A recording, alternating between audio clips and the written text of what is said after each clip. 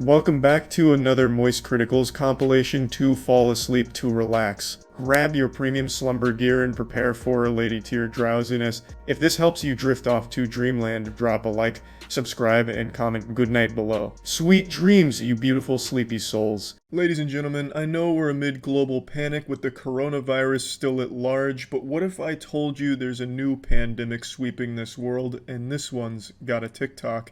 I'm talking, of course, about the OK Boomer dancing Bernie girl from Twitter. She's taken over Twitter like Skynet taking over the military in the Terminator franchise, and much like Skynet, she's weaponized it. She has inadvertently turned simps into a weapon. You got men blocking their wives on Twitter so they can simp for her in private. You have brave soldiers fighting for her love on the front lines of every single comment thread ever. It's fucking madness. It's crazy out there. It's true hysteria and quite the phenomenon. She's gone up 120,000 Twitter followers in the last 4 days. You can't log on to Twitter without reading about it or seeing it. It's crazy. Let me go ahead and show you the clip now. Whatever you say, boomer. Okay, boomer. Yeah, boomer. Whatever you say, boomer. Okay, boomer. Yeah, boomer. Whatever you say, boomer. Okay, boomer. I don't know what Kidz Bop album the song is from, but it's quite the jam. Now you'll notice she's wearing a Bernie shirt with a hashtag Bernie thing. I don't like to get political, don't know fuck all about politics, not gonna pretend like I do, but in this case, it wasn't about politics, it's about politics. The Twitter audience only cared about obsessing over the girl, nothing political. I mean, maybe Bernie cared. I mean, maybe Bernie went to her Twitch streams and dropped a fat 50 gift subs. I don't really know there. But on Twitter, they only cared about the girl, not the politics behind it or anything like that. Congratulations to her, though. Her name is Nico. She blew up because of this, so good work for her. I don't know about the song. I mean, the song's kind of fucking weird. It just sounds like Tommy Pickles and the gang getting together to do karaoke. I don't really like the song.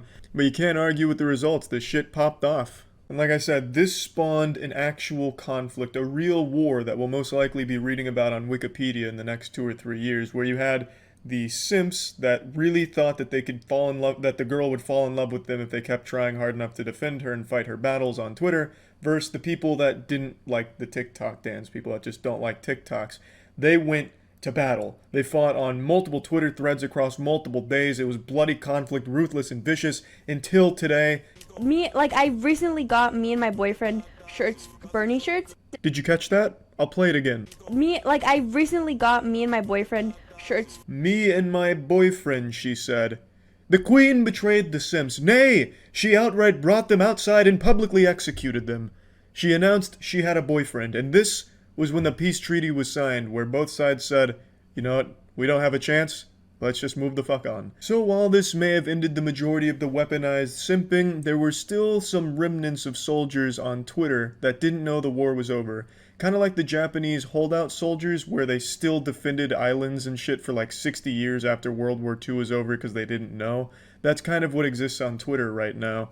Of course, as always, there were those really fucking creepy posts claiming that they had the girl's nudes. It was just trolls where they had a completely blank picture that made it seem like the picture wasn't loading. So in all these posts, there were some really desperate, pathetic weirdos that were begging to get the photos, you know, DM, Discord, like this guy here fucking factory resets his phone. I'm surprised he didn't bring it into the Apple store to see if he could help him. It's some really sad shit, but there was a lot of this going on as well. Really, it's been a wild time on Twitter with this simp war that's both started and ended within a week, and I just wanted to bring it to your attention in case you haven't been on Twitter, just to bring you up to speed. And if you haven't been on Twitter, congratulations, that shit's a real swamp, a big old fucking cesspool, but I did find this to be pretty entertaining stuff. That's about it, so yeah. Shitting on Fortnite content isn't brave. It's the lowest hanging fruit on the internet. The content is fucking abominable, and we all know this. You have those incredible trends such as 1 kill equals 1 centimeter of my girlfriend's areola that I'll show on camera, doing Fortnite dances in real life while nude, subscribe to my channel for a Ghoul Trooper skin, 10,000 V-Bucks, and a personal rim job from my mouth to your asshole. And then you've got conspiracy theory videos like, is Area 51 actually just a cover for the Fortnite cube? Just absolute shit is what I'm getting at. So me shitting on it doesn't make me a hero. But I'm gonna shit on it some more. Atop the Mount Olympus of suck-fucking Fortnite content, there stands one champion. His name's Exility. It's all just clickbait nonsense like, Fortnite will fuck your wife while you're asleep, and here's how. Oh, and then the follow-up video, Ninja will fuck Fortnite's wife while Fortnite is asleep, and here's the evidence. And it's all just clickbait bullshit that's all padded for 10 to 20 minutes longer than it should ever possibly need to be. This is from one of his newer videos. Fortnite's gonna be offline for a while. The East Coast is in a declared state of emergency because of Hurricane Florence, which is on a fast track to North Carolina and headed directly for Epic Games offices. If Epic Games doesn't do a good job preparing for this catastrophe, Fortnite servers could go offline for months.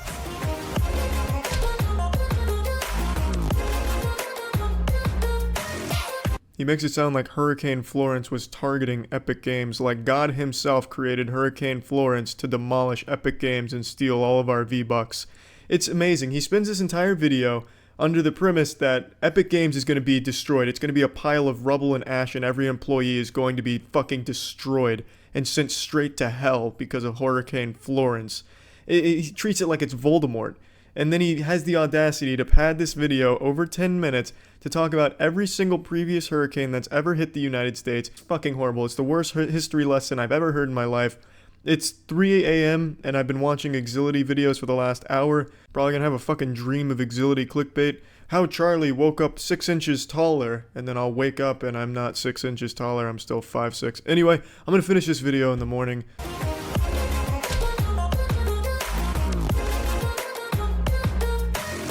It's not a Fortnite YouTube video without an obnoxious, shitty intro. And Exility's intro is like if Allier's intro fucked a children's electric xylophone.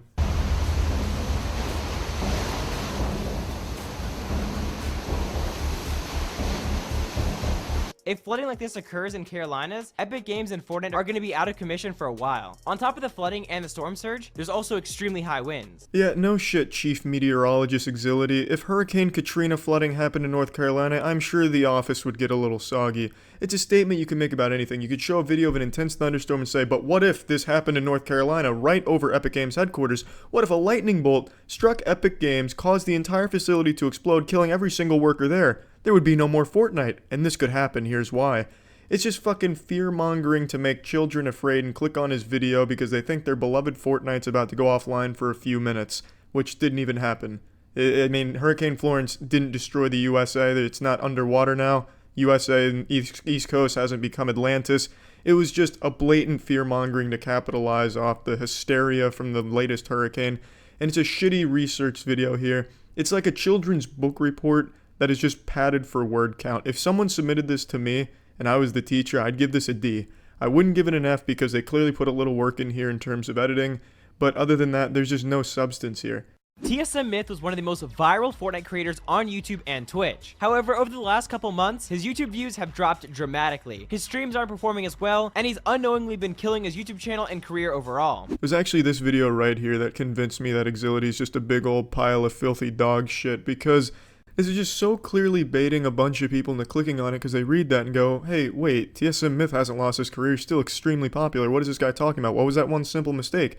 Then you watch this entire 17-minute insufferable video with this man's screeching, nasally voice, and he has nothing to say about how he lost his career. He keeps hyping it up like, he made one simple mistake. Oh, and we'll get there. Don't worry. It'll be towards the middle of the video. You get to the middle of the video? Oh, we're almost there, guys. We're just getting to chapter 3 here, act 4 of this play that I'm creating, and milking as much YouTube dollars as I can out of watch time. But trust me, it's coming. And then, you get to the end, and it's not there. This video is basically like one of those virus ads on a porn website. Click here to find the one simple trick that scientists don't want you to know about getting a bigger dick. That's what this video is. He shows one clip where he's like, this is the one. This is what cost Smith his career. And it's a clip where he falls off a cliff once. And then he's like, yeah, but this didn't really cost him his career. So the video said this is how Myth cost himself his career. This is how he lost his entire fucking career. This is why he's homeless. This is why the mafia wants to kill him. You go through the whole video and at the end he's like, yeah, well, obviously Myth hasn't lost his career. He's still extremely popular, but I mean, what if? What a convincing argument. Bulletproof. Watertight. What if Exility held the dirtiest part of my butthole? At least with that guy who became the meme for the Burger King ass pickles or whatever it was, he had like a cool voice and way of talking. Foot lettuce, that's what it was. At least he had a cool way of talking. There's nothing cool about this guy. There's nothing that draws anyone in here, except maybe his uber epic gaming challenges that he issues to his viewers in the middle of his videos, putting them to a dead stop to do this fucking stupid challenge to try and game the system and get more likes out of it. Let's check the one that he threw onto this Myth video. did. The next thing we're going to talk about is the fatal mistake he made after his decline began, and a specific clip that was very instrumental in his downfall. But real quick, I've got a challenge for you guys, and you only have 5 seconds to accomplish it. Drop a like and subscribe, and if you're able to accomplish this in the next 5 seconds, then you will have 5 years of incredible luck. Just the luckiest things will start happening to you, so just trust me, try it. It really works, and let's get back into the video. Hey, what's up, fam? Let's get those swag likes on this video and smash that subscribe button with bell notifications annihilated on, and you'll receive 10 years of pussy. Yahoo! This dude's fucking channel banner is begging people to turn notifications on and subscribe. And another big pet peeve, every single video he uploads, he hashtags Exility, hashtag Exility, as if a single child that subscribed to him is subscribed to him because they support him. They just like all the people he clickbaits. He's a brand new channel, it seems like, for the most part, in terms of content, but he's got the system figured out. If you want to really explode on YouTube right now, you take the most popular internet people and you make up some bullshit about them, or you do some cheeky bullshit where you count their donations, and that's how you do it. He's playing the game well, and he's not the worst Fortnite content producer there on the site. There's definitely worse ones and more insidious ones, but this one's just such a frustrating one for me personally, because I think this is just the laziest and shittiest content there is. At least when you're doing like strip challenges in Fortnite, you gotta actually strip, and there's something to that. Whereas here he's just leeching off of actually, talented people and people that others want to support, which is why they're clicking on these videos, because they're trying to learn about the person that they like. No, I'm sure everyone that watches Exility's videos don't even know they're watching an Exility video, because they don't give a fuck. They just want to hear about the content, that they want to hear about the producer that he's talking about. But yeah, I mean, this is just some more shitty Fortnite content that I thought I'd talk about. So yeah. Astrobot is a phenomenon right now. It's a game that's getting perfect scores from pretty much every single publication out there. I'd probably struggle to find anything below a 9 for Astrobot right now. It's mainly 10s, and it's not just from game journalists. Almost every single person I know that's played Astrobot is singing its praises about how this should 100% be the game of the year, and it's not close. So I just finished it, and the question must be asked, why can't I grow facial hair in these 2 areas on my face? It's infuriating, which then raises an additional question: does Astrobot live up to the hype? Is it actually this perfect masterpiece that so many people are claiming that it is? Because Astrobot is getting more glazed than my trousers when I think about good boobies. Is it really that amazing? Yes. From the very first trailer, I was sold on this game. It just looks like a classic platforming experience that's simple, fun, creative, colorful, and just a joy. Charming. And I'm happy to say that it matched my expectations, and it lives up to all of the hype. It really is just pure fun. Now, one of the biggest criticisms I see for this game from people that want to throw cold water on the face of anyone enjoying it is that it's a glorified ad. Yeah, no shit, but it's still like a really fun game. It is just a PlayStation advertisement. It's basically taking a walk down the memory lane here, where you basically glup shitto like a Star Wars fan, pointing at the screen like, oh, I get that reference. Oh, I know that cameo. Because in Astrobot, what you're doing is you're rebuilding a PlayStation 5 after it gets fucking robbed by one of the aliens from the Jimmy Neutron movie. And then you're putting all the pieces back together. And to do that, you need to defeat some enemies, defeat some bosses, and along the way, you're saving some bots. And some of those bots are cameos from beloved PlayStation classics like Ape Escape, like Jak and Daxter. And it's really refreshing to remember how great some of these IPs that Sony does nothing with were, and still are. A lot of these games really still hold up in the modern age. And then there's skins from other games like Bloodborne. Dankin said during my stream that Astrobot has done more for Bloodborne than Sony has in the last 10 years. And he's 100% right. Sony just lets that fester and die in their fucking putrid butthole, along with many other IP that Sony just trap in the dungeon, fucking lock away in a sarcophagus, and then call the wambulance wondering where'd all our great IP go. It's refreshing to see life with these properties in Astrobot. There's games that I grew up on represented in here, and it's really just nice. It's a feel-good experience. The levels are creative. You pick up some power-ups that'll give you more options besides just the normal punch and jump. So you'll get like little frog clampers where you'll be like fucking shooting little frog faces out there to blow things up and attack enemies. You'll get a time-stopping watch to help with solving puzzles. There's secret levels, there's challenge levels, and there's a lot of fun boss fights. It is a simple, enjoyable game. It's not a very long game. I didn't 100% it or anything, but it took me about 7 hours and some change to just finish it. And I did get a lot of it done, but there's still a lot more that I have to do. There's a lot of secret levels I missed. I didn't do every challenge level. I didn't find every puzzle piece. And from what I've read, to platinum trophy this game, it's like 10 to 12 hours. So to 100% it, you'll be putting in a little over 10 hours. And I think that's not like a short experience when it's one that is so memorable and one that's probably going to have you smiling from start to finish. I really don't have a single complaint for this game. I couldn't even fucking nitpick something if I wanted to. There is really nothing that this game does poorly. Everything it does extremely well. It controls great. It's visually wonderful. There's really fucking crazy physics to this as well that you'll also use to be solving puzzles. There's so much creativity. It oozes style. Every level is distinct and unique. I actually just can't think of anything that I could try and say as a negative about the game.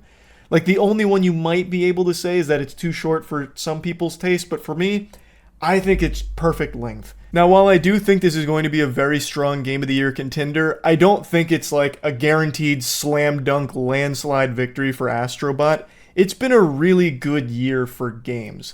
It's not my favorite game of the year. It's in my top 3, but my favorite game of the year is still Black Myth Wukong. My second favorite game is Space Marine 2, and then just barely behind Space Marine 2 is Astrobot. Those two are fucking shitting and spitting for that number 2 spot. And maybe when I go back and 100% Astrobot, that ranking will move from 3 to 2. But I don't think it's going to beat Black Myth Wukong in my eyes. It's a very good year for games, and I do see a world where Astrobot wins Game of the Year. This is a game that I think appeals to pretty much anyone of any taste. You'd have to be pretty joyless to find things to hate about Astrobot. I do think there are people that might not appreciate it all that much, especially if there's someone whose tastes are more in line with something that's deeper or more narrative heavy or more action oriented. Like, maybe there's just not a whole lot of things that you like about puzzle solving, and Astrobot might not be for you. If you don't like platforming, Astrobot might not be for you. But it is objectively good in all of the departments that Astrobot inhabits. It is very good with puzzles. It's very good with platforming. Now, while it's not a challenging game, I don't think it needs to be, because it's still just a really fun game. And there is a challenge to it, like there are challenge realms which do present you with difficult shit, but overall it is an easy game, and I don't think that's a bad thing. Also, I need to mention this, the music in Astrobot is extraordinary. Especially in the boss levels, this has boner jams out the wazoo. I was blown away by how good the music was in here. Like, I was bouncing up and down in my seat for some of these tracks. I really do think Astrobot is just a game that pretty much anyone can pick up a controller and really, really have a great time with. Even if you're someone who didn't, grow up on PlayStation property, you don't even know what the fuck Ape Escape is, so the whole Ape Escape planet, means nothing to you, you'll probably still really like it because it's just a really well-made game. So, I do think Astrobot is 100% worth buying. But I don't think you should go out and buy a PlayStation 5 just to play it. And please, Lord help us, don't buy the PlayStation 5 Pro for 700 clams just to play Astrobot. Don't buy that at all, by the way. I already made a video ranting about the absurdity of the PS5 Pro pricing. No disk drive, no stand, and $700 for a moderate upgrade to the existing PlayStation 5. But anyway, the point I'm making is I don't think it's a system seller type of game where it's so amazing that you need to go out right now and find a PlayStation 5 before it's too late. You need to experience Astrobot right now. This is a game where if you have a PlayStation 5, this is a must-own title, but I don't think you need to go spend a ton of money to get the PlayStation 5 just to play Astrobot. It is a game that you will have a great 10 to 12 hours with, and you might replay it every now and then just because it's really enjoyable to play. But I don't think it's a game you're going to be pumping like 30, 40, 50 hours into, you know what I mean? But I think it is extraordinary. I think it absolutely lives up to the hype, and I definitely think it is a game that is 100% worth buying. That's about it. See ya. Not too long ago, I embarked on a holy crusade to improve my pathetic tolerance to spicy foods. I made a video where I was biting into hot peppers, and ever since then, I'm constantly asked by people if I've kept up my training regimen, my CrossFit for spice tolerance improvement, those exercises, and the answer's been no for a while. And I'm sorry to say this, but I have completely reverted back to the tongue of a 4-year-old boy. I damn near black out from pain if I eat something that even had a jalapeno on it at one point in its life. Jalapenos beat the shit out of my ass, and I realize that this is extremely pussyish, so I've decided to once again get back to training and combat this pussiness before it spreads to other things, like who knows, soon maybe gluten will be spicy for me. So luckily, voiceover Pete invited me onto his show, Hot Seat with Pete, and it's like Hot Ones, you know, spicy sauces on really cold, shitty wings, and it was fun. I enjoyed it, and I did pretty well, all things considered, so I'm going to show you some of that. If you want to see the full episode with me and Pete sitting down and suffering, you can find it on his YouTube channel here. Let's get into this so I can show you how strong I am. Good to see you. Good to meet you, man. Hey, everybody. Welcome to the next series of Hot Seat with Pete, and today's guest, Critikal, also known as... Charlie, yeah, real name's Charlie. A lot more casual. Also known as Moist Critikal. Moist Critikal as well, yeah. Also known as... Big Moist, Mr. 6.5-inch Wiener. A lot of different names on the internet. I didn't know that. Waiting, let's go ahead and jump in with our first one here. We'll go on the easy side. Sounds great. Yeehaw. You might not know this, Pete, but before coming out here, I used the restroom to hype myself up in the mirror like a high schooler asking his prom date out. This is a bro moment, you know. This is a big moment for me. This is easy. I'm sure it's easy. It really is. You're okay.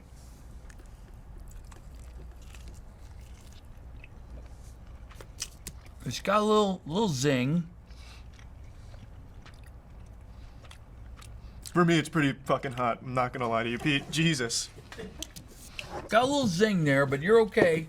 I'll be fine. Water, we can pour half and half. Nope. And when you want a main line, So I'm curious, we all have different origin stories. YouTube, Twitch, so you presumably got started on YouTube. When did you get started? How many years ago? 2006. Kind of before then. I used to I used to blatantly rip and re-upload other people's content on a... They still do that today. Oh yeah, it's a timeless passion. I used to take popular videos from a site called That Video Site, which was softcore porn and like shock things, and I'd take that and I'd upload it onto my channel called Football Playa 420, or some numbers. I think it was 420, and I'd re-upload them there until I got banned. But that's how I got my start. I could tell from an early beginning you had destiny of greatness ahead of you. Oh yeah, that or prison for sure. I'm ready. All right. This is not bad. That's what everyone said about that one, but No, that yeah. that one's a lot easier than the first one for sure. Oh, that's easy. Now I've got momentum on my side. There you go. So, okay, there you are. You've been doing YouTube obviously for way longer. You could teach this stuff. What would you say are some, for people out there that want to get into YouTube, what kind of advice would you give to them? If you go into, and it's not just YouTube, but any type of like internet content creation, if you go in there with like an agenda or like a goal, like I want this many views, this many subscribers, I'm gonna get this by this, or else you're not gonna get very far. You're not gonna have fun. The main takeaway from doing internet stuff is to always make sure you're enjoying the ride, because everything else boils down to luck. you can make the best content in the world, but if the algorithm doesn't pick it up, or maybe no one's searching for the term, no one's gonna see it. So as long as you're having fun, it's rewarding in and of itself. It's fine. You're okay. I have no doubt. See the way it pours right out? You're good. Go slow, dude. That's not bad, actually. That's what they all say. It's pretty bad for me. Well, about a year ago, I wanted to prep myself to have a better spice tolerance, so I bought like a bunch of peppers at Publix, like jalapenos, poblanos, habaneros, and stuff like that, to try and like get my body adjusted to it. You know, like Muay Thai fighters when they're fucking kicking down banana trees, sawing them in half with their kicks, strengthening their bones. I tried to do that with spices, but I let go of the regimen, and now I've really fallen behind, Pete. I'm real behind, Pete. This is rough. I hate spicy food. I hate it. I'm embarrassed by my lack of spice tolerance. It's like a toddler. Yeah. Well, at least we're in the same baby pen. Not even close. You're not even tearing up, Pete. You don't try and relate to me down here. Good Lord. We're gonna get up to ghost pepper level, and then I think we'll both be crying like babies. That'll be fun. So you segue into Twitch. So how would you describe your experience as a Twitch streamer? And what is your Twitch channel? That's Moist Critikal on Twitch. Purely functional. God damn, Pete. I'm good. I can make it. I love getting backseat gamed by like these 12-year-old boys that are yelling at me to play the game how they want to play it. That's always good, but playing the new games Do you fillet them on? It depends. Do you shred them on screen? I gauge it on their name. If I'm getting backseat gamed by a guy, it's like cool guy master. I know it's probably like a 9-year-old, and I'm not exactly going there with a belt like his dad, you know. Okay, something. his name's not Penguinz or anything. Yeah. If it's a name that I think he's probably an older man with a stronger chin, maybe I'll lay into it a little bit for being a bit of an asshole. But overall, I'll just let it stay. Oh, should we move on? Yeah. I knew you couldn't These wait. bottles, I already know. This is the shit that's really spicy. Whenever I see these, I know it's rough. And I thought this would be easier over here, but it wasn't. Okay, we're fine, dude. Feeling good. I'm fine. I thought it was gonna be enough. Poured right out. thought it would be enough. This was like molasses. This is like water. But I'm sure it's gonna taste just like water. I'm fine. Okay.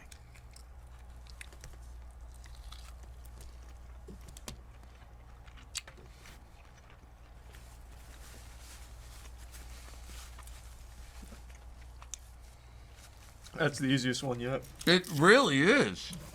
Oh, there we go. Nice little respite. I'm feeling good now, Pete. That was like a palate cleanser. Shoot. Seems like Jesse's got you rattled, though. Maintenance.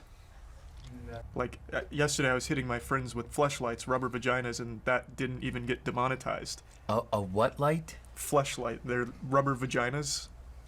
Stop there. Yeah. Okay. That's pretty much the gist of it, but they Yeah? stretch really far. It's like Indiana Jones's lasso. I don't want a picture of that in my And that mind. did not even get demonetized, Pete. Yeah? No. I'll put a healthy amount on there. I'm really in it to win it now, Pete. I've got confidence. You see that? This is a confident quarterback now. En fuego. I won't tell you what that means, but something about death.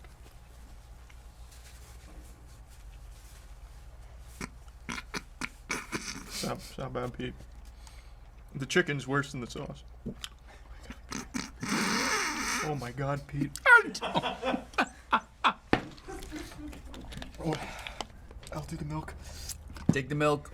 Oh my God, Pete. What the fuck? Yep. Yep. That makes this so much more appetizing for me right now. Yep. Oh my God, Pete.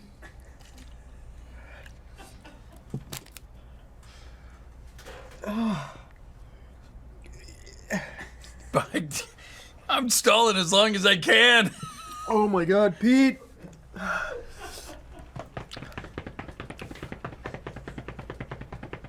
Piece of cake, dude. Dude, super fucking easy, Pete. Oh my God.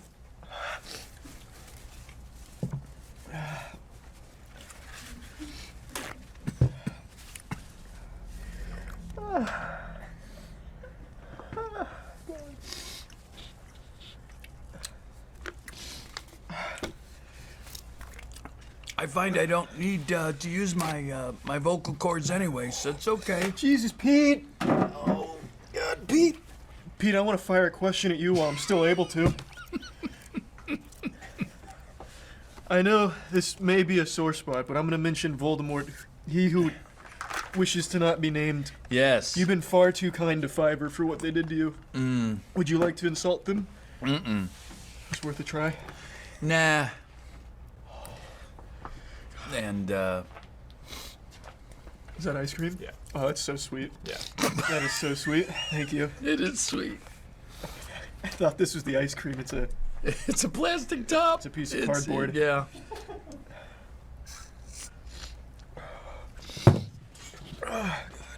Whipped cream's a close second.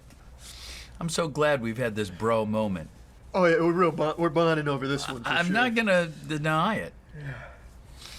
It's a big moment for me, Pete. That's probably the hottest thing I've ever tried. Well, I'm afraid of the next one. I mean, I imagine they use the same ingredients. Yes. God knows what. Poison, rat poison, scorpion poison, python poison. I mean, All right, I'm taking it real slow. I'll follow your lead this time. you don't mind? I won't be offended.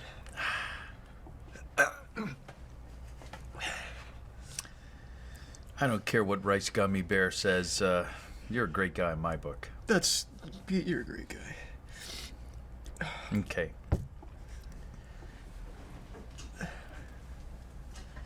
I'm gonna get you if this kills me.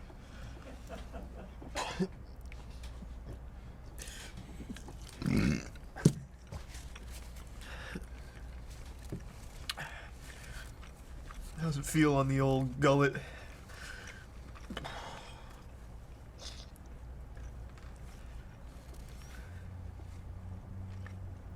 Okay.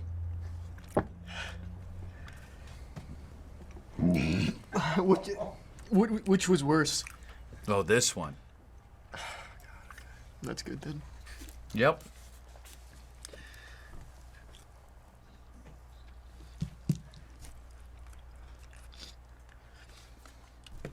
You're not wrong. That's easy. That's super easy. God damn. I'm not gonna lie to you. Now I feel good again. Yeah. That's like a. That's the order. Don't feel great, but it's not as bad. It's not as bad. The En Fuego is the killer. She's coming on a little strong there, don't you think, though, Pete? Or just me?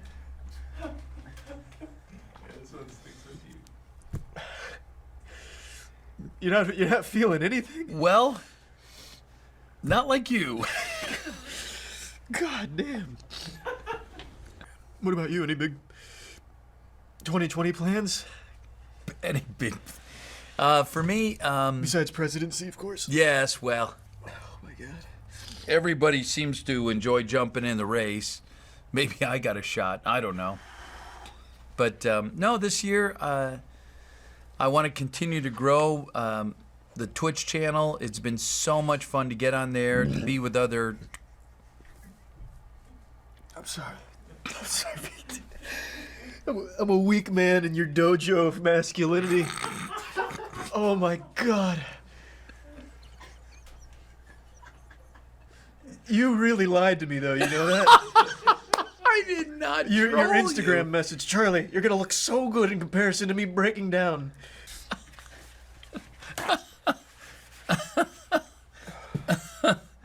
Oh, my little Padawan. Yeah, 2020. You're right. I'd like to still attend a TwitchCon, a Minecon, maybe, that sort of thing. Usually pretty stoic. This has kind of broken me down a little bit to like my bare primordial sense to cry out for mama's teat or something. Like I'm going full infancy here. Like I'm tearing up, snot nose. I don't usually. think anybody notices that. Well, you want to go for round 2? Honestly, I kind of do. I want to see you break down. I don't know what'll do it to you, but something's gotta give. Maybe like a Frankenstein's creation of every sauce on one wing or something. Gosh, would that be god awful? I mean, I'm up for it if you are. I can I'd handle have it. to cast out demons for a long time, but no, thankfully we're done. Whew! What a pity. Yeah, it's a Should shame. be continued is what I'm hearing. It sounds about right. Yeah. Well, I do want to thank you sincerely for being here, having some fun today. Thanks for letting me come on and embarrass myself, man. Well, it's not just anybody I'd ask to do that. Thank you, Pete. And now I also know that you're a strong man to be able to handle the El Fuego and such. You know, there's always got to be an alpha in that pack. Oh, absolutely. Yeah, you've definitely submitted your position on that here. No doubt. Yeah. All right. Do you want to go ahead and share anything with your friends and fans? Oh, thanks for watching. I wasn't kidding. I suck at spices, yeah, for sure. But I'm getting better. I'll pick up my training again one day. Probably won't be soon. Like, I don't like doing this, but it's worth it to get stronger in the end. Like an anime character powering up to his like max level and shit like that. I'll get there soon. Iguana Man's not gonna do anything to me. I promise. Won't even make me sweat. Yeah, that's about it. It's kind of like a wrestling promo to like hot sauces out there. Let them know I'm coming for him. It just wouldn't feel right if 2023 didn't conclude with at least one more horrible YouTuber apology video, and luckily, Krampus did not let us down, delivering a nice lump of coal under the tree. This had been a year filled to the brim, the cup runneth over, on bad YouTuber apology videos. I was a naive fool to think that we had seen the last of apology videos for 2023, and how wrong was I? In the fourth quarter here, the last week or so of 2023, we were blessed with one more from James Somerton. He was featured prominently in H-Bomber Guy's newest video on plagiarism. I'm sure all of you have seen this video by now. If you haven't, that is shocking to hear and should probably go check it out. And I'm not going to recap the whole video, but I will give you a brief synopsis of James Somerton's role in it. But basically, James Somerton was pretty much caught with his hand in the cookie jar, plagiarizing his entire online content, fundamentally. It also goes even deeper than the plagiarism. He was accused of multiple other bad things in regards to his content and claims he was making, and a bunch of other variety of things. And in response to that, James went dark. He went off the grid, bought a log cabin in the middle of the woods, grew out a lumberjack's beard, he bought a Hoover from, Breaking Bad, and he disappeared. So he went offline, and then a couple days ago, posted a surprise apology video going over all of it, which he deleted a couple hours later when it didn't get the response he was expecting it to. But it's been re-uploaded, and I kind of wanted to cover it a little bit just because it feels right. 2023 had so many of these. We've got to usher in 2024 the right way with an apology video to kick us off getting into the new year. So let's take a peek. Hi everyone. I'm sorry for taking so long to make this video or to say anything. I'm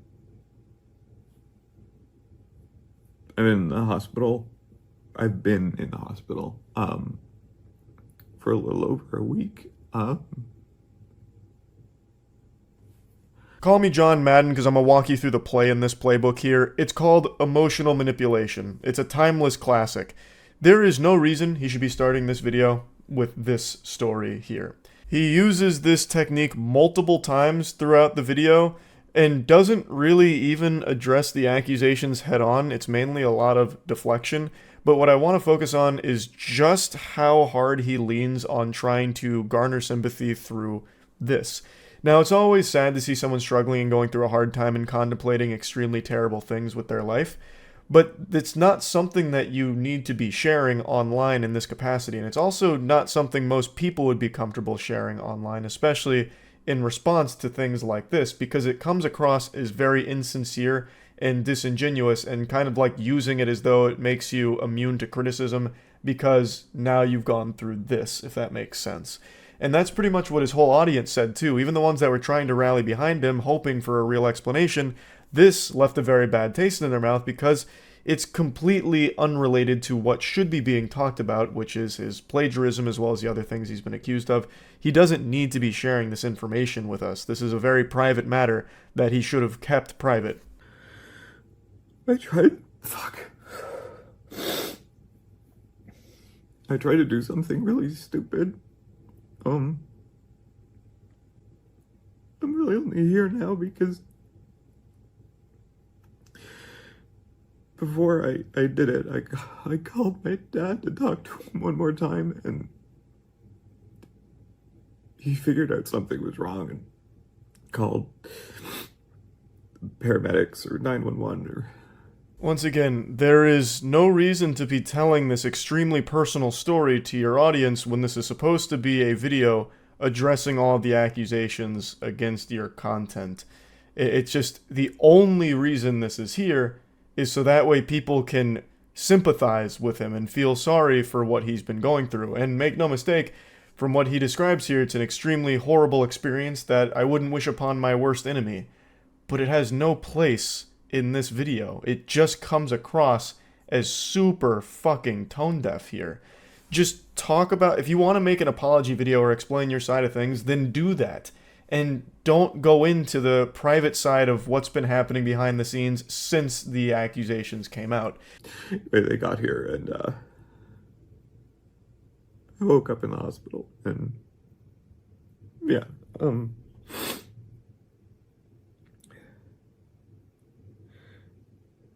anyway, I'm not trying to make this a sob story. I'm just trying to explain why I've been so quiet. You spent the entire first minute and a half making it a sob story, though. That's not an accident, and you could have edited that out. It's here because you wanted it to be here, to start with immediately trying to get the waterworks going with people crying over how awful this experience is before you get into what's supposed to be your side and your apology over everything. It's just textbook emotional manipulation trying to make everyone feel bad for you, even though you were the guilty party who got caught, and this is you trying to talk about that, and you still haven't yet, even though we're already kind of deep into the video. Now it is a 34-minute video, so a minute and a half isn't like the bulk of it, but he sprinkles this throughout the entire thing, so you can't really make a good argument that it's only here to try and explain why he took so long to make this video. You don't need to explain why you took so long. You really don't. If you really wanted to give an explanation, you could just make it super concise, like, hey, had stuff going on. Or this has been an extremely stressful period of time in my life from all of this, so I've taken some time to process everything, and now I feel comfortable going forward. Like, you didn't need to dive into it like this, and you didn't even need to explain why it took you that long in the first place. And on top of that, he does also still go over these really sad things in his life throughout the whole thing that aren't just there to explain why it took him so long to talk about all of this. So it really does feel like he's trying to emotionally manipulate people with his apology video. But even when he is done going through this story and actually trying to talk about what's been going on, he takes really no responsibility. He does say, "I'm sorry," a lot, but it feels kind of hollow when he starts throwing somebody else under the bus for things and then kind of belittling the whole situation itself, boiling it down to something far simpler than it is.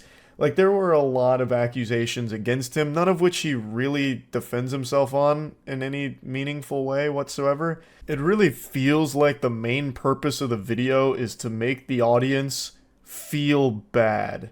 Like, make them, like, blame them, basically, for what he's going through, as opposed to taking that responsibility for fucking up with plagiarizing his whole career. Really, really sorry.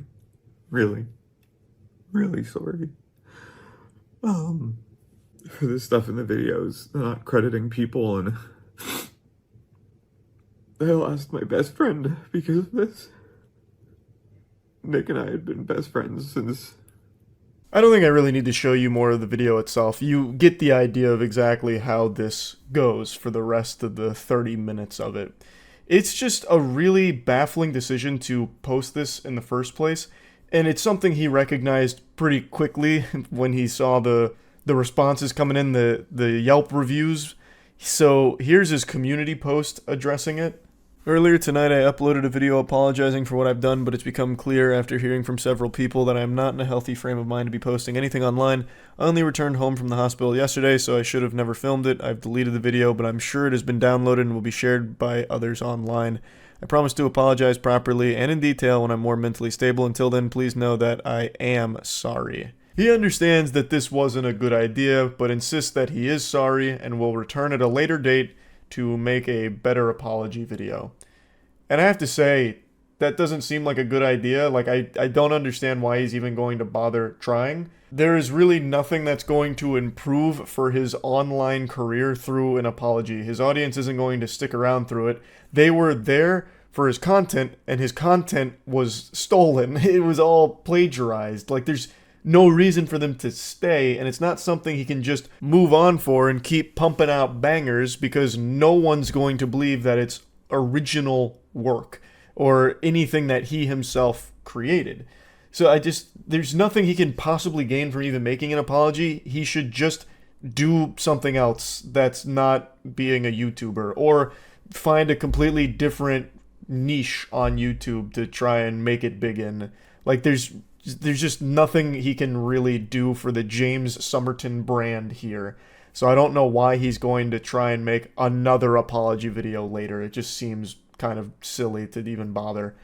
Like, he doesn't have anything that proves him innocent from the claims. He really was kind of, caught pants around the ankle here. It's kind of kaput. Like, it is clear he plagiarized a lot of things, and there's a lot of other accusations on top of that as well from the way he conducted himself and some of the content, like in some of the things he said. And there's really not a whole lot he can do to come back from that and make this big triumphant comeback with an absolute fucking banger apology. That's just not going to happen. So why even do it? Just go do something else, man. Just move on from it. So yeah, I just wanted to cover this a little bit, just because it's one more bad apology in 2023. I figured might as well complete the year the only way we know how, with bad YouTuber apologies. Yeehaw. That's about it. So yeah. There's few things on this planet that make me more mad than drunk drivers. I've said that a lot in the past, so that shouldn't come as some kind of shocking revelation.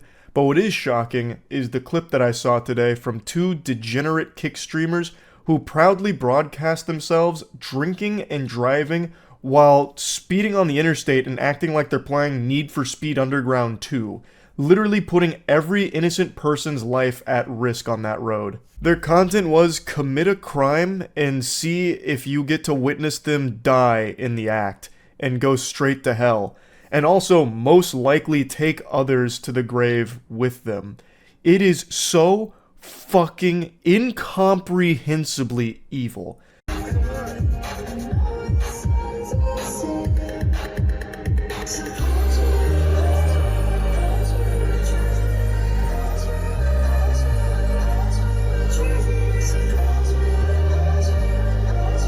Goofy sex offender Stash here takes a huge swig from the Smirnoff while driving recklessly. So, Inbred Speed Racer is broadcasting all this on Kick, which is very successful for this type of content because the audience loves to see people gamble with their lives. I have no doubt his viewers were on the edge of their seat, biting at their nails, wondering, are they about to witness two stupid assholes get themselves killed? And you can see in the chat that they are celebrating. They are pumping their fists. This is the best content ever, because they might get to watch these dumb fucking douchebags die. Yeehaw. What a fucking disgusting situation. Now, I suppose there is a chance that the Smirnoff has been replaced with water. Doesn't change the reckless driving. That's not smoke and mirrors or CGI or anything. They're not exactly on the set where The Mandalorian was filmed or anything. So that's still 100% authentic. But I guess it is possible that they're not drinking and driving. But I find that very unlikely. But let's just go ahead and suspend disbelief. Let's assume they're faking drunk driving. They're so pathetic. What an absolute vermin. So desperate for clout from Kick, of all places. That's like being the class president of the loony bin, that you'll pretend to be committing a crime for their entertainment. They are there to just watch you ruin your life, and you're proudly dancing for them, you absolute clowns. But the worst part about this is they're not just ruining their lives, they could have potentially ended the lives of completely innocent people around them.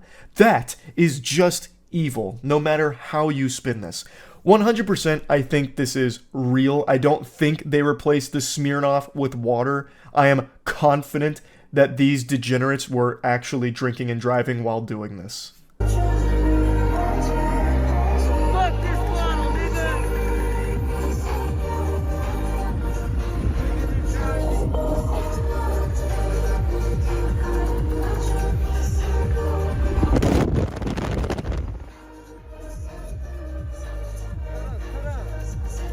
just throws the bottle of Smirnoff out the window there for some reason. It's like a child with a sugar rush. Just has so much energy, so much adrenaline going on right now that he needs to break something, so he fucking throws the bottle of Smirnoff out the window.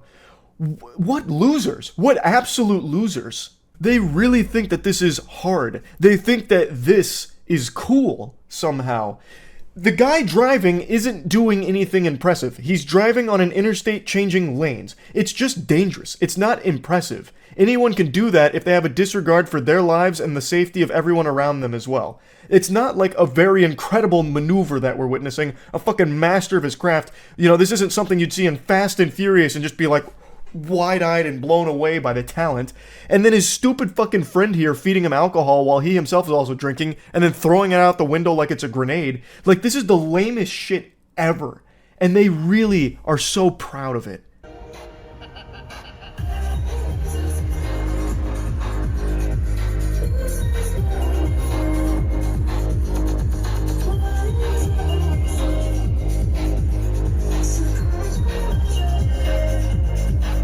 Risking your life for 125 viewers and 6 chatters. Nice.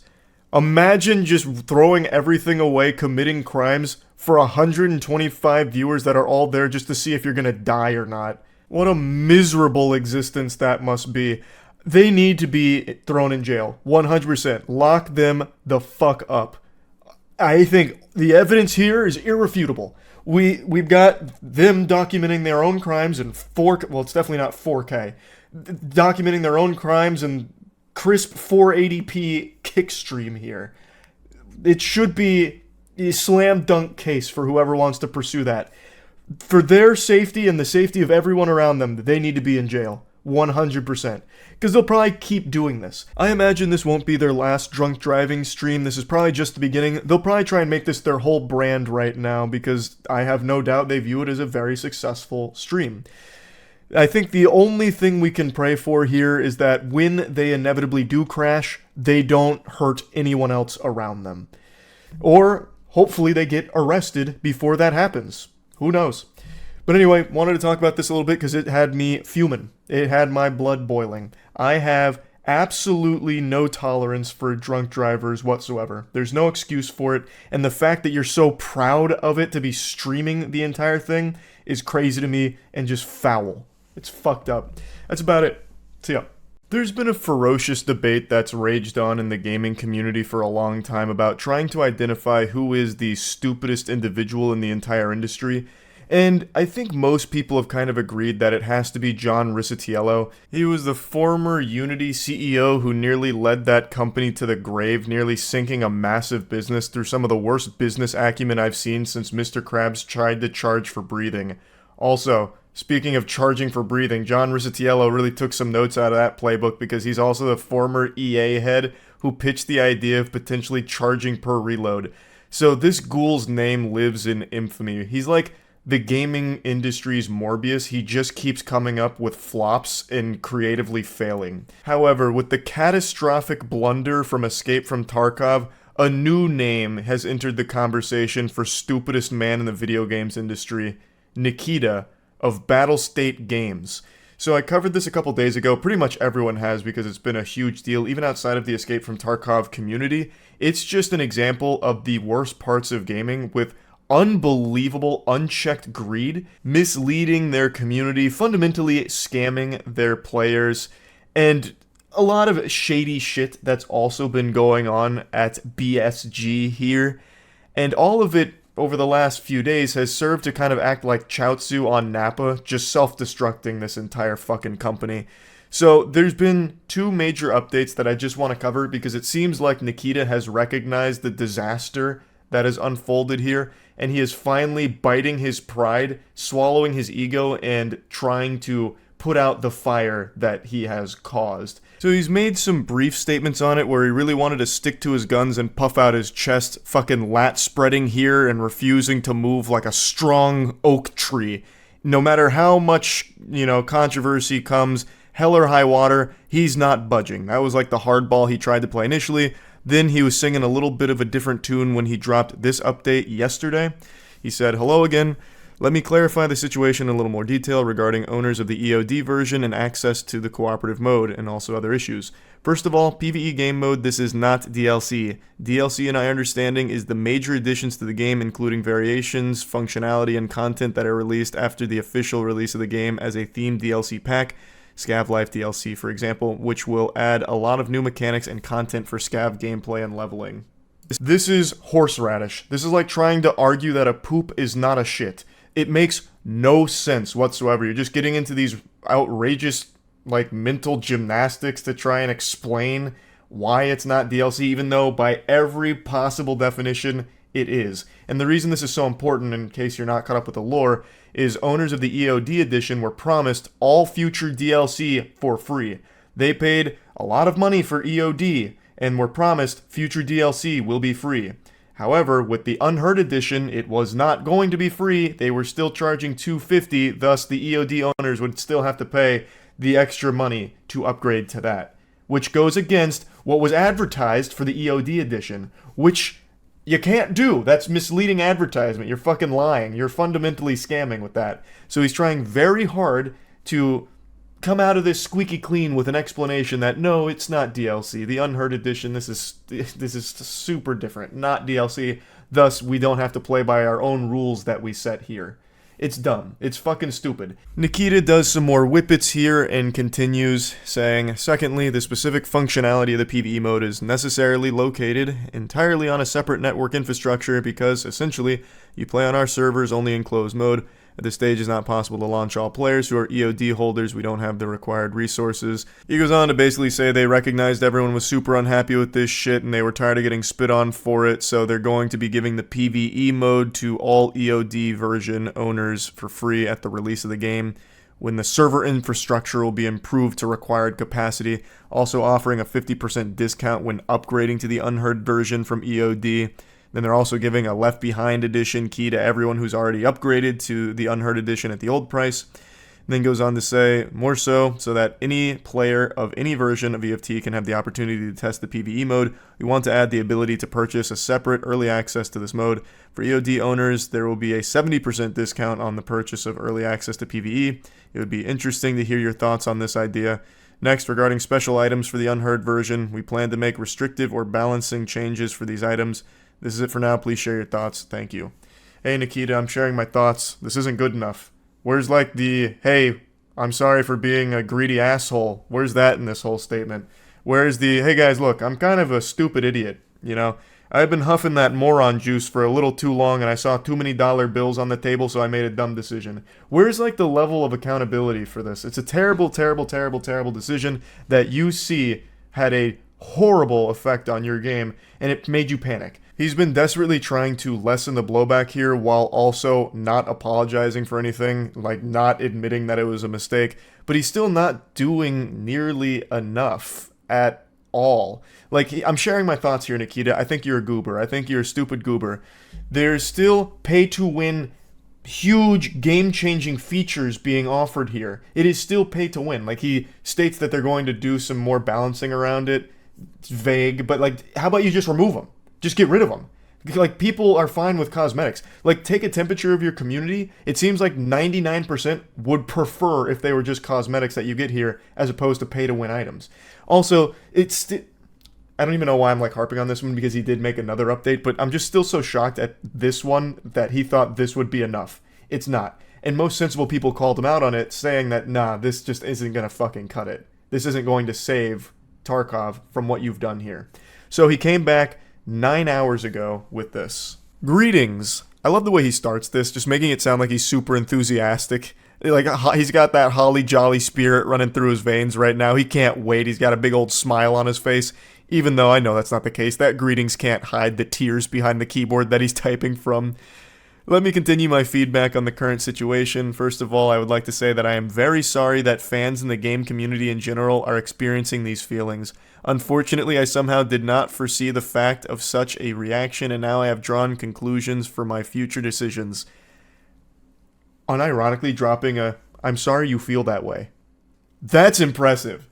That's such a non-apology off rip. This dude just can't. He cannot admit that he made a huge fuck up here. He can't admit that the core idea of charging 250 clams for a DLC and then absolutely butt-fucking everyone who grabbed your EOD edition is bad. The only thing he's taking accountability for is not foreseeing the community's reactions, which blows my mind because I don't know how you wouldn't see that coming unless your eyes are just closed. I don't know. He just puts like $100 bills over his eyes and closes himself off to the world. I don't know how you wouldn't expect that. But the only thing he's apologizing for is that people were upset at the situation. He's basically just like, hey, I didn't think you guys would be upset about being scammed. That's a head scratcher, man. That's so weird. Yeah, I'm sorry. I didn't think you guys were so fucking sensitive about being charged $250 and being lied to for this scam. Sorry how you feel that way, I guess. It's just a classic non-apology. Now I'll briefly summarize the main points. 1. About PvE access, we decided to just open it for EOD owners for free, but we will do it in waves. And as I said before, we don't have the server capacity right now. We will start this process as soon as possible. So he's finally caving and just saying, you know what? Alright, all EOD owners, we're doing it, and we're doing it in waves. We'll do it live. No mention on the frequency of those waves. I saw the comment section was still eating him alive, saying, I bet those waves are every 6 months, referencing the initial compromise where he's like, okay, we'll give you a free trial of 6 months. So it could still be that, I suppose. He's just changing the wording around it. 2. We also decided that we will add mod support for PvE mode after the release of the game, which is pretty fucking big from what I understand here. 3. About the Unheard Edition. We will not remove it. We want to keep the option for those who want to support the game more, but we will balance items, perks in this edition, as well as we will provide more rewards for those who upgraded with the old price.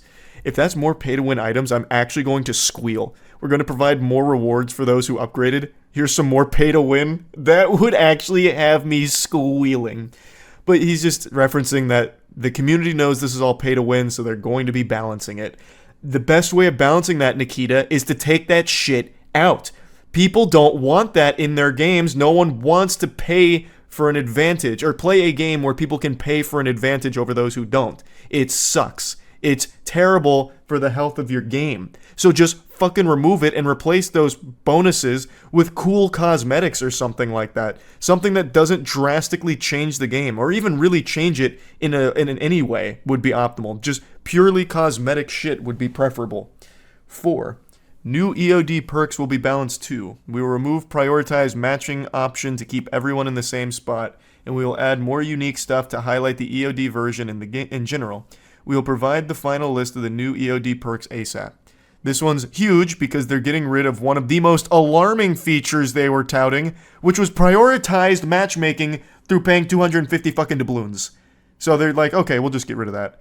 That's good. That is just good, no matter how you look at that. Thankfully, they're getting rid of it. It's really concerning that they were even toying around. Well, not even toying around. It's really concerning that they were actually going to go through with the idea of introducing a prioritized matchmaking feature to this game. That is a huge red flag. But it's going bye-bye now, so the community is just going to have to trust that in the future, Nikita won't try and pull some shit like that again. I don't know how you'd ever have trust in this guy at the helm of this company going forward, but that's not for me to decide. That's going to be for individual players. And 5, we continue to work on patches, new content events, and the game release itself no matter what. Thank you for your time, love, and hate, and thank you for your increased attention to the current situation, Nick. Hey, no problem at all, Nick. I'm always happy to insult greedy little assholes like you. So, the community's response to this one has been much more positive because they are directly addressing some of the bigger problems and introducing their solutions to it.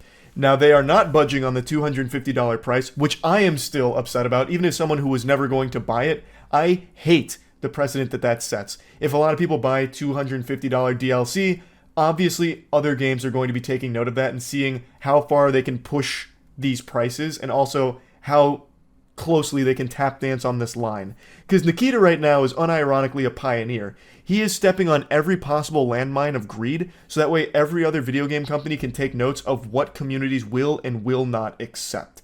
So he's doing a lot of guinea pigging for the entire industry right now, and it makes me a little concerned going forward. Another thing that's absent from this update is addressing the fact that they lied. Like, point blank, lied. And they also tried to sneakily change shit on their website to hide that fact. No mention of that at all, and that's super scummy. So I do think that's something that they really need to continue to be grilled on. And thankfully they still are. I did mention that it has been more positively received, but it's not by everybody, of course. There are too many people that feel betrayed by this company, and they don't want to continue to support this. If they can't trust the developer down the line to not try and fuck their wallet again, why are they going to continue to invest time into this game and money? It wouldn't make sense. So a lot of people are leaving for sure, and a lot of people are still calling out these facts that not everything is, sunshine and unicorns here. Like, it's not really a full win or anything like that. It's just better in a bad situation that was made out of it. In the comment section, he did reply to a really important question where a user said, "You have still not addressed the fact you are planning to release DLC for the game that was not going to be delivered to EOD owners. Please confirm that EOD owners will receive all content for the game in the future as promised when we purchase the product." And he responded saying, "Yes, EOD owners will receive all of the DLCs." So I don't know if this is him slyly finally falling on his own sword here and admitting that the Unheard Edition is DLC. It is DLC. No matter how much he's tried to argue the opposite, I think this is finally him just eating shit on it and saying that yes, it is DLC, thus we will make good on our promise that EOD owners will get it for free. However, a comment that replied under his made a really good point, that this is only applicable until they try and make an argument again in the future about how their newest DLC is actually not DLC. So I agree with that user that there is a good chance that fast forward a year, 2 years, however long from now, when Tarkov's got another major version coming out here, a new major content delivery, he might try something similar about, this one's really not DLC, so EOD owners will not be receiving this one for free. You will need to pay for the upgrade, all that hoopla again. Go through this entire song and dance once more. I do think it's possible, but I have no idea. Maybe Nikita put his hand on the stove, realized it's hot, and took it off and won't put it back on. There's no telling. This was a stupid, entirely avoidable situation that BSG found themselves in here. Their greed nearly ruined their entire game, and it still might have. There's probably plenty of people who have totally lost trust in Tarkov and won't stick around. I think there's a good chunk of players that are falling into that camp, and I think that's great. But there's still plenty of people that are going to play and support this game because they love the game. They might not love Nikita and they might not love the company behind it, but the game really hits for them, and there's nothing wrong with that. But it does suck that no matter what Nikita and BSG did here, they are still going to be making tons and tons and tons of money from this. Like, they went through, a handful of days of being, made fun of and clowned on, but they're still going to end up making an absolute fucking ton of cash from charging $250 for this DLC. But yeah, anyway, that's where the whole Tarkov situation is at here. I do think Nikita should be in the conversation for stupidest person in the gaming industry right now. Tarkov is a massively popular game that he almost ruined. Like, straight up buried from this greed. So I think that is a very impressive feat that you don't see often. Games of this size don't usually collapse unless a competitor comes out and beats it, which right now isn't happening with Tarkov. It still has an absolute stranglehold on this genre.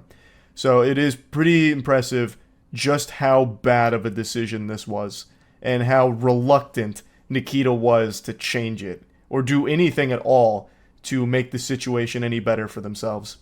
So yeah, that's really about it. So yeah. CoffeeZilla's new video on Tate's scam. What? I didn't see CoffeeZilla posted a new video. Oh, 4 hours ago. Oh, this is bold. Shaking the hornet's nest of the Tate enthusiasts, of the top G's. He's got a death wish. Yeah, we can check it out. Today I'm getting a PhD from Hustler University, also known as Hustlerversity by those of us with the grind set. It was created by this guy. I'm top tier. You think you're smart? I bought this coin and it's going up. You could have bought any coin and it went up in the last year. The Matrix was broken. Hustler University is the greatest. Ooh, I've actually heard that a lot. The Matrix is what does that mean? I've seen like a lot of YouTubers say that recently. What does that mean? Like, that's ravings of lunacy that I would have heard back in the day. But now a lot of people are saying it unironically. I don't know what it means. The video goes into the Matrix being broken? Oh, okay. I might be getting ahead of myself then. That exists on the face of the planet for people who are trying to escape the Matrix. Become Hustlers University. Welcome to the metaverse. Inject it into your brain. You can skip university, you can buy my program, and I guarantee you, you will know everything you need to know. Have you ever seen a college professor with an S63 and a McLaren and a Lambo and an Aston Martin standing next to a Porsche? No, you've never seen any of this. I know how to make cash. Now, if you're wondering why I'm enrolling in a college that looks like it was started by the son of Mr. Worldwide, it's actually quite simple. Hustleversity was started by Andrew Tate. It still blows my mind that this became a real thing. I remember, and I think we did it on stream, when we were going through the alpha male rabbit hole, I remember we watched Hustler University's promotional piece, and all of us were making fun of it. And now people unironically enrolled and bought into it, drank the Kool-Aid. It's crazy that it actually popped off. That is the power of marketing on TikTok. If you just put enough money into TikTokers, people will always buy it. It blows my mind. Their promotional piece for Hustlers University is still like one of the goofiest ads I think we saw for all the alpha male shit. So if you have like a startup business or something, invest in TikTokers. Put that money, like that marketing budget, into TikTok. 100%. And I guess the real question is, how did this happen and why? Well, Andrew attributes his meteoric success to a change in business strategy. I put together a particular strategy about 6 months ago because I decided to step up my overall exposure because of a new product I launched. I run an online school that teaches people how to make money online. I changed my approach towards social media, and I ended up absolutely everywhere. Now, if you're wondering what business strategy that is, or the program he runs is called Hustleversity, where he teaches you how to make fast money if you'll only pay $50 a month. And one of these fast money methods turns out to be selling Hustleversity to new people by posting clips of him, Andrew Tate. And it's so smart. The cope on Twitter I see all the time about how it's not an MLM blows my mind. This is literally it works. It's pyramid. It is actually it works.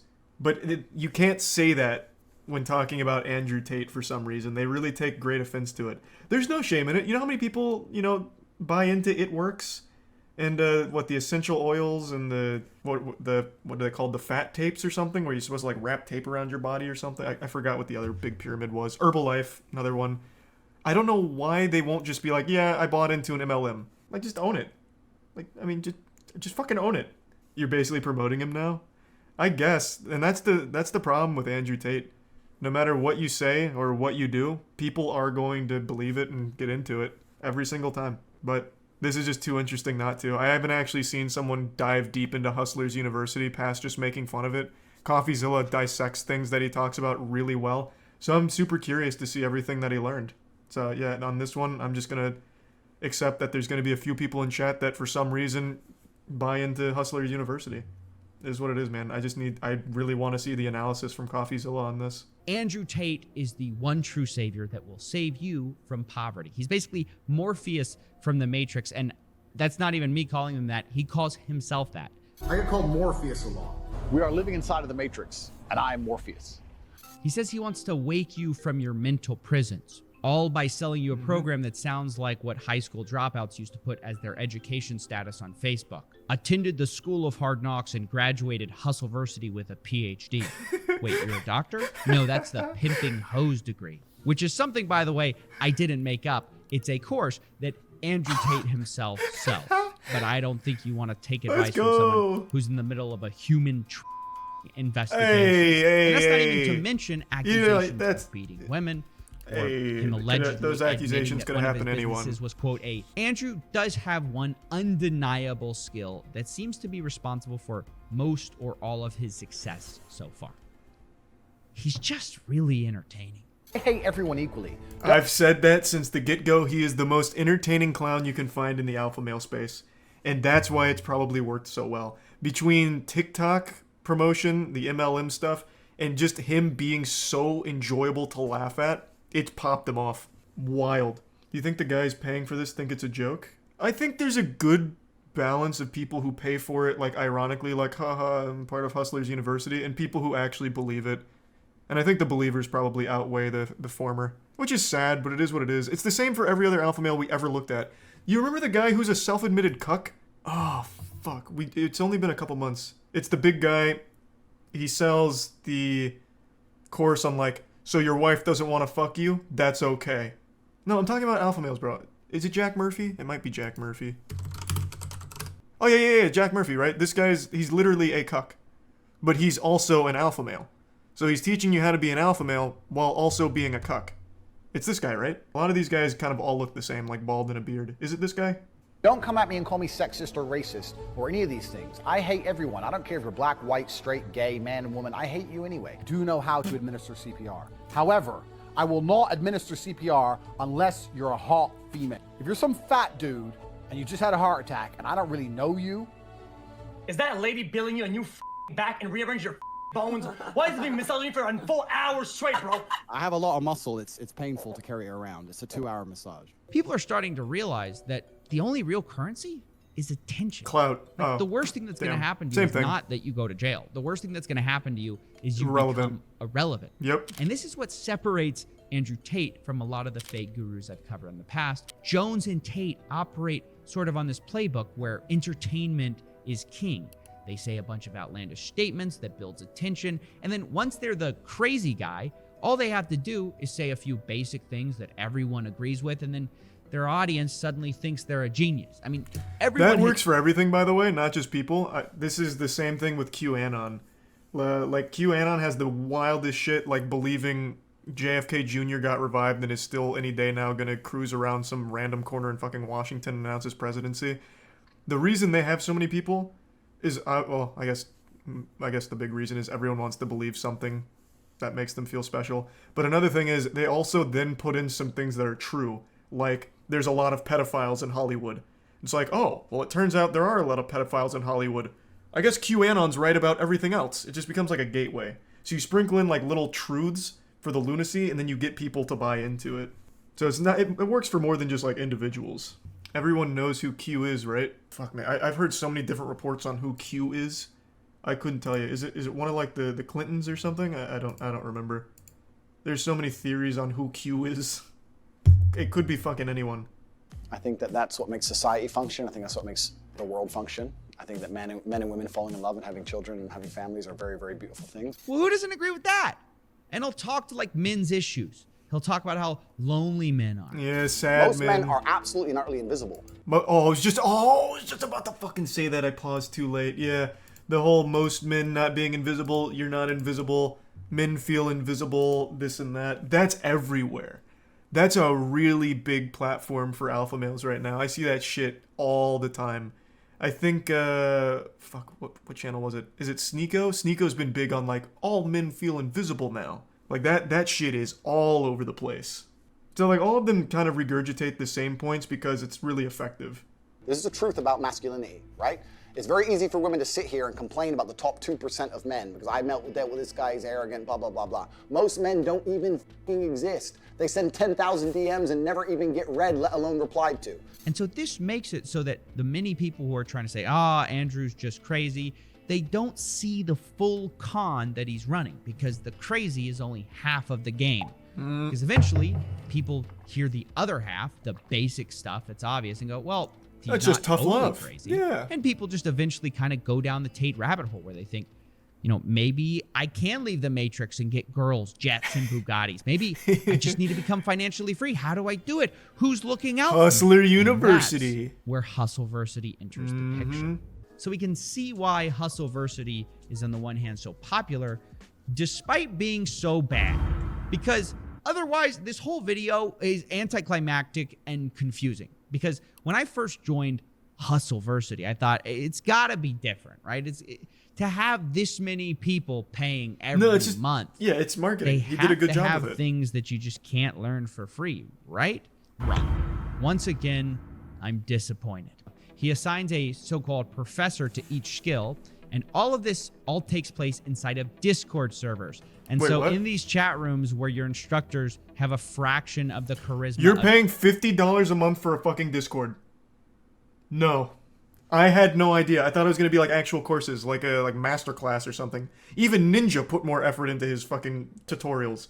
You're paying $50 a month for a Discord. Holy shit, that's worse than being a Discord mod.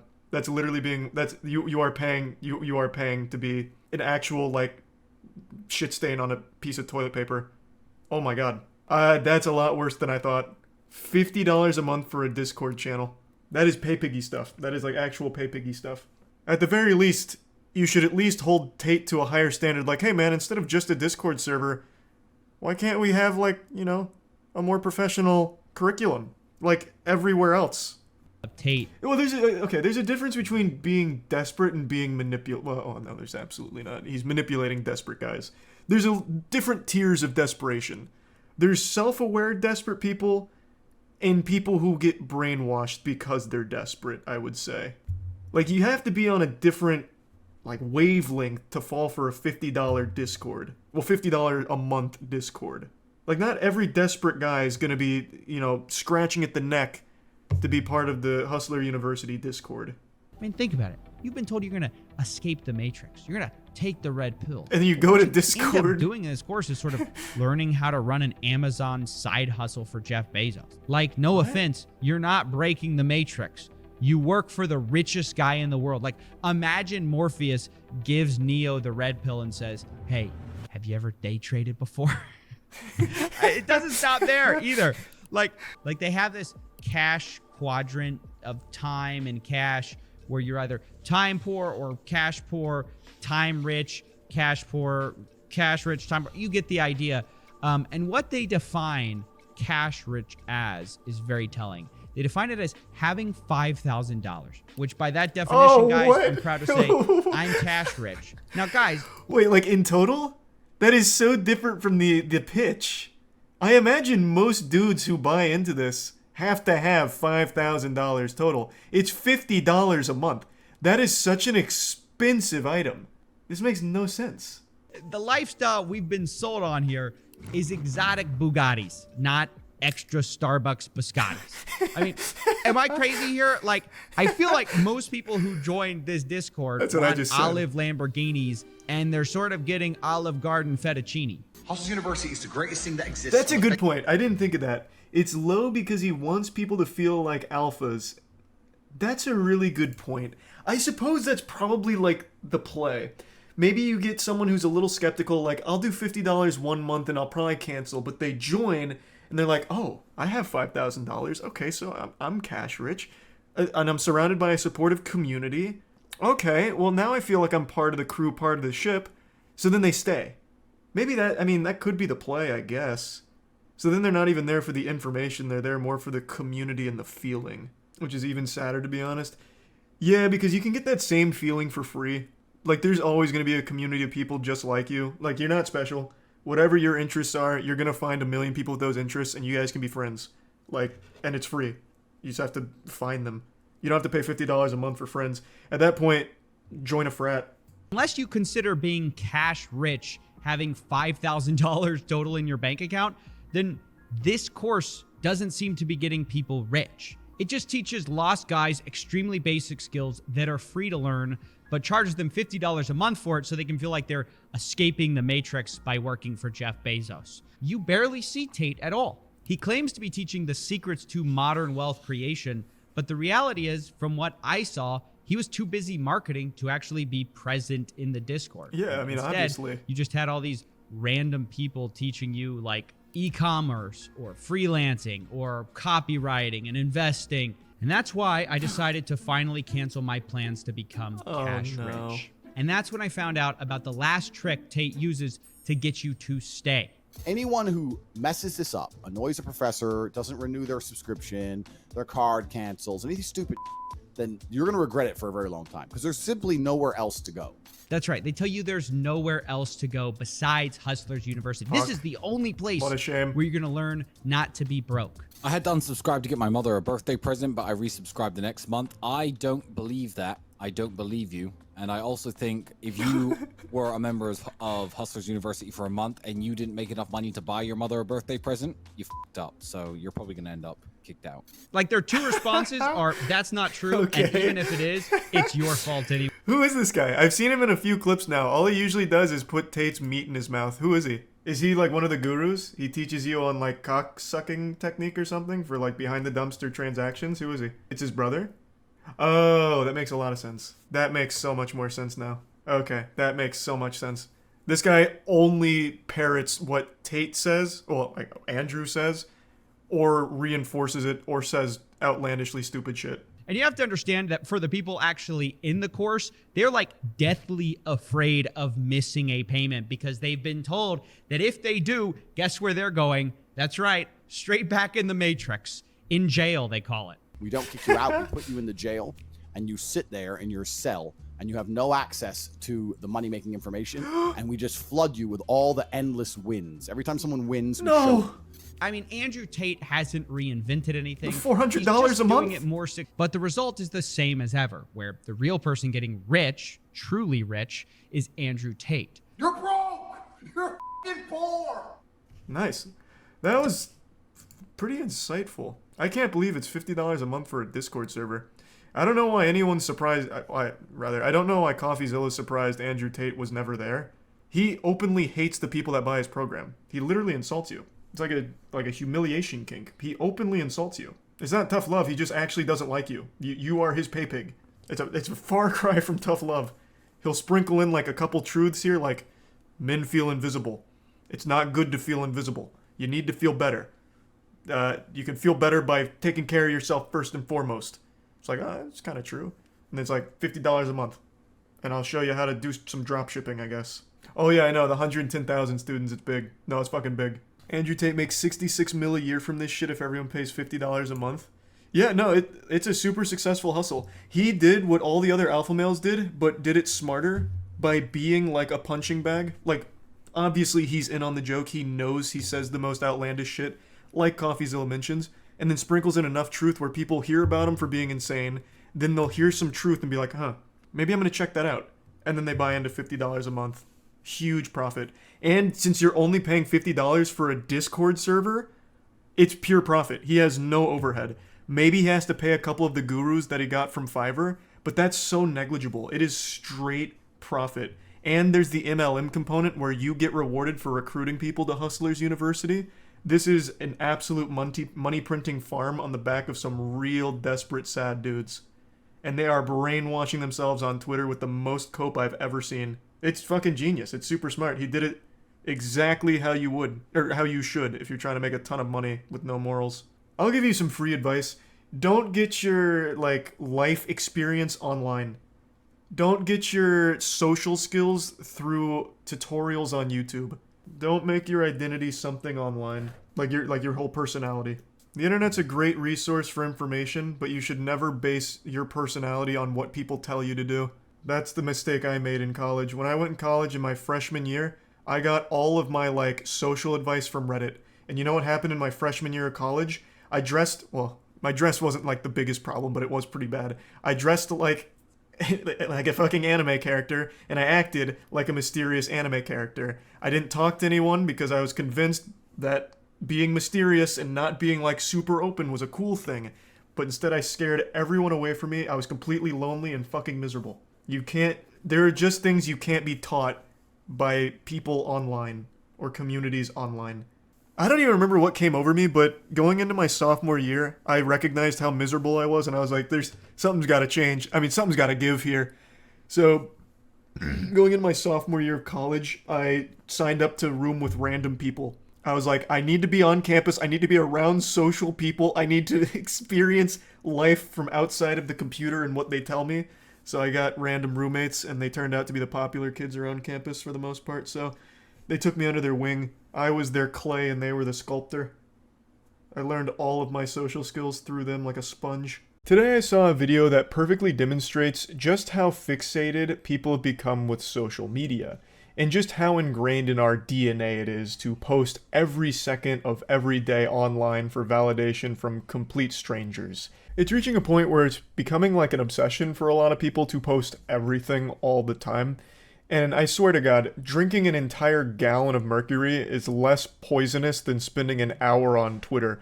You could be boofing arsenic and it'd still be less detrimental to your overall health than just doom scrolling social media.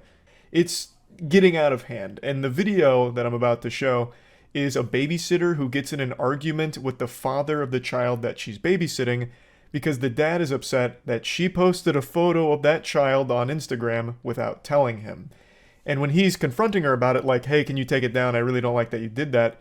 She's fucking flabbergasted. She's dumbstruck. Her whole universe collapsed. It was like she had just seen a ghost. Like aliens had just fucking invaded and blew her mind. The whole concept that this father didn't want pictures of their child posted online for strangers to look at blew her away. And she got extremely aggressive about it, even calling him a pedophile because he saw that she posted that. Shouldn't be posting photographs of my children on Instagram. She looks really cute in it. She does look really cute, but why are you putting it on public? Anyone could be looking at her. No one's gonna think about, no, your address isn't on there, your phone number isn't on there. It's just her face. This caption here's going insano style. The parents I babysit for got annoyed I uploaded a picture of their child. Yeah, that sounds like a pretty reasonable thing to be annoyed about at the very least. The fact that she posted this herself, once again, is delusional. People film their worst moments and post them online thinking they're right and expecting people to pat them on the back about it like, wow, what a champion. You really showed that father that posting a photo of his daughter online was actually a good thing and he was stupid for thinking otherwise. She's just living in fantasy land here. Like, this is a load of dirty barnacles. She is 100% in the wrong and it's inarguable. It's totally understandable that the father would be upset. It is absolutely his choice whether or not photos of his child get shared online. It's not the babysitter's choice. There's no argument in her defense here. It's completely understandable why this father wouldn't want pictures of his child posted online without his knowledge. I completely respect anyone's decision not to post photos of their loved ones or their children or anything online. There's fucking weirdos out there. You don't know who's looking at that shit. It's not some kind of social obligation that you have to share everything from your life with the cyber world, the cyberspace. So it's just, it's unnecessary, and if you don't want to partake in that shit, then don't. In fact, I encourage you not to. I don't think you need to be oversharing everything about your life online. Now, another thing I find very fascinating here is the babysitter says that she didn't share a phone number or address anything, and she's stunned that this is even a problem. She only shared a picture of his child. The child's face and everything is now out there in public, and that's not a big deal. Which is wild to think of how quickly this mentality has shifted. I remember when social media first started to pop off, first started to get gas in that fire, the general consensus, not just shared with the geriatric octogenarians, but even like my classmates and everything, was don't post too much shit about yourself online. Like, don't tell people your name on the internet. Don't put pictures of your face on the internet outside of like your tight MySpace group, because there's strange, creepy people out there, some fucking freaks, and you don't want them to have that information. There could be some bad actors. That has completely vanished from the general mindset. Nowadays, it's considered creepy if you're not sharing photos of your face and updates on your life all the time online. You must be some kind of socially anxious weenie, some loser. It's my child. It will go in 24 hours anyway. Why are you even following me? Well, I follow loads of people, but that's not the point. Well, you don't follow your babysitter. That's weird. Well, I do follow my babysitter, and it's just as well I am. One photo. We're not going to pay you until you take that photo off. So she was scrambling around in the dark and thinks she found a diamond here to use against this guy for ammo. Why are you following me on Instagram, You have something to hide, tough guy, you fucking creep? So she's 16 years old, and now this guy follows her on Instagram, so she's about to start accusing him of being a pedophile, some kind of low-life scumbag who follows their babysitter on Instagram. And I think that is so weak. I think that is an absolutely dogshit point she tries to make. There's a perfectly logical explanation for why the father would follow a babysitter on Twitter. This person is going to be home alone with their child. They want to make sure they didn't just hire Jeffrey fucking Dahmer or something. There's going to need to be some level of background checking, and what's the best way of doing that? Going to their social media, where they share absolutely everything. It's a good way of gauging if this person is even safe to be around your kid and can be trusted. Now, if this father was commenting on all of her Instagram posts and leaving weird emojis, obviously then we'd have a problem here. then we'd have ourselves an EDP situation. But from everything in this video, that's not the case. He just follows her on Instagram and saw that she posted this photo of his child. Well, I'll just stay here until you pay me then. What are you going to do about Give me it? that phone now. I'm not giving you my phone. There's all sorts of freaks. Loads getting of my off. friends do it that Well, they babysit. shouldn't be doing it. Why? It's literally just a photo. Look, the north is full of. Stop posting. Well, yeah, photographs you of my- being one, why are you following me? I'm a 16-year-old. I'm not like that. So give me. Trash. Complete trash. To say the father is a pedophile because now you're getting offended that he's upset at something you did wrong is beyond stupid. It's so fucking dumb. Now, him threatening to not pay her till she deletes the photo, I think is totally reasonable. I don't think there's anything wrong with that.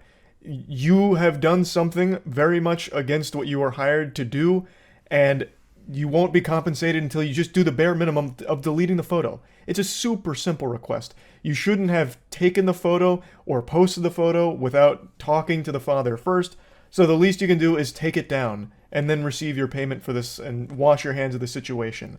It's just so easy, but she's making a big fuss about it, making a whole song and dance out of it. That phone. Well, why have you got Instagram in the first place? How old are you? You shouldn't be even babysitting. You haven't got a DBS. You Are hired joking? me.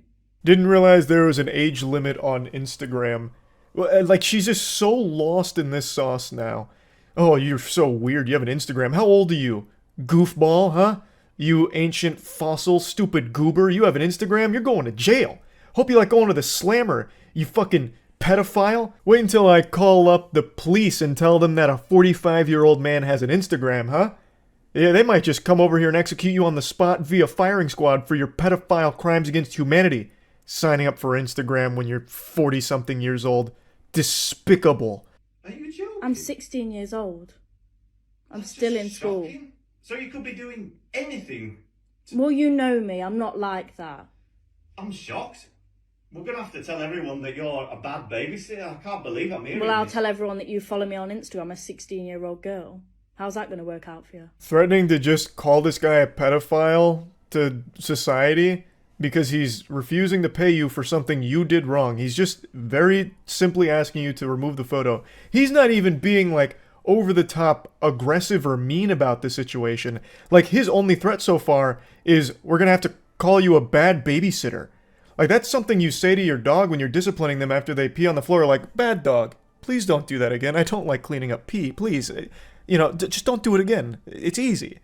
You know, like, he's not even being, like, an asshole here. He's 100% in the right. He is completely justified in being annoyed and frustrated with her, and yet he's still going to pay her, assuming, of course, that she just takes down the photo, which is super easy. It's super simple. Like, everything she's doing is so over the top and downright criminal. To falsely accuse this guy of being a pedophile. I don't know what to say. I'm shocked for words. All I want to do is, will you please just take that photograph off Instagram and we can move on from this. You could get your money. You could go home. Isabel could be safe. Is that it then? Just take the photo down and that's it? You give me my money and I go? Yeah. I mean, I don't know what else to say. Well, yeah, that's fine then. Finally, a happy ending, a great, satisfying conclusion here. She gets paid for the babysitting job and they both go their separate ways. End of story. Until she posted it all online. For TikTok clout, I guess. She should have been feeling overwhelming embarrassment from this whole situation, and yet she felt pride that she'd be getting a lot of internet likes for it because she stood her ground against an unreasonable father or something, I guess. I don't even know what angle she was trying to go with here. She just looks really fucking awful here. She looks downright evil. To just blatantly, like, go on this tangent about how this guy's a pedophile because he followed her on Instagram is so crazy to me. The whole thing is just so wild. And I'm about to make a really obscure reference that I feel like a lot of people aren't going to pick up on or appreciate. But the father in this video really sounds like the Duck brothers from Courage the Cowardly Dog. They were only in like 1 or 2 episodes, but they're the ones that are like, stop laying eggs, we're Duck brothers. Those guys. He sounds just like them. So I don't know if he's done voice acting in his past, but he is like extremely close to their voices. Has nothing to do with anything, I just wanted to get that out there before I forgot to mention it. But yeah, I think this is just a perfect demonstration for how distorted people's perception of reality has become. There is nothing wrong with not wanting your child's picture online, or your picture online, or anyone's picture online, or information about themselves. Privacy is still a good thing. Privacy is still a great thing. I don't know why privacy's been vilified all of a sudden. I think it's great. Keep things to yourself. You don't have to post shit online. So yeah, I just wanted to talk about that a little bit. That's it. See ya. I don't think I'll be able to beat the first fight. I think I'm gonna have to take that scripted loss. I haven't played this since release. Thanks to the resub Closure. And the gift sub L to Fire. I'm not speedrunning, no. It's gonna be 100% bosses. All boss playthrough. Just like the other Souls games. But I did, when this came out and the roots were being discovered, I did try and speedrun this a few times. It was just really hard. Some of the skips were nuts. Shura Ishin is harder? Are you serious? Ishin Sword Saint is a 4-phase boss battle. It's not even close. With Shura, it's just the, what is it, Lady Butterfly? Or not Lady Butterfly. The Nurse Lady and then him. 2 phases. So much easier. Emma, thank you. Alright, just need to get warmed up here with timing, and it should be good. This is the speedrun, I think, right? Shit, I missed.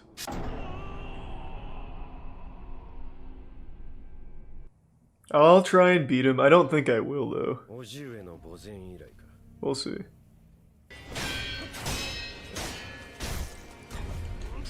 Ooh, dodged the wrong way.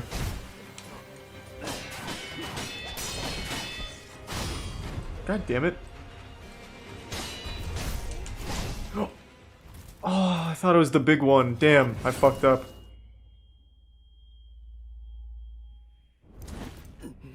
I was just gonna go off his head again. I thought it was safer. Since I can't parry that yet. Alright, let's fucking go. Time for the ogre. I still remember trying the ogre skip for like 2 hours when this game came out and I was trying to speedrun. But that was on PS4, where it was supposed to be really hard to pull off. I imagine I might be able to do it on PS or on PC. It was the frame rate, 100%. That's the only reason I couldn't pull off that skip. Human eye can only see 30 FPS. Is that a fact? Wild. But gamers can see 60. Gamers are above humans. We're the next evolution of the species.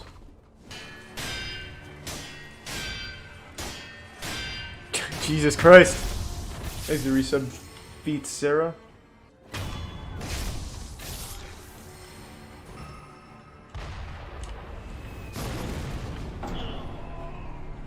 I totally forgot about that.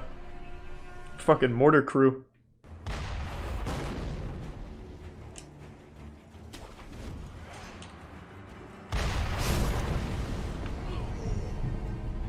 Well. Jesus Christ, come on.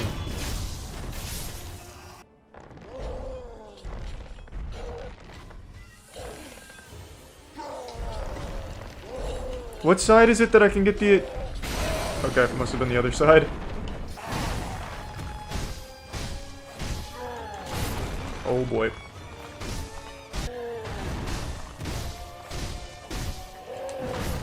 What the fuck? I didn't mean to dodge backwards.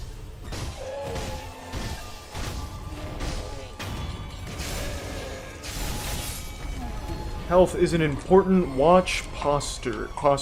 Yep. You will literally never look at the boss's health. It's only posture. How is that not fine? At no point will I ever kill anything off of its health without posture being broken.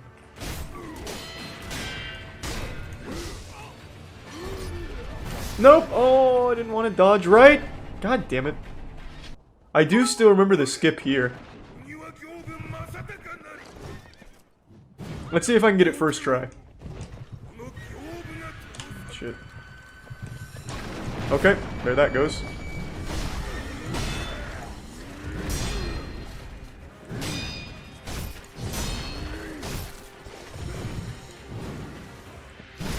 What the fuck?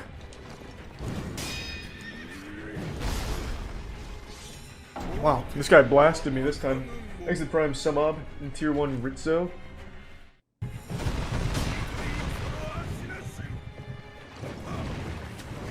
Oh boy.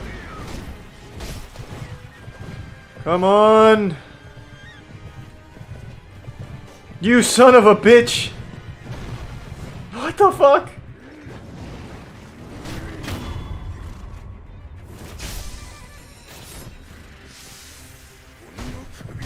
There we go.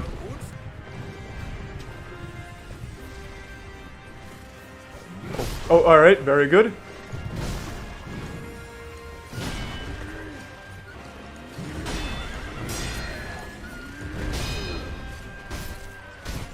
We're cruising now.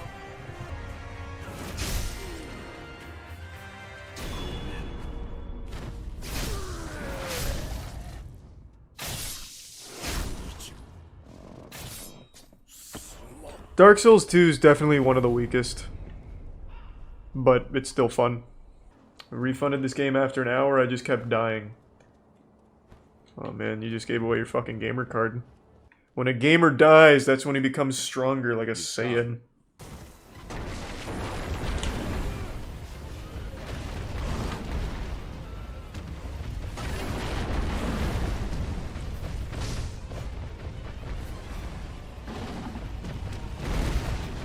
God damn it.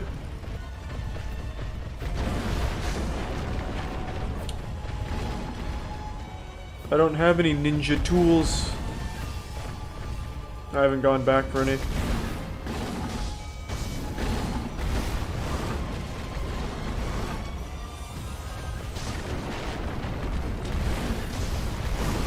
Oh, you gotta be fucking kidding me.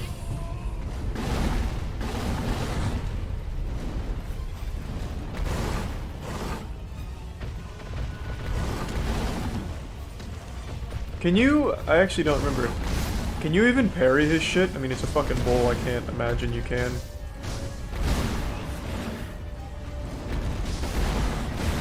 Wow. I'm getting blasted by this guy. You can.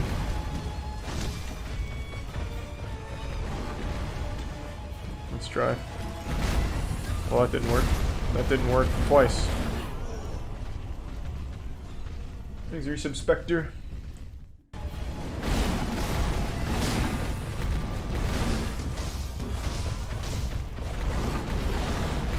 What the fuck? I'm getting blasted by the bull.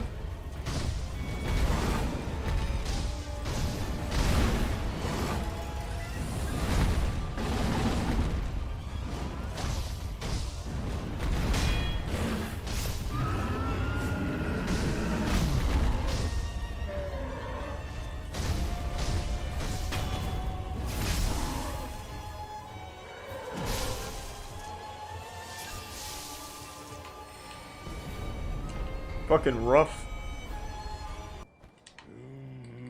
God damn it, too early. Oh boy, I'm getting comboed.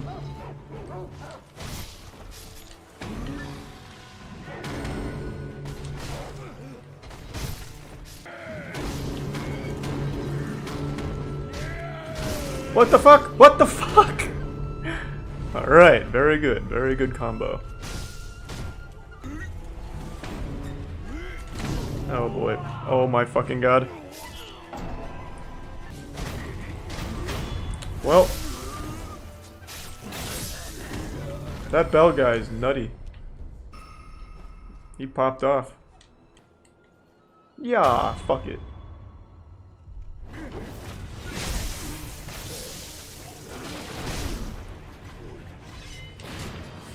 Oh! Oh, very good!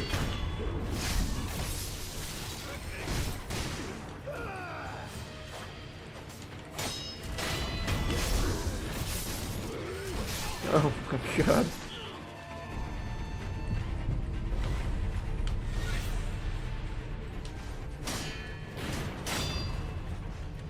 Oh.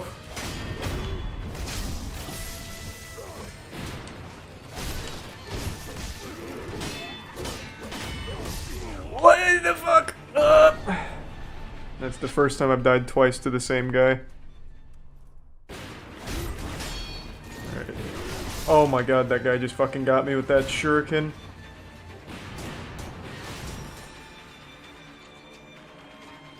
Okay, here.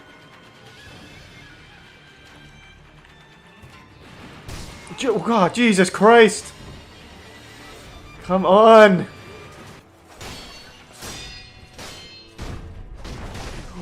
I thought, oh my god.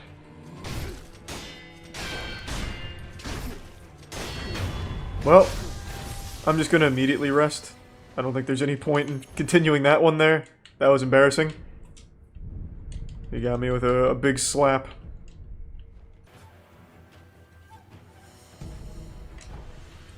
Okay. Poor guy.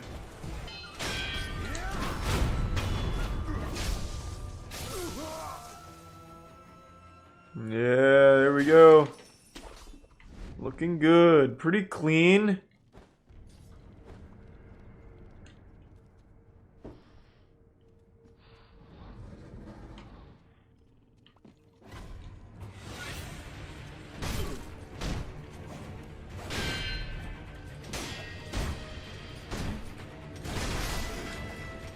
Okay, I'm stuck. Close. What the fuck? Okay, I'm getting blasted.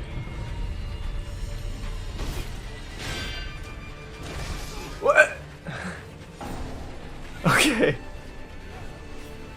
Well, he popped off.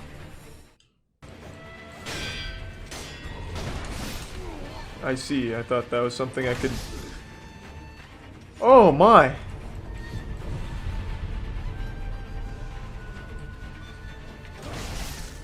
What the fuck? Why am I having such a hard time parrying that?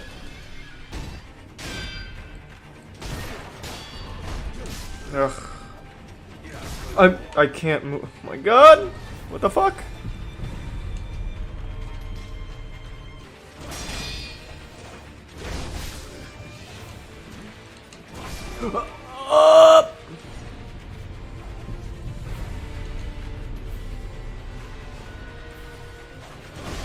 I really thought that would hit first.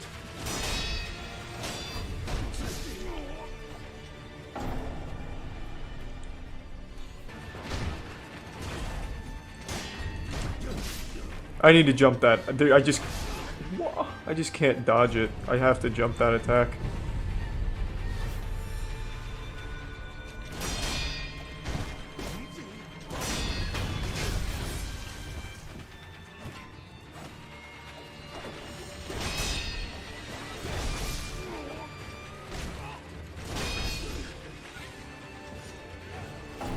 Thanks, you said Becky. Wow, this guy is absolutely blasting me.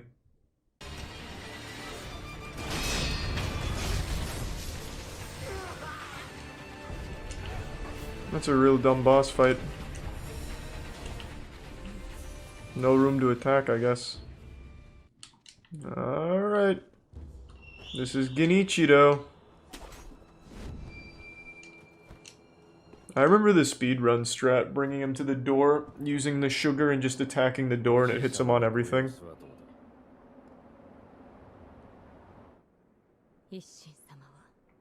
I remember Nikocado being very hard. Let's fucking get it, pussy!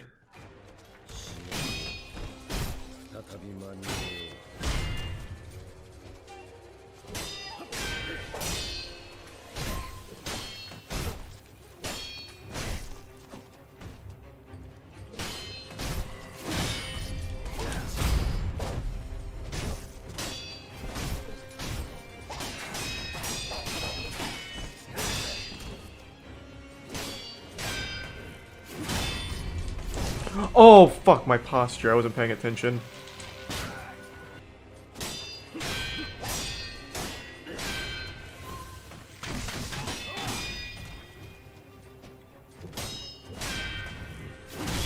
What? I dodged into the wall. Unlucky. Oh my god.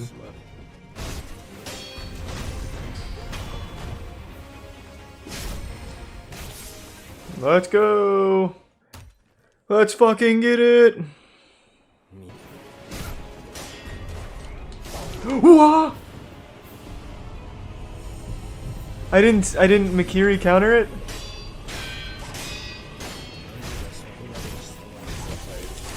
Oh my god. What a shame.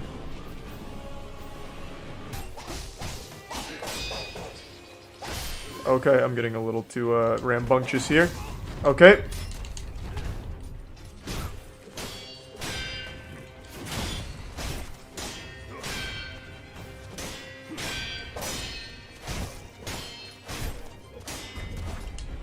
What is going on? I keep dodging instead of getting the counter.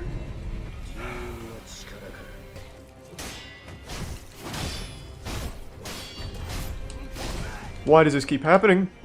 Why do good girls like bad guys? What?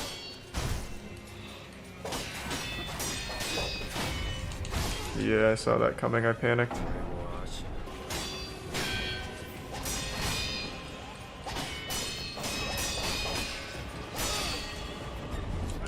He did it again! I keep missing the fucking counter! Oh, I was so free. Why do I keep... what am I doing wrong? Why, every time when I try the counter, do I end up dashing instead of just doing the counter? I take my finger off of the fucking sticks, that way I don't dash. I hit B and I still fucking dash. Very good RNG. Is this game on a CD or no? No, man, it's not the 90s anymore. This is just on Steam. I mean, you could also get the disc, I suppose.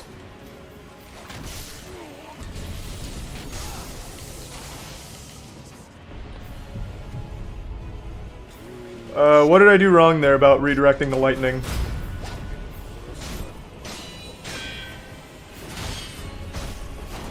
Oh boy.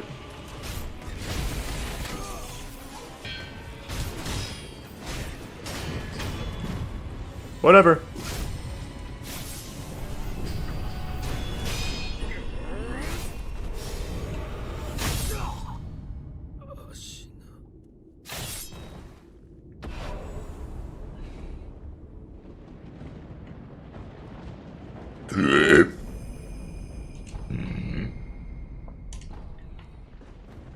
Could not get the lightning deflection to work for me.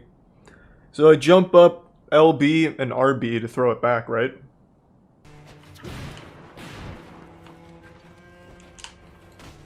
How in the fuck do I get up to him? No! Thank you to 10 gift subs, DK. Very good, there goes all my health.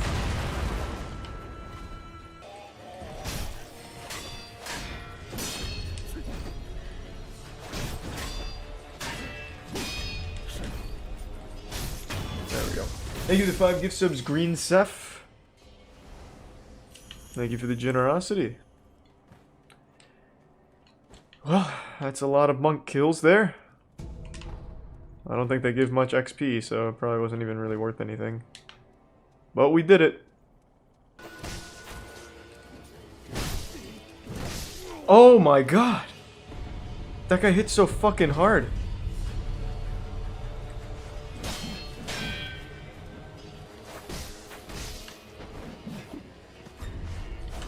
Oh my god! Thank you for the 10 gift sub, Zango. Really appreciate it, man. Well, that guy's harder than like every boss so far. Wow, that guy's fucking crazy. Well, I definitely don't feel like fighting every monk again. So I'll just skip that. There's like 10 more I can't think of. How did that guy see me? That guy's got the best eyesight in all of gaming. Holy shit. Oh my god, oh my god, this guy's going nuts.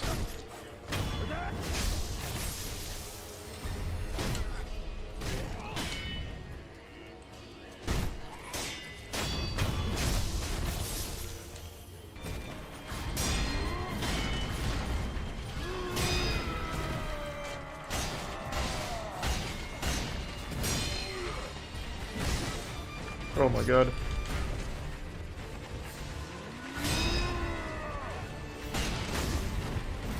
Oh, you gotta be fucking kidding me with that.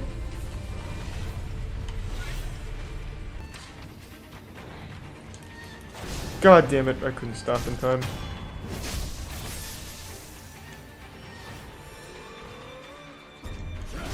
Ooh.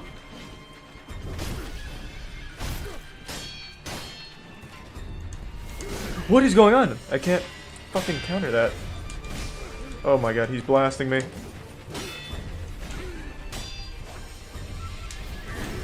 Finally.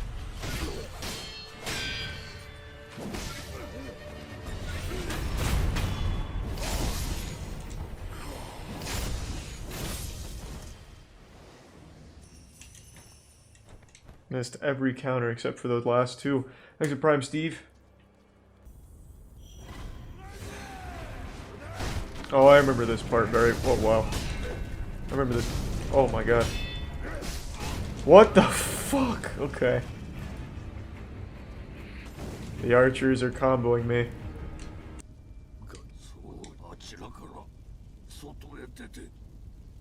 Do my dance on TikTok? What dance?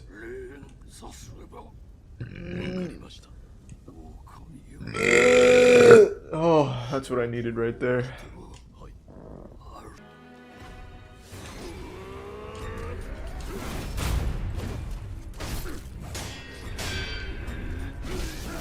Oh, you gotta be fucking kidding me. Wow, what teamwork. Very in sync, boys. Very impressive.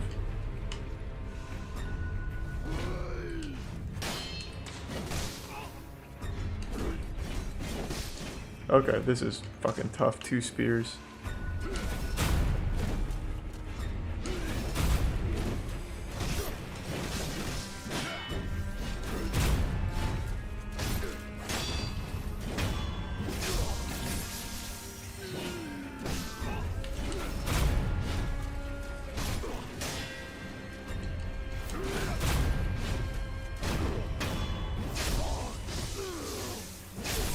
There we go.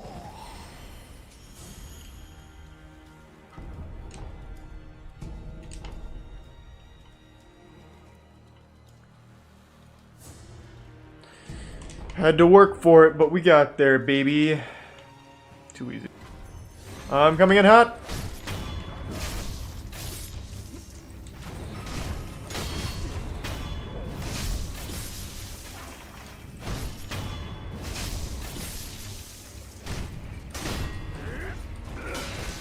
Oh. Oh. What the fuck?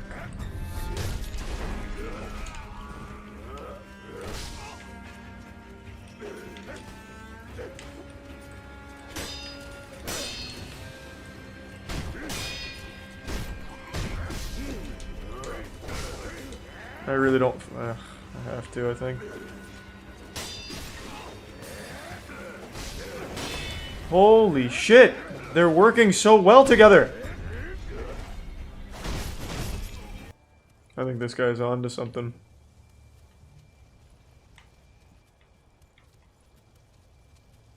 What? Come on.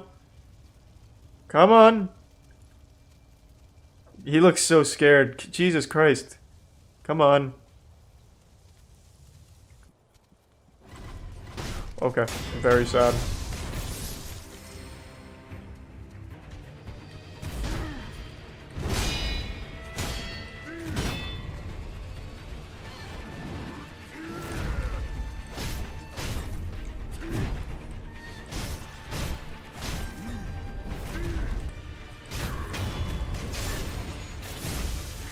Thanks for the gift sub again, Scribble.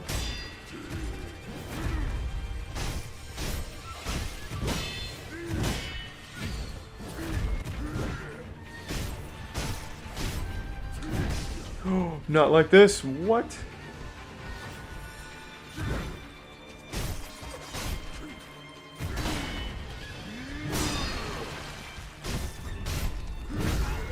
What the fuck is going on?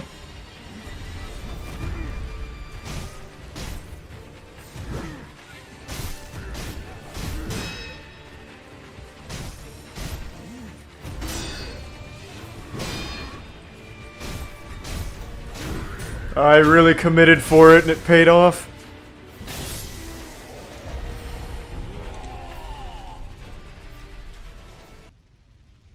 Alright, Lady Butterfly, let's go.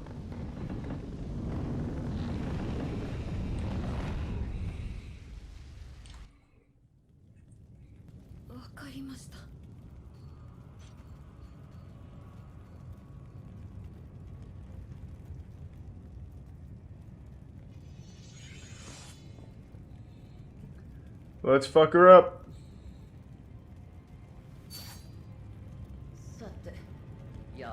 Kunai are strong in this fight to make her fall out of the air.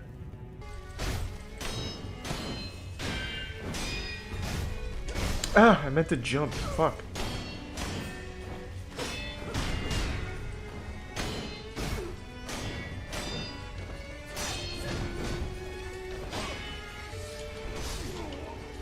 Rough.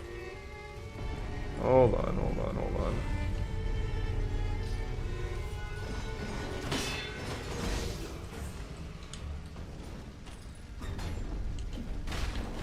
What? Oh, I couldn't see. I thought I dodged that. Fuck!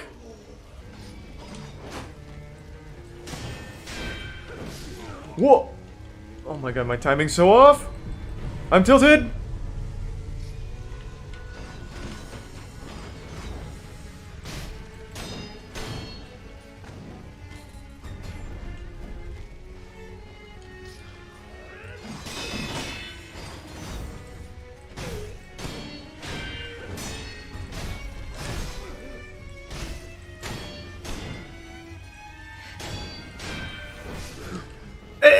I can't believe I got hit by the kick twice!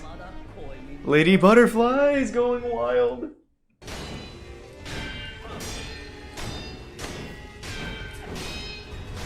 No! Oh, I couldn't fucking jump in time!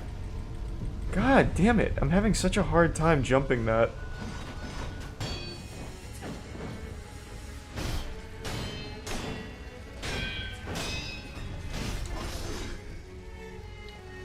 I just cannot get that. Thanks to the resub, Jackie Chan. Wow. I don't remember struggling on Lady Butterfly at all at any point, but now I just can't do it.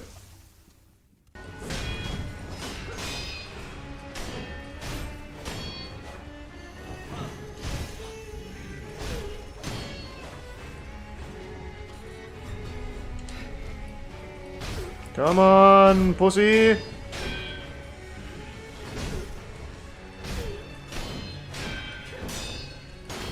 There we go.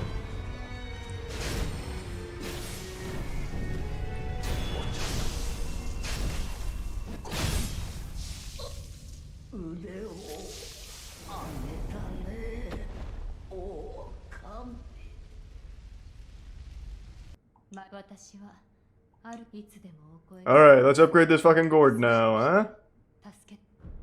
Yeah! This sends me to the monkey realm, doesn't it? Good. I don't remember how to find the invisible monkey.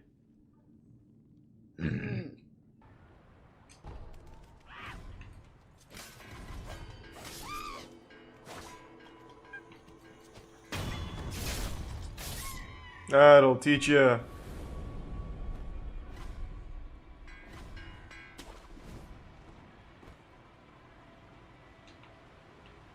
I remember when I was speedrunning this game, this was always like the run killer for me.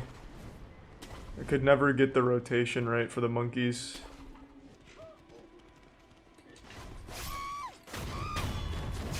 That was nice. I didn't even see that guy.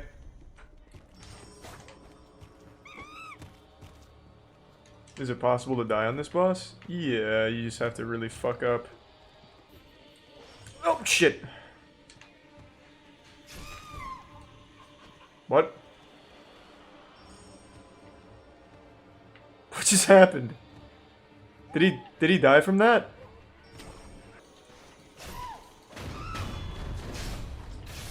There we go.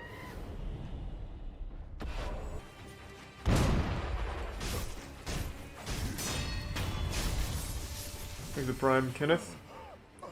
Very good, very good. That's how we do it. Oh, I remember this was a good farming location for skill points.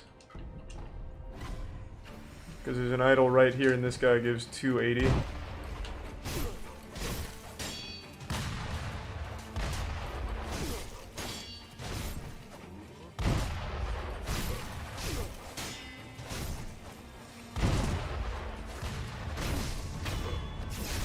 Or not 280, I think it's...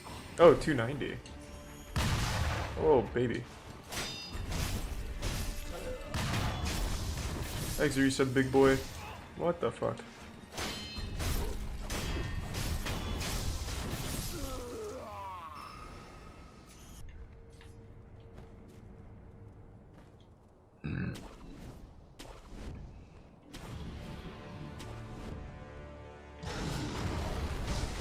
Rough.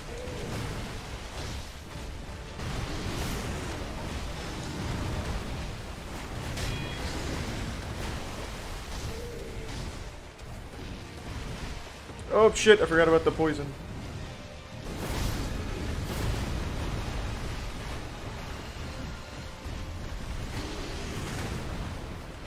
Nope.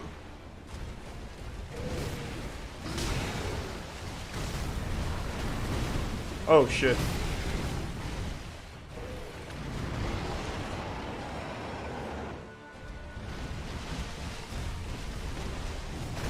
Oh!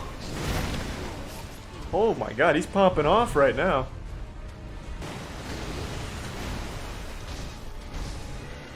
I thought he was gonna shit. Oh, I was right. He did shit.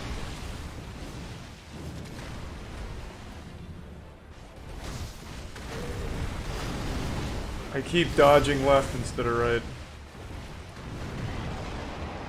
I don't think I get this first try, but we'll see. I dodged left again! God damn it. No! You son of a bitch!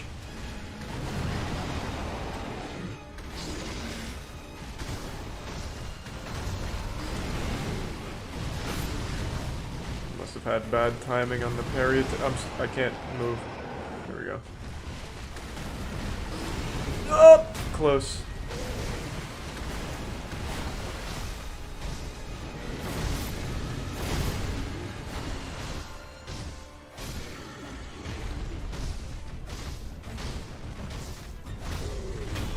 Alright. I don't have spear, but apparently that's really good for this phase. I guess we'll see. I don't have it, but we'll see how it goes without. Yeah. Yeah. Yeah.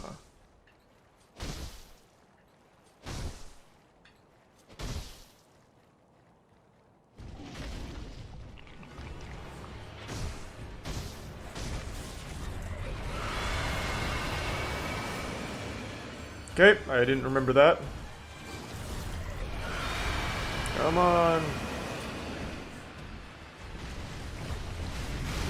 Oh, what the fuck?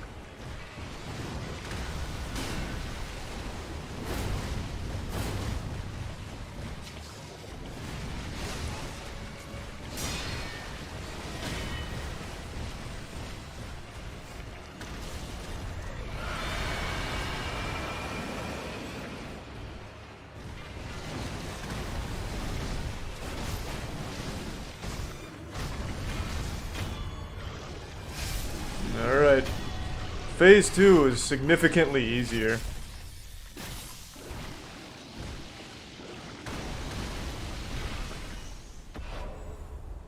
Alright. Not bad. Oh, I forgot all about this guy.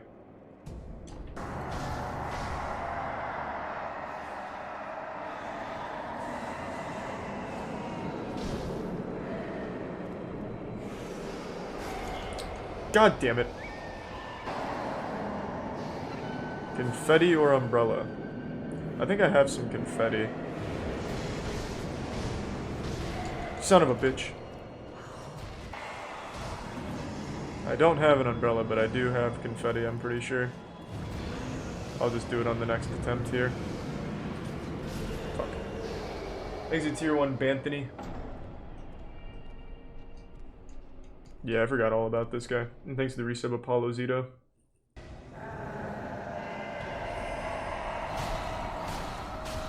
Well, that didn't do much. Wait, what the fuck does Divine Confetti do then? I thought that gave me, like, immunity. Well, okay.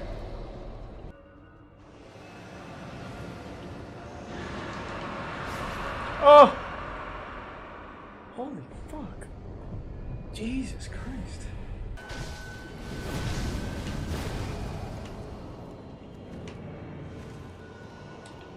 Maybe I really do need the umbrella for this.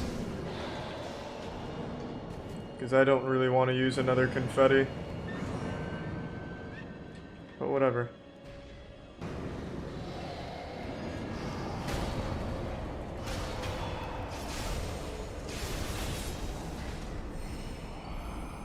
Jesus Christ.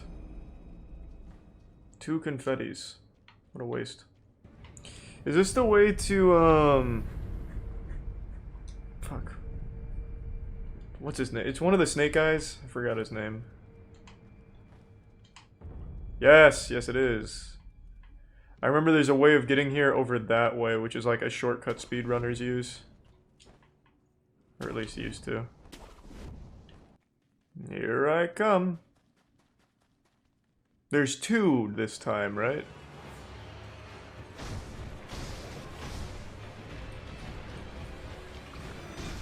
Shit.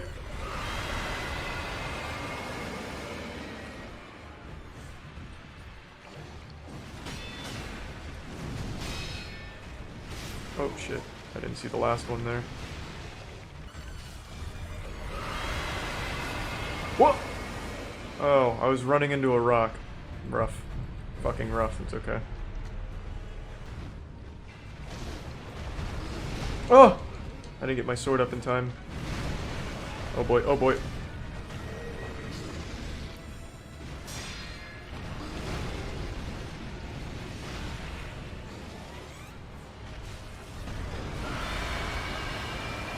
Okay, we're in a rough spot. We're in a rough spot. God damn it! I got blasted back and I couldn't finish him. Ugh.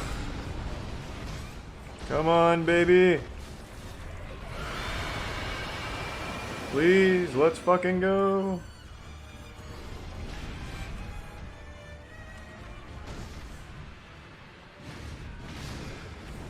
I didn't get my sword up in time! No! That was so free! Thanks to resub Apache Wolf and the bits. Aubrey. Yeah, it's fine. Almost first tried. Oh! Okay, unlucky, unlucky. It's okay.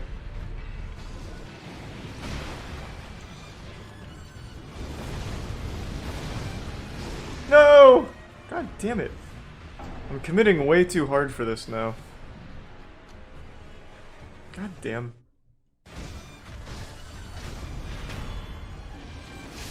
Pretty clean.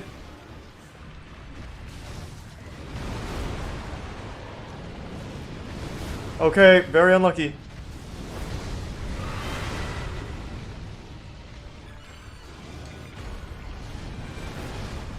Ugh.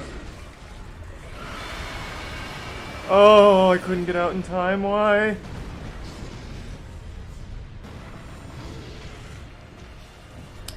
I need them to separate. There.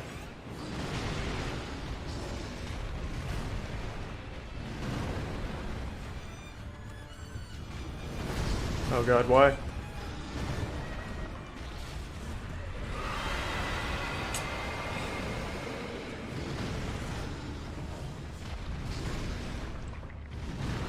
Okay, I'm gonna target the other guy.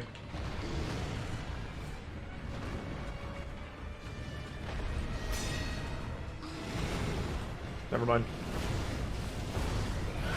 No fucking way! I thought that would... God, I thought that would be enough.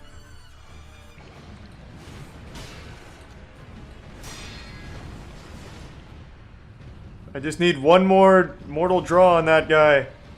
Leave me alone!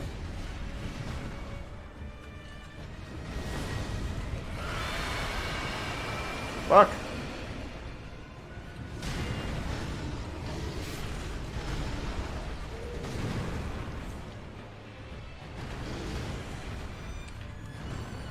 Please separate, you son of a bitch.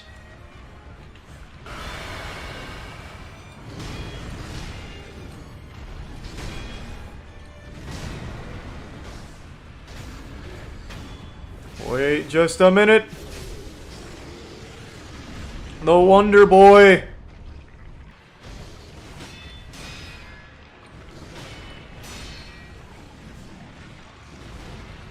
Going for it.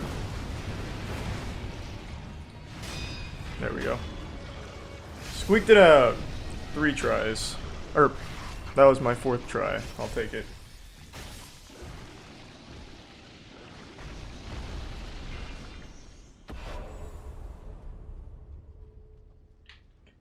That was big. We buckled down. Not bad, not bad. Now let's get some more Ashina arts. I can get the double. What's better, getting the double right now? Or just grabbing the last passive? Let's go double now? Okay. This area sucks so much ass. I don't really remember it that well. I remember there's the monk at the end of it, and there's like a really cool speedrun strat where you like jump off the like to get a cheese on it. Jump off the tombstone, and you can get like a backstab on it. It's pretty cool. Try it? No, I definitely can't. I haven't tried the speedrun for this in... Fuck, I don't know. Over a year and a half. No, longer than that. 2 years at least.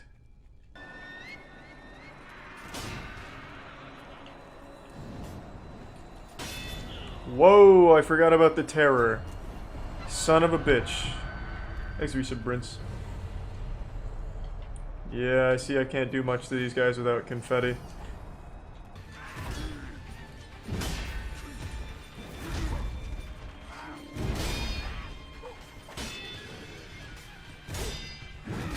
I just want to kill the monkey.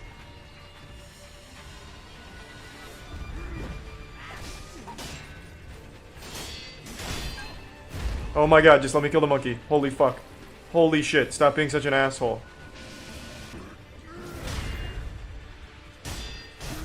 Oh! No fucking way! I committed too hard.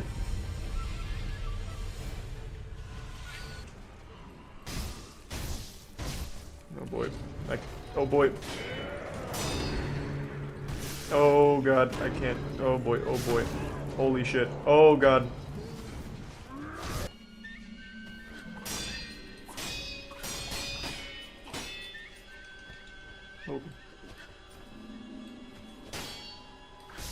Oh, I didn't get it up in time. Fuck.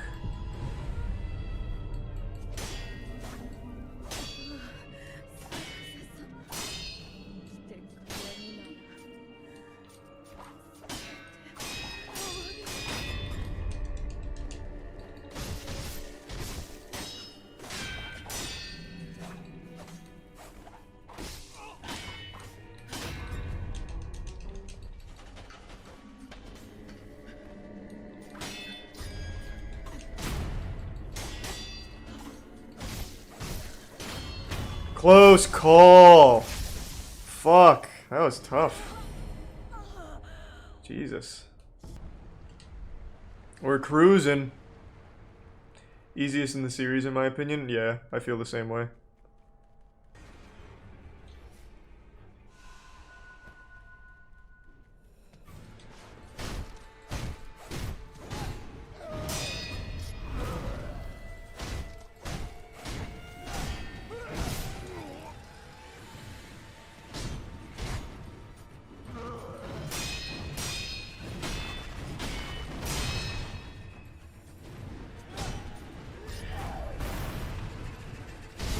Oh, you gotta be kidding me. I don't feel like using confetti.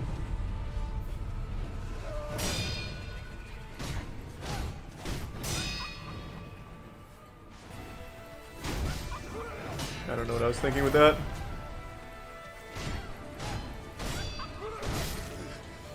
God damn it.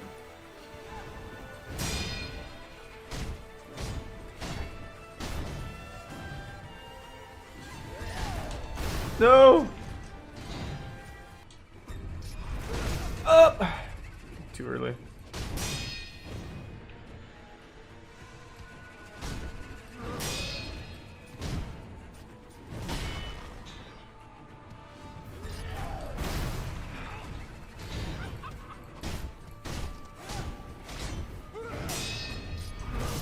Oh my god! I keep missing the Mikri counter! Ugh. Broke my posture. Thanks for resub, Lil Mac. I'm not using any items, I'll be fine.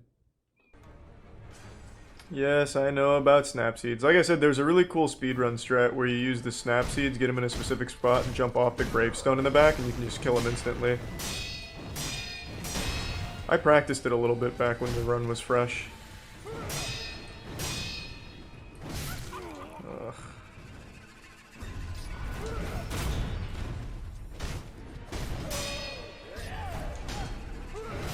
Nope. What the fuck is going on? He's blasting me. Oh my. I'm way too young to know this game. You're literally less than 2 years old? I'll just say you're probably too young to be here in this case, man. I think you've come to the wrong spot.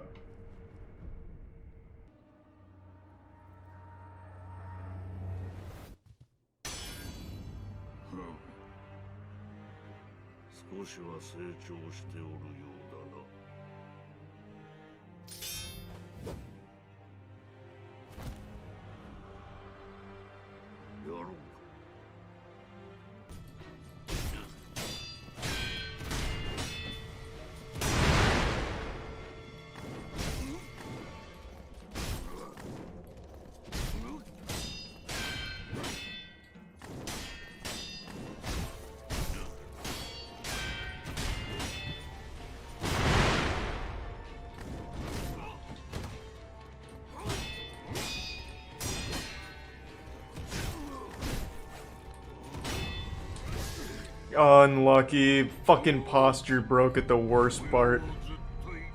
Unlucky.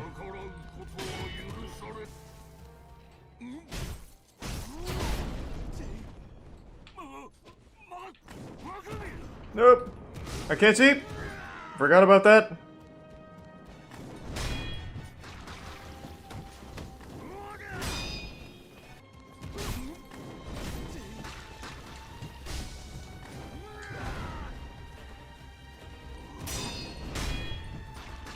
God damn it. So much poison.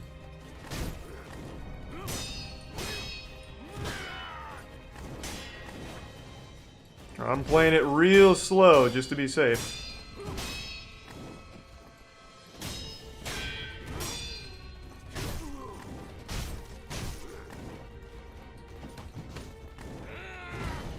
You got very confused on that. Come on. Oh, I didn't know what that did.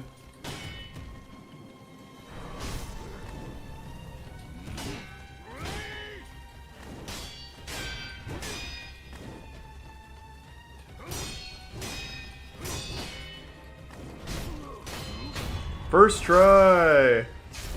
Easy.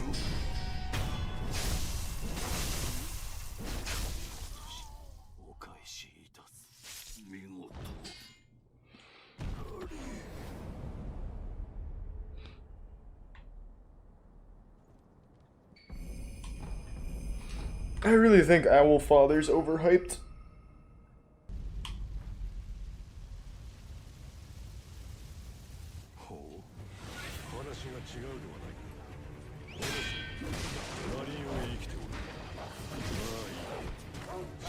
Jesus Christ. Oh. Very good, very good.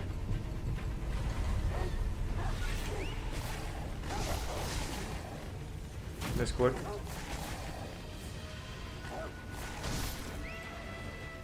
Okay, this guy just summons a fucking ton of dogs, it seems.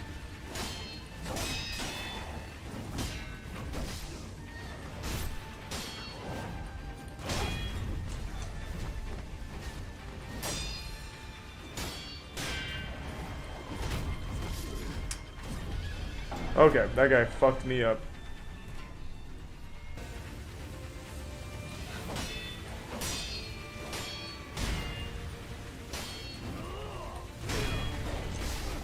Oh boy, the dog combo.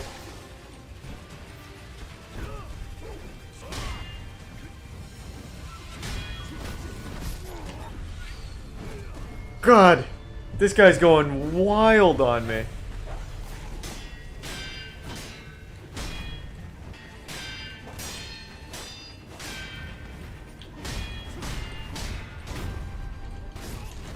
That fucking stun duration is nuts.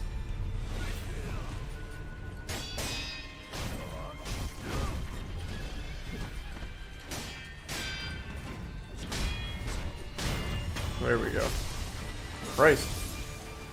That guy was wild. Those kicks are fucking crazy. Oh shit, oh shit. Okay, get out, get out.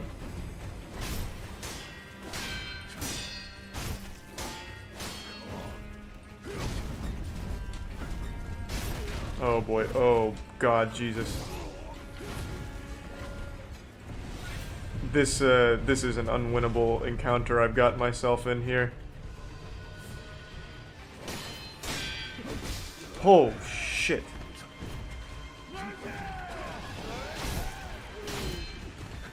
Up.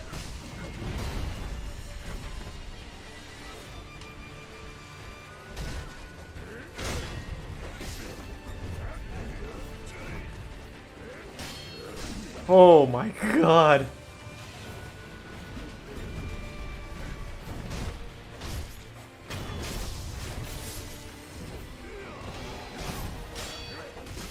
I don't think there's a whole ton I can do here to squeak out of this one. Maybe I can try and lose aggro. What? Oh my god, this guy's fucking me up.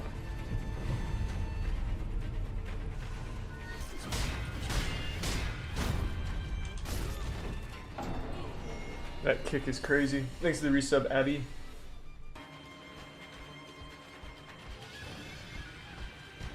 If I can just pull him alone, that's fine too. Oh, what the fuck? Oh, what the fuck? Okay. Thanks to the resub, Gray Jacket and Cobbly. Really went for it. What the fuck?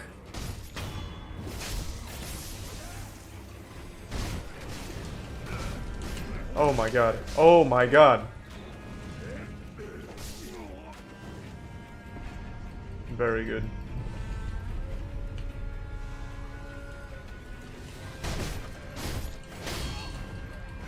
Why am I not getting any fucking death blows?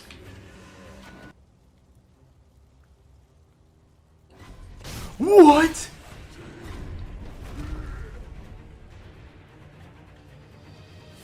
Huh? I don't understand.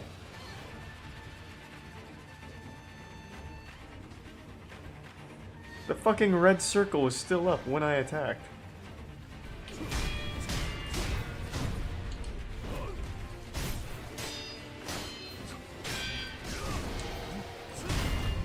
Okay, hold on, there's hope. Only the archer got aggroed. I might be okay. Oh shit.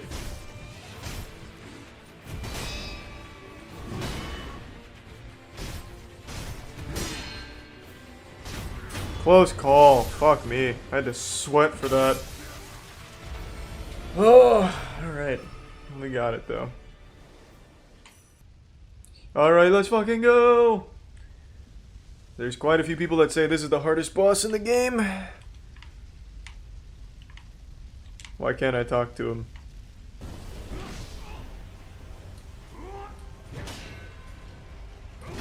Holy shit. Jesus Christ. Is this a shadow fight? No. Exit tier 1 undead Abba.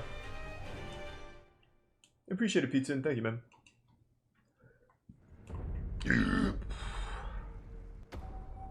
That was big. He popped off.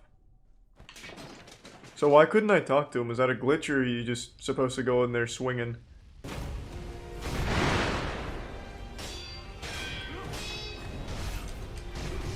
Whoa, what the fuck just happened there?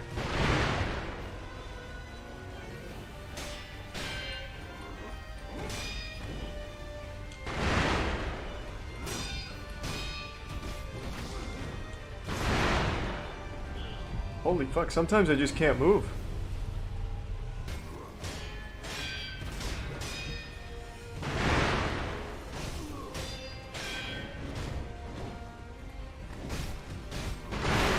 That, oh my god.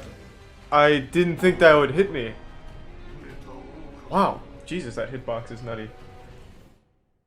Holy shit. I cannot do much posture damage to this guy. Exit Prime distorted, even though I'm getting timing down pretty good.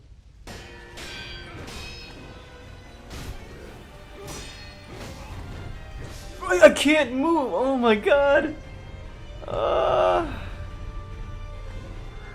Getting hit one time against this guy, like, keeps you down for the rest of the fight. Okay.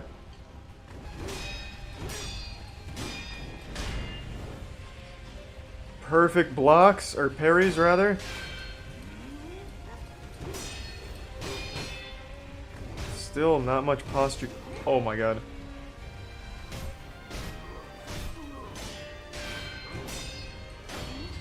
Okay. There's one.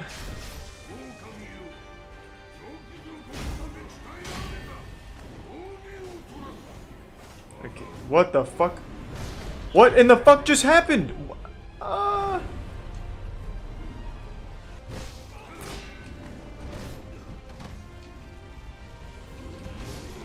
I didn't realize I was out of gourds. Exited Bits Punk in the gift sub Cantaloupe. Well, yeah, this guy's nuts. I just don't do any posture damage to him at all.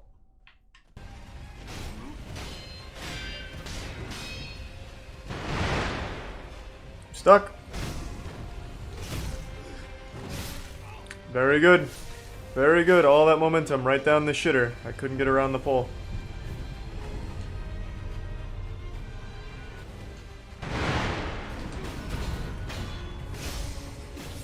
Alright, phase 2, let's go.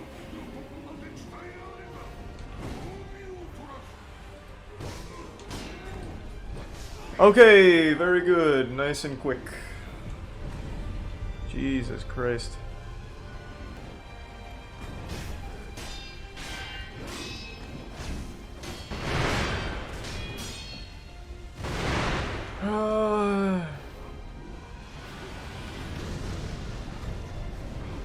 Whoa!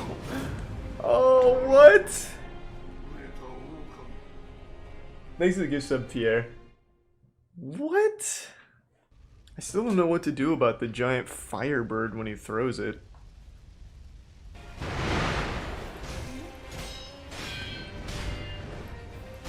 What? Okay. I don't understand how mine was not first. That's sweet though, Pierre. Increase your attack power. Oh yeah, that's a good idea, that's a good idea. Can't believe it. Oh, what do you mean?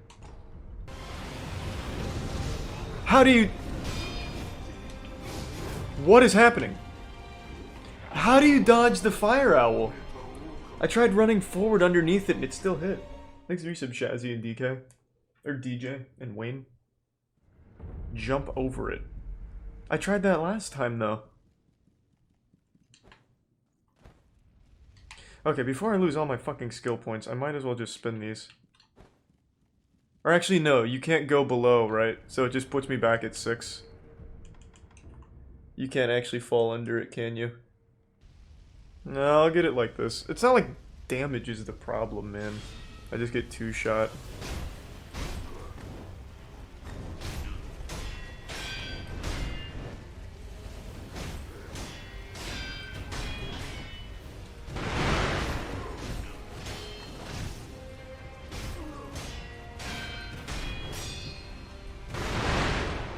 Didn't make it behind him. Oh boy. Well, that was a really smooth run right there for DPS until right then.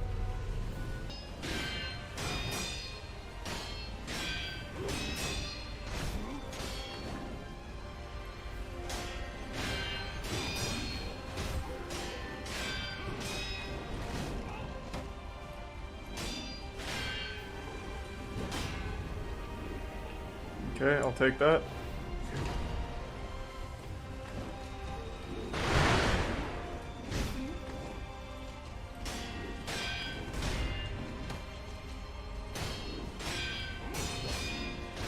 Finally, fuck.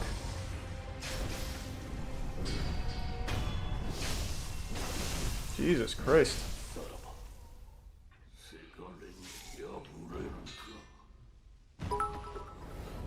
Thanks to the bits, fat kid. Should have done that 5 attempts ago.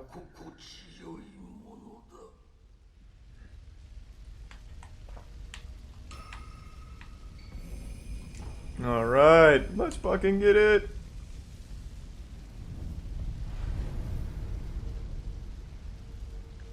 We'll see about that, fat kids in a tree. Thanks to the tier 1 no Sakura. Jesus Christ. Alright. Wasn't too bad. Orphan of Coast took me more attempts. That was, I think, like right around 15. Stop counting. No, I'm not gonna cheese the demon. I'm gonna do it the old-fashioned way, thanks to the Prime breakfast. I don't have Umbrella though, so we'll see how this goes.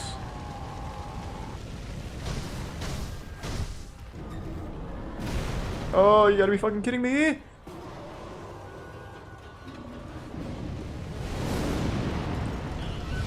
I do not know how to dodge that. That shit hits every time. I feel like I might need the Umbrella just for that.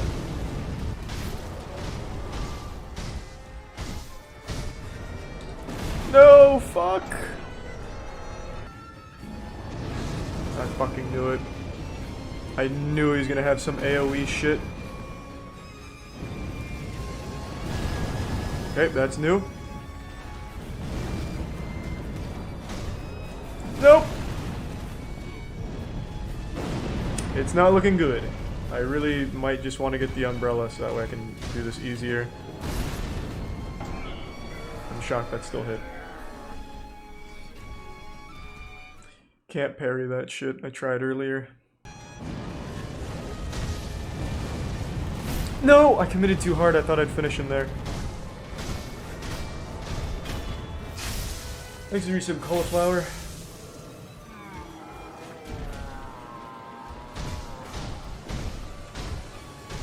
Oh, I don't do any damage there. What?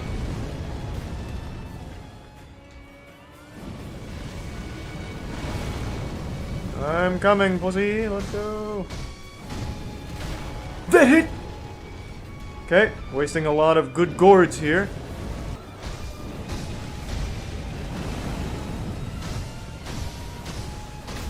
Third phase, let's go!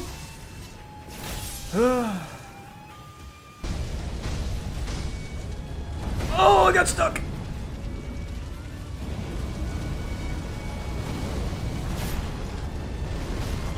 No way, why? Fucking why? I got fucking stuck. Okay, that was a huge combo from him this time. Great start, that's what I'm looking for. This is when I do my best work.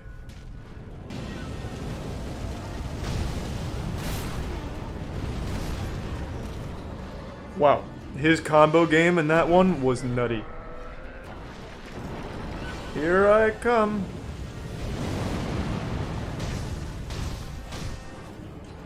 I committed very hard for that. Okay. He was one shot away. I thought I could get away with it. It's fine.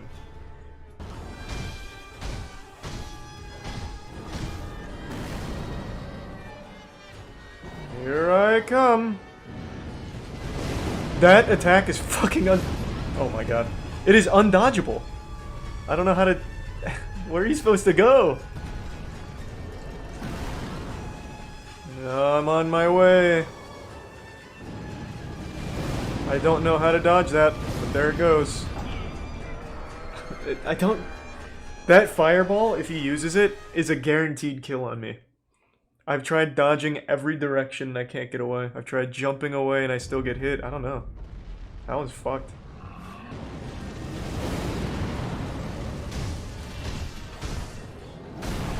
He is hitting me every time now with this stomp. In a full sprint. I think I'm fucked here. I'm a little tilted. No, you son of a bitch! He's gonna do it. He's gonna do the fire slam. He knows it's my weakness. Luckily, I got right up in his ass for it.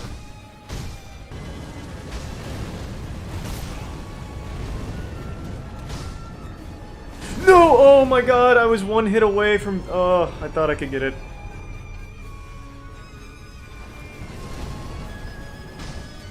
Those 2 hits, it turns out.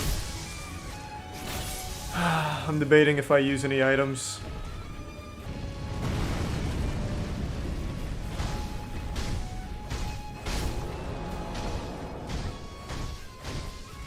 I'm using an item.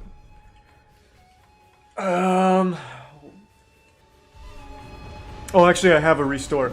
Real quick, let me make sure I didn't see this wrong. I have a restore, don't I? Like, I will revive if I go down again. I'm getting no's and yeses. No, it's not full. I'm a little afraid to go back and check.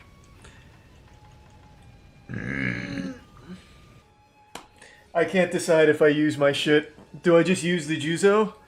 Because I'm afraid if I use it and I don't beat it here, it's a big fucking waste. Most people are saying no. I can't decide. You sure, Chainsaw Man? I'm gonna trust you, Chainsaw Man, and you better not lead me astray.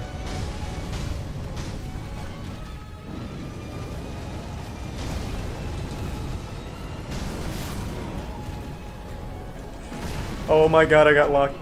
Chainsaw Man, you were completely fucking wrong.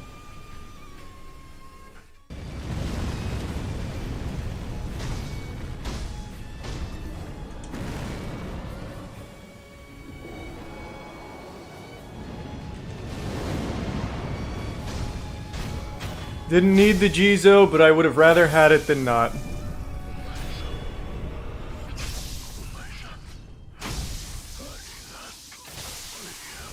No umbrella, no prosthetic. I used rice and I didn't need the Jizo. Okay, we fucking got him. Holy shit, that was tough though. Not gonna lie. Total, how many attempts? 12 deaths. Not bad. Alright, next up, Ishin Sword Saint. What's the idol for it? Alright, let's see how Ishin Sword Saint treats me this time around. This shit took me 3 hours the first time I got to him. Thanks to the gift sub Zoo. And I got him in a bitch ass way. I played like dog shit against him. I cheesed him. No, I didn't umbrella cheese. I literally just waited for one attack and hit him once and just repeated that for like a 40-minute fight. I will definitely not beat him first try, I can assure you of that. It's a 4-phase boss battle. No chance.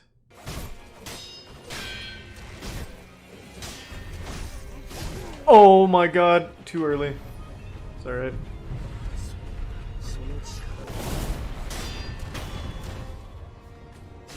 Okay.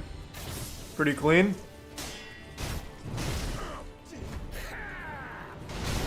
Oh, fuck. I forgot that that actually did damage.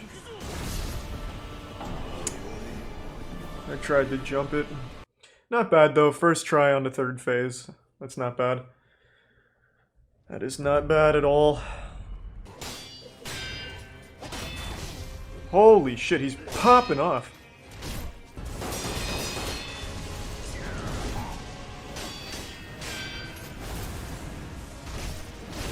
I thought, oh my god, I thought I could interrupt. Oh, almost. I actually had a really good rhythm for that. I thought 2 hits would interrupt. Fuck. That was pretty good, though. If I Ichimonji double that, does it interrupt, or do I just need to run away regardless?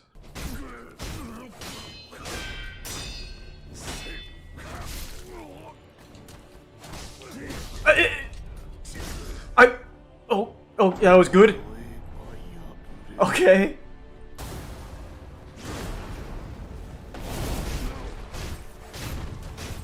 Okay, very clean, very clean.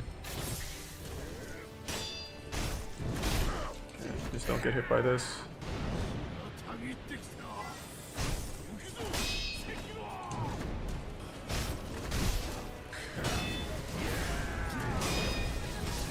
No way!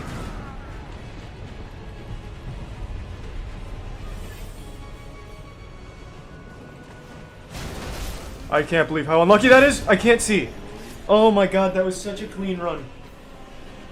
Oh, such a clean run up until that.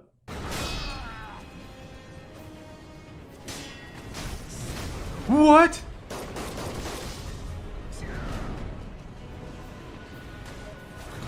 I can't believe how unlucky this has become!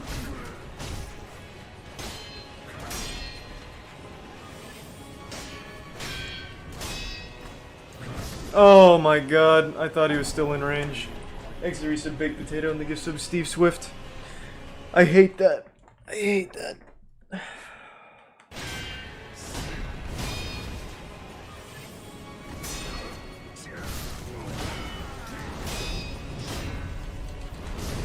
What a combo, I couldn't move. Holy fuck. That was big, he felt it there.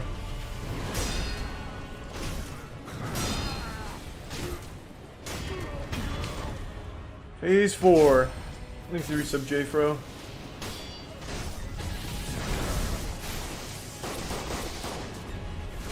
Oh my god, that couldn't have gone worse. Why didn't I throw the lightning back?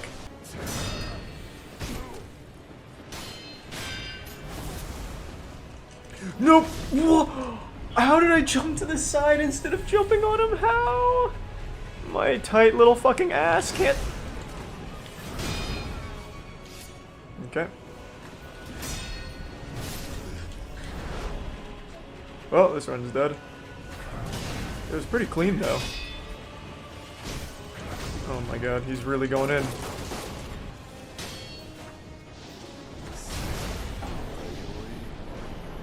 He tanked right through it, big man. What a big man. God damn it. There we go.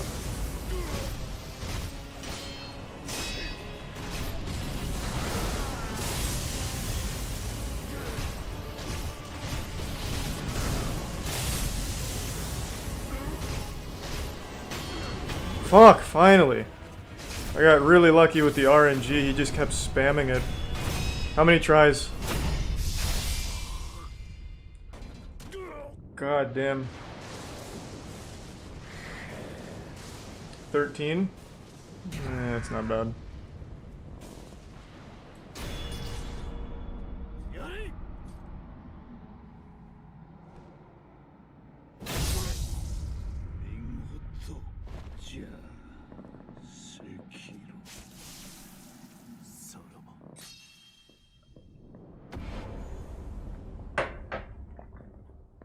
Fourteenth try, 13 deaths.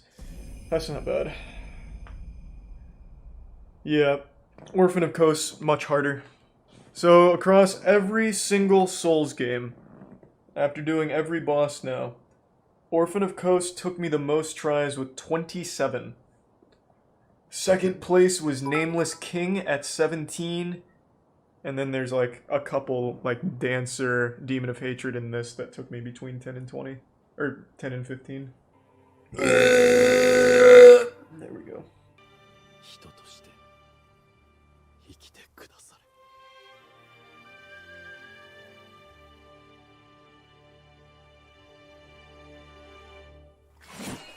No, what the fuck?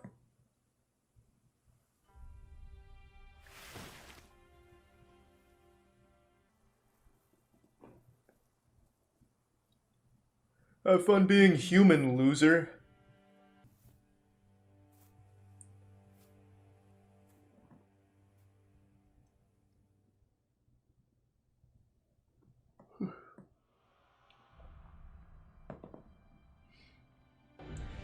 Not bad. That completes our Soulsborne marathon. We've done every boss in every Soulsborne game. I've said this before, and now it's time to dust it off and say it again. And I don't care whose feelings get hurt by this. Just like a suppository, I don't care if your ass gets sore. It's time to hit you with the truth. It is extremely embarrassing when somebody makes one thing their entire personality. Whether that's being a fan of a show, being a fan of a band, or expanding beyond it. If you have like a shtick that becomes a meme, making that meme your entire brand and your entire life. I find that to be cringe. And the internet is of course a portal to cringe, so let's show you who I believe to be the most sad specimen when it comes to this phenomenon. Salt Bae. Salt Bae is a restaurant owner who rose to fame because he sprinkles salt down his arm like this while wearing goofy sunglasses. He looks like a time traveler from a steampunk dystopia. He took off as a meme and kind of a joke online, but then that meme got made into real flesh. He adopted that as part of his soul, and it has now become his entire identity. He translated all of that online buzz into real-world success, so his restaurants are actually quite popular, and they're known for extremely overpriced food. Most notably this abomination. This is a steak wrapped in edible gold, and I think it looks truly awful. That shit looks like a poorly wrapped Christmas present, but what's even worse here is Salt Bae himself, the Santa Claus of meat.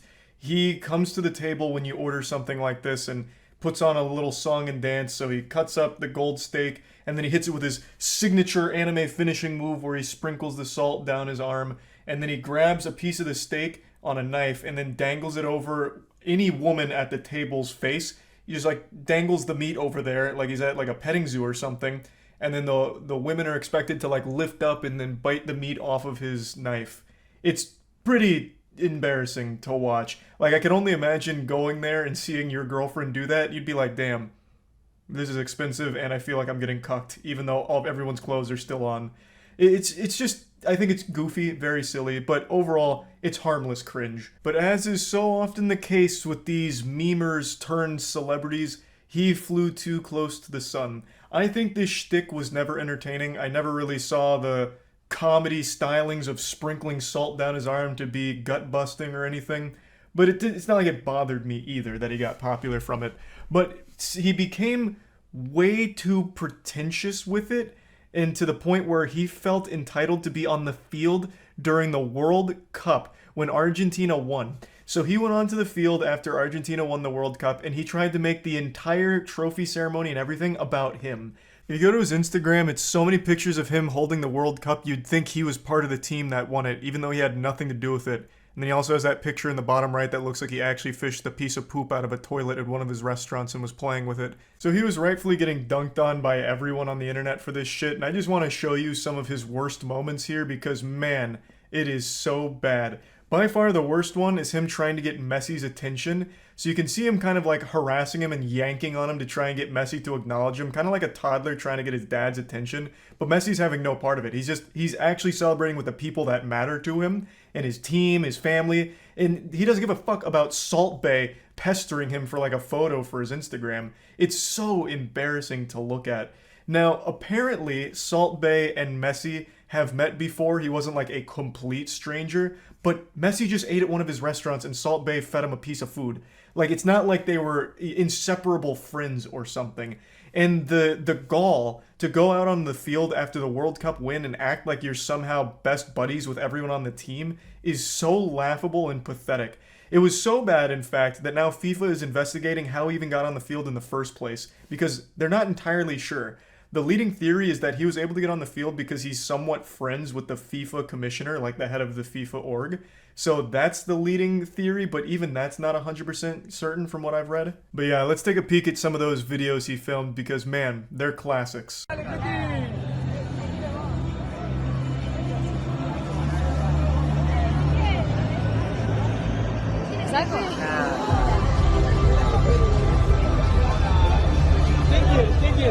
Just like taking a trophy from a baby. So Salt Bae continues to like yank on the trophy until finally the player just relinquishes control to it, and Salt Bae hoists it up as if he's somehow responsible for it. He also shakes his finger no to the baby, letting him know that it's his turn, it's his trophy, he fucking deserved it. He put nutrients in that team's body one time fucking 4 years ago. So he's just as much a part of the crew as anyone else there. He has every right to this trophy. The delusion is remarkable. It should almost be studied. And of course you can't go for a single video without hitting him with that salt sprinkle.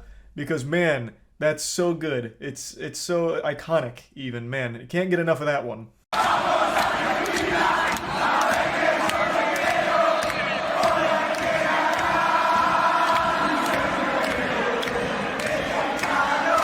Man, that guy's face really tells the whole story. That discomfort. Faking a smile, but his eyes are just beyond annoyed. Wondering who is this guy, and why is he squeezing on my hand and trying to grab the trophy from me? This one's a real quick one, hitting him with a wow and then spanking the trophy, giving it a little slap on the keister there. And you can see yet another player very uncomfortable with Salt Bae's presence. He's just this like miasma of uncomfortableness. He swoops in like this absolute plague of awkwardness. He shouldn't be there, and everyone knows it, and he is there, ruining the moment. It's so fucking weird. Oh, here's a great one for the scrapbook. Yeah, biting on his medal there. I'm sure he really liked that. A guy that he is not friends with, doesn't even really know, coming out of nowhere for a photo op, and then surprising biting on the medal. Though I guess in Salt Bae's defense, the medal does look a bit like a waffle, so maybe he got a little confused. Maybe he was hungry. There were a couple more sightings of Salt Bae out there making a fool out of himself, but I think these are by far the worst, so there's no reason to keep dunking your head in here into the cringe. I just wanted to make it very clear that this is some absolute clown behavior. I never think it's a good idea to try and make one thing your entire identity. Whether it's a meme, whether it's you just being a fan of something, I always think that that's always just going to be a path to cringe. Just imagine getting a huge ego because you sprinkle salt down your arm on overpriced steak. This isn't the only case of this happening though, by the way, and I've talked about one other before that I'll briefly mention here since it's related. You might remember during E3 a couple of years ago when Keanu Reeves made a surprise appearance, there was that "you're breathtaking" moment that, you know, captured the world and tugged on everyone's heartstrings. Well, the audience member who shouted out, "No, you're breathtaking," which became a huge, you know, online deal, the guy who shouted that tried to make an entire career just off of that one line, that one moment, trying to capture that lightning in a bottle over and over again. He became a YouTuber and streamer who tagged everything with hashtag "you're breathtaking" or hashtag breathtaking and called himself the breathtaking guy. I think. I can't quite be certain if he called himself the breathtaking guy. I don't really remember exactly what he gave himself, but I do remember everything he did. He did it with the "you're breathtaking" as the forefront. That was his whole brand and that was his whole online identity, and tried to make a career out of it. It didn't really work. It kind of worked in the beginning because it was still like a wholesome moment and it didn't seem like he was trying to clout chase off of just that one thing. But then it lasted for over a year. Like, I still kept up with him like a year later to see if he was still doing it, if he'd finally like graduated from that and started to maybe pivot into a different kind of shtick or even no shtick at all and just being a streamer or a YouTuber.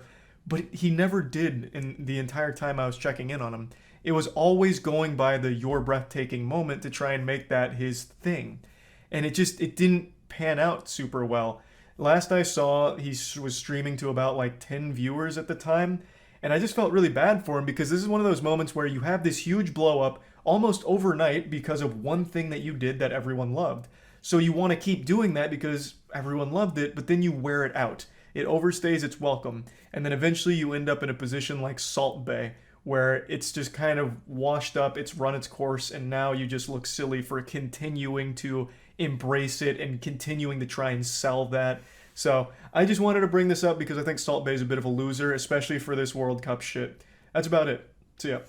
I think influencer is just a disgusting word. I feel like when you hear the word influencer, you should react the same way as when people hear the word moist, just uncomfortable and grossed out.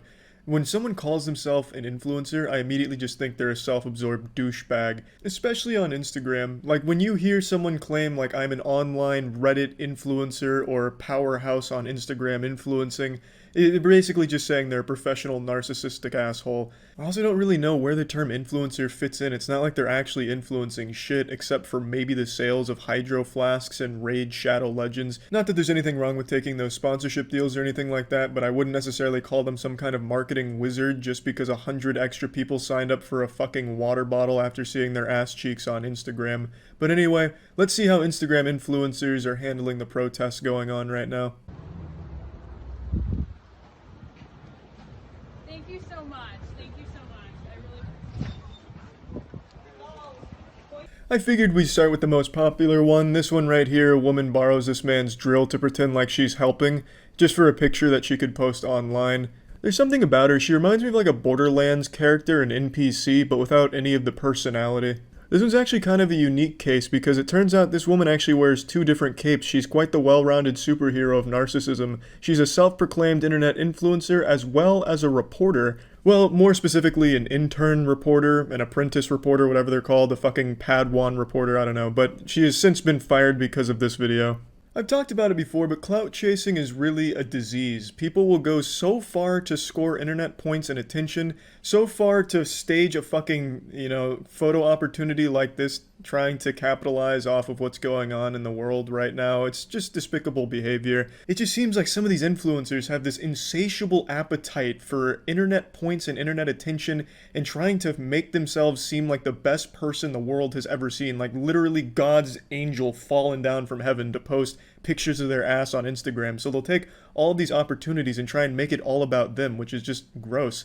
And what's even worse about hers in particular is how shitty the picture looks. It doesn't even look convincing like she's doing a good deed and helping. It looks like she's actually just stolen this man's drill and he's surprised about it, and she's doing nothing. It'd be like if I took a picture with my car's hood up and a sledgehammer in my hand giving a thumbs up towards a camera. It doesn't look like I know what the fuck I'm doing, it just looks like a dumb photo. I can only imagine how much further she would have went if this clip didn't go viral, if no one was filming this. I wonder if she would have kept doing these fake good deeds, like in the next photo she posted the day after this one, she has a picture where she's giving a PlayStation 4 to a homeless man while smiling. Her boyfriend take a picture of her in front of a smashed T-Mobile.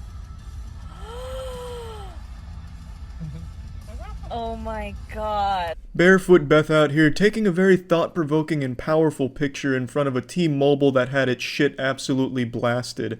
It seems these Instagram influencers truly are making a statement and showing they care. I can already imagine the wonderful and moving caption to this photo she posted. 50,000 people used to shop here. Now, here's my ass.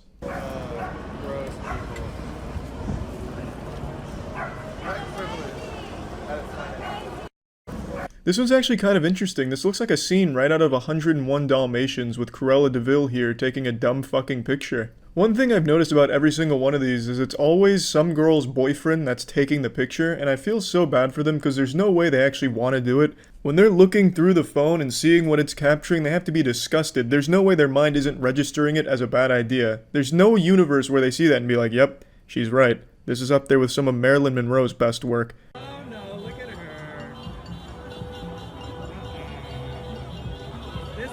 Yeah, I mean, a lot of these influencers really are treating the protests like it's Coachella. They're just there to take photos and leave. Like this girl was just hiding out to the side like she was in the penalty box in hockey and then just hopped in there, got the photo, and got the fuck out. It's pretty sad shit, but unfortunately not surprising just given the nature of influencers. There's like 20 more of these videos that I've seen, but they're all just kind of the same thing, and yeah, that's really all I just wanted to talk about. That's about it. See ya. There's no worse feeling than when you engage in an internet argument with some anonymous asshole, and then it turns out that that asshole is extremely talented.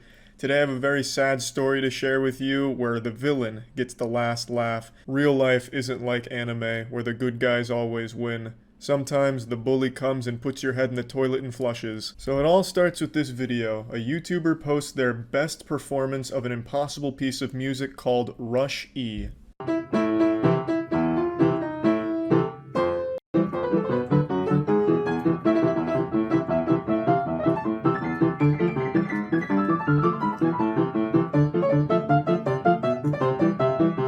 Now, obviously, I'm a fucking Neanderthal when it comes to piano. I don't know anything about any major pieces except from, like, your big ones like Mozart and Bach. So I had never heard of Rush E before, so I did a little research. Rush E was actually a song created as a meme that is quite literally impossible for any human being to play. And I don't mean that as like it's extremely difficult, I mean it is genuinely impossible. You would need 15 fucking arms and even then you would struggle.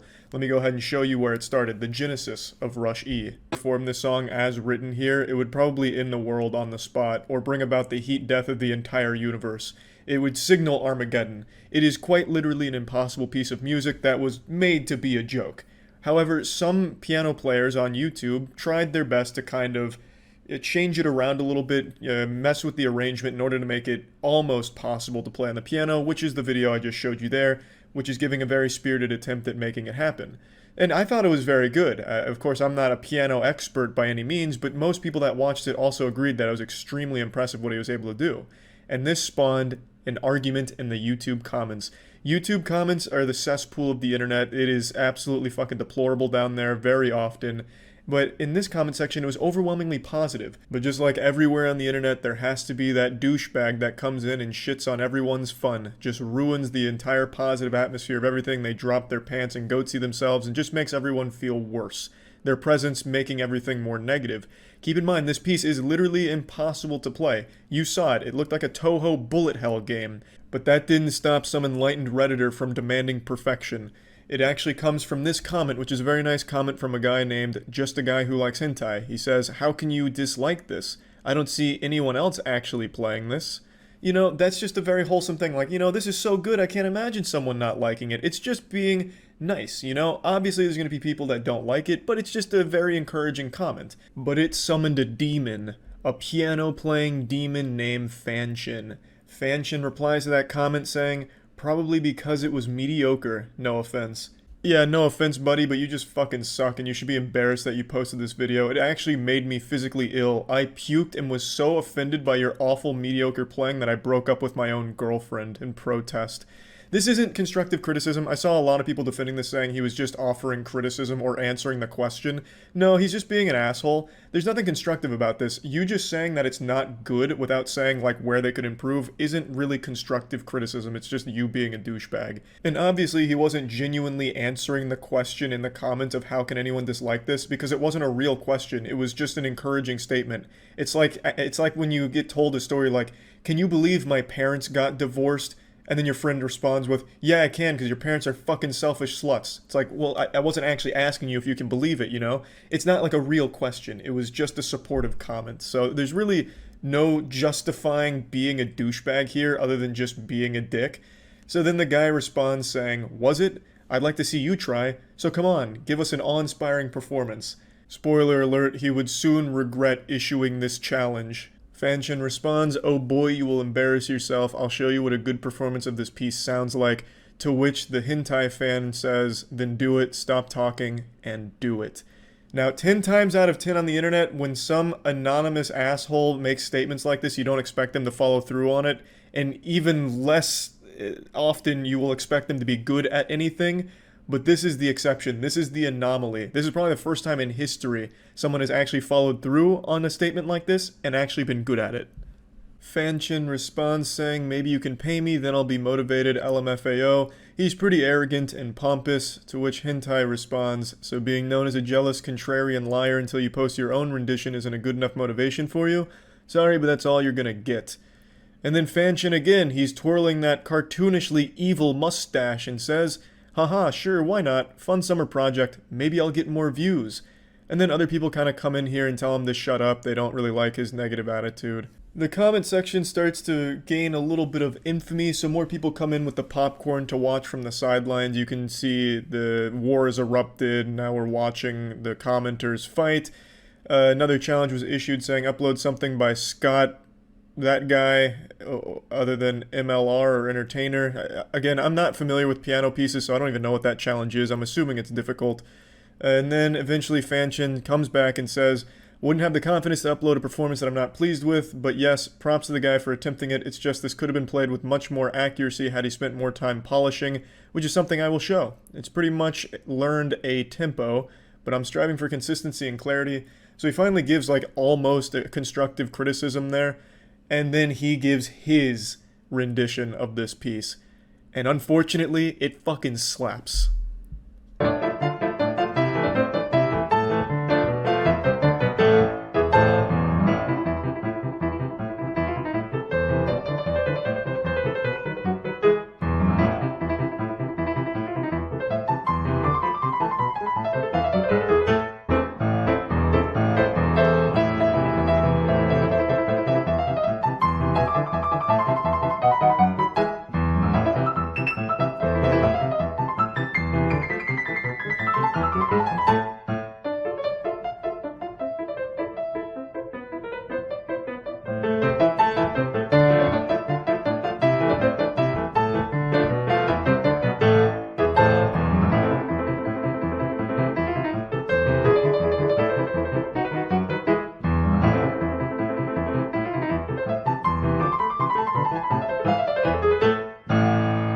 Yeah, I wouldn't be surprised if the hentai guy deleted his channel after that. I mean, it's unlucky that the guy that he was arguing with was the only person on the internet who happens to talk shit anonymously and be able to back it up with real talent. You really hate to see that. You hate to see an anonymous internet asshole turn out to be really good at something. That's a horrible feeling. I know when he watched this video, like when he dropped the video, he was probably still so confident, like, yeah, this is gonna fucking blow. And then he started listening, and as his erection grew, he felt more and more shame. Hentai guy was just sitting there stewing in anger, like, fuck, he's actually good. Damn you, curses! Because, I mean, that's how I felt, and I wasn't even involved in the argument. But I think this also illustrates an extremely important point. No matter how talented you are, it can be overshadowed by a shitty attitude. A lot of the comments here, and even in the Reddit thread, were just kind of saying the same meme of pretty mediocre, no offense. Like, not even respecting his very clear talent because they don't like him. If you're insufferable and unlikable, people aren't going to respect your skill. And I think that's... Now, granted, it's not everyone because the video is still overwhelmingly liked, but it could have been a truly positive experience had he just gone about it in a much better way. Like, you know, this wasn't the best rendition of the song, but I do appreciate the effort that went into it, and in fact, it inspired me to want to learn it myself.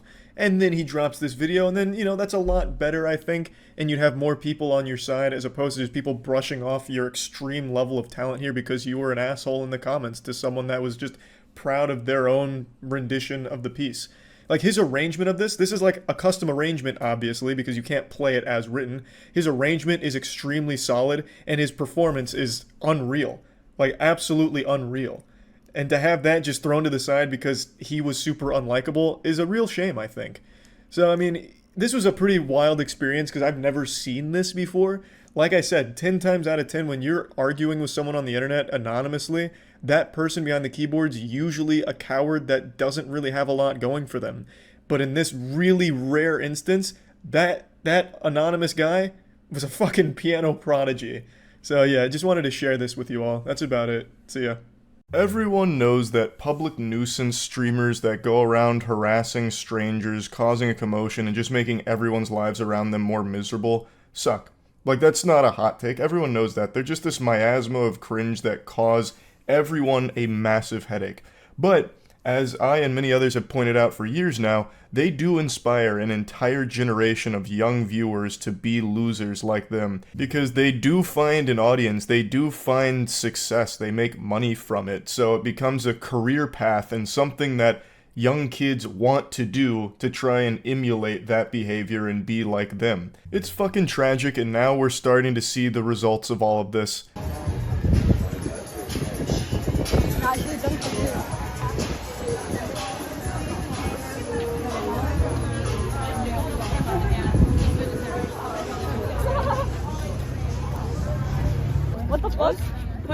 hand in my food again, and I'm throwing all of your phones.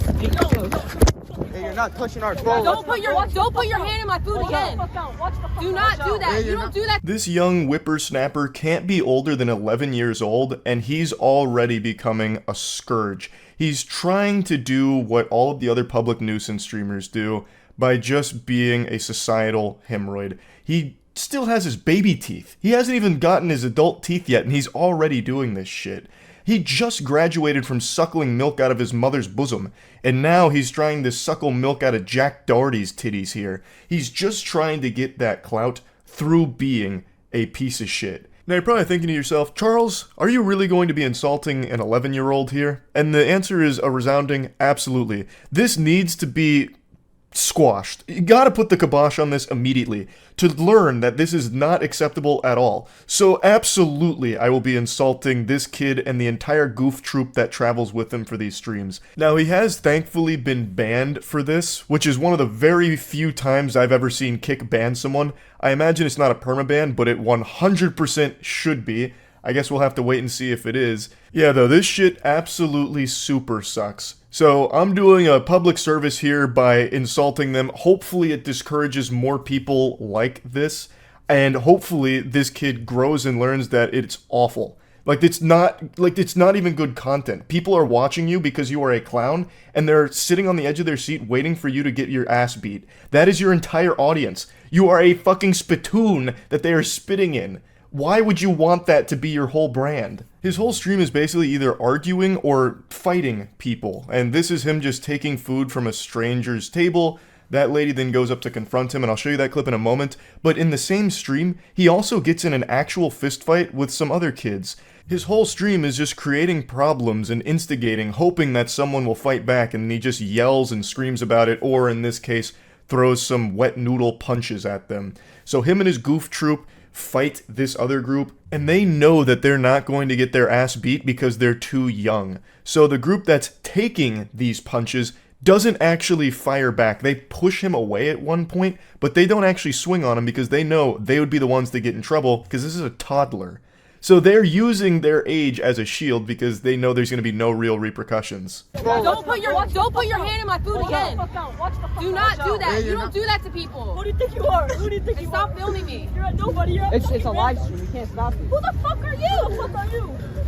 Give me the phone. Now you're not touching my fucking phone. Touch my phone, I'm gonna actually do something. Are you gonna beat me up? Back the fuck up. Back the fuck up. I will. How old are you? 5? Kid's making threats to this woman, then he also has his friend, behind her just in case. It seems like he was contemplating sucker punching her. That's what it seemed like the synapses in his brain were about to fire and tell him to do there. This is his whole stream with him and his friends just wandering around, making problems with complete strangers for no reason.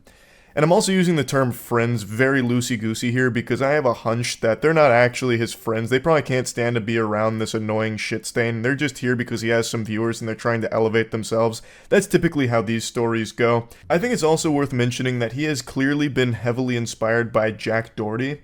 Jack Doherty is another public nuisance streamer who does this exact same style of content where he just travels around, makes problems, causes a ruckus, and he has a bodyguard with him so that when anyone tries to confront Jack, the bodyguard steps in and either attacks that person or scares them away and sizes them up, gets them out of there to protect Jack Doherty from the consequences of his actions while Jack peeks around the bodyguard still lobbing insults at him like a real tough guy. Also, Jack Doherty is probably about the same size as this 11-year-old. So, the reason I say that he's clearly inspired by him is because this kid also travels around with a bodyguard. That's who that dweeb with the TikTok broccoli hair was that's positioned behind the woman here. That's supposed to be this kid's muscle. Or backup, perhaps. Maybe sidekick. I believe it's supposed to be his bodyguard, though, like Jack Doherty has. But the clear difference between Jack Doherty's bodyguard and this kid's is Jack's is a full-grown adult man who is like a professional bodyguard. This kid's is another child who's still afraid of the dentist and probably still wearing Pampers and the head of the anime club. But he is still trying very hard to be like Jack Doherty. And the question needs to be asked, where are their parents? Where in the fucking world are these kids' parental figures? Do you? Alright, hold up. Do you? Don't do that again. Hold up. Yeah, shut the fuck up.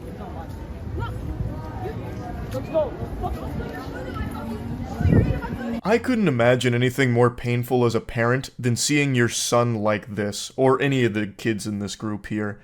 It'd be less shameful if they were just addicted to heroin. Now, I know a lot of people default to blaming the parents here because that's a really easy thing to point the finger at, especially with so many parents just sitting their kids in front of an iPad and letting them doom scroll the internet and letting the internet raise their kids. But in a case like this, I don't necessarily know if that's 100% how this happened. I think even if you're someone who's very active in their kids' lives, they can just stumble across something like a kick streamer like Jack Doherty and see him flexing his wealth and be, blown away by that, getting stars in their eyes and be like, I want to be like that. And no matter what the parent does, they can't really snap them out of it. That's just something the kid's going to have to learn through failure and learning that they're going to end up alone and a loser by trying to be like Jack Doherty. But I think there is a clear problem here that the parents aren't here. Like, they're just letting their 11-year-olds wander around IRL streaming. Under no circumstances should a child of this age be fucking IRL streaming on Kick. Kick is a platform that actually has child predators on it. There was a whole expose video about a big streamer who was legitimately a fucking predator. And their kids are now streaming IRL on that platform right now. And even on any platform, I don't think any kids should be doing any kind of streams like this. So I really am curious why the parents aren't more present in their life to allow them to stream for hours like this. That's just downright irresponsible, 100%. But I don't necessarily blame them for the kid trying to be a Jack Doherty clone, a bootleg Jack Doherty. That's something that even if the parents were monitoring their internet usage, he may have just stumbled across through TikTok or Twitter or something and then just got hooked on it. And that's a hard thing to stop as a parent. I do understand that part, but they definitely need to know that this is not acceptable behavior or normal behavior for kids to be doing. Fucking streaming, being an asshole. Come on. The parents definitely got to step up here and do something, I would say. Unfortunately, I don't think this is going to be the last time we see a kid start to do streams like this. I really do think that streamers like Jack Doherty, who I keep name dropping, but it's just so clear his influence on this kid's life, really do create further degenerates. They just continue this cycle of degeneracy by making more people like this. And it sucks. That shit is terrible. So hopefully I'm wrong and we won't see more cases like this, but man, it's still awful. Even with just one case, that one kid was inspired enough to start trying to do the same thing. It's sad to see. And yeah, I just wanted to talk about that a little bit. That's about it. So yeah. Last night I went to bed really early. I was just all tuckered out, so I said, "Goodbye, moon," and I snuggled on into bed to catch some Z's. Little did I know that while I slumbered, we'd all been paid a visit by someone very special. And I'm not talking about Santa Claus, but I am talking about another man in a red shirt. Nikocado Avocado. I woke up this morning in a different timeline. I think we shifted back to the Berenstain Bears universe and left the Berenstain Bears universe behind. 2 steps ahead. I am always 2 steps ahead. This has been the greatest social experiment for my entire life. So I am the villain because I've made myself one. This moment right here is this generation's I Am Your Father. This is up there with the Darth Vader identity reveal. Perhaps one of the most unexpected things I've seen in quite some time. When I was watching this, I let out an audible whoa. Like, I couldn't help myself. My body responded without any other part of me having say-so over it. My body itself, my soul, was shocked when he took the mask off there. So he gives like a villain monologue that sounds like it's out of the Fallout universe, talking about how he's 2 steps ahead because he had played the villain for so long now. Today I woke up from a very long dream. And I also woke up having lost 250 pounds off of my body. Yet just yesterday, people were calling me fat and sick and boring. Losing 250 pounds is an unbelievable feat that's nothing shy of extraordinary. and he mentions how even yesterday, YouTubers and many other people were calling him sad, fat, depressing, sick, and all of that, and still making videos about him, even while he secretly, over the course of 2 years, had been losing all of that weight, and all the videos that people were talking about were actually videos that Nikocado had filmed 2 years prior and kept drip feeding to the community to keep them either entertained or keep himself fanning the flames of drama for people to latch on to. It is actually very fascinating. Now, some of you might recall about 4 years ago, Nikocado, Avocado, and myself had a tiny bit of beef. I'm talking like a Salisbury steak level of beef between us, and we had a bit of a tinkle-tussle back and forth pissing contest, and boo! Fact check jump scare. I wanted to double check when all of that took place, so I looked at it. It turns out it was 2021 AD. It was late September, so it's coming up on 3 years, not 4. I was a little off on that. Time moves very weird now. I don't know what happened, but time is moving at a different speed than it used to.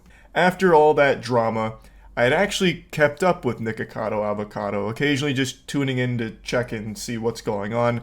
I made a video like a year ago on a piece of content that Nick dropped where he actually did talk about a weight loss journey that he was going on, and I've kind of just been cheering him on from the sidelines ever since then, just hoping that he'd follow through on that and just to see where it all goes. So to see this come up was not only extremely surprising, just given how much weight he had lost in a relatively short period of time. I know to a lot of people 2 years, like on the internet terms, that's like ancient history. Things that happened 2 years ago, that might as well be the fucking void century that no one remembers. But, like, speaking realistically, 2 years to lose 250 pounds, that's a speed run. Those are gold splits. I haven't made a video for like 2 years, and this is where I'm posting now on this channel, so I hope you consider subscribing if you want. I'm actually posting more next week, so yeah, that would mean a lot to me. On his second channel, he mentions that it's been 2 years since he's made a video, so you can piece little breadcrumbs together in your head and follow this path here, connecting the dots. He has released videos on all of his channels over the course of 2 years, quite a few of them. Not to the same frequency that he used to, but he still had a ton of videos that he was releasing over the last 2 years. Videos that were posted 2 weeks ago, or even as recent as 5 days ago, where he is that same weight, were all apparently recorded years ago. And it's not like it's CGI and it's not AI-generated content.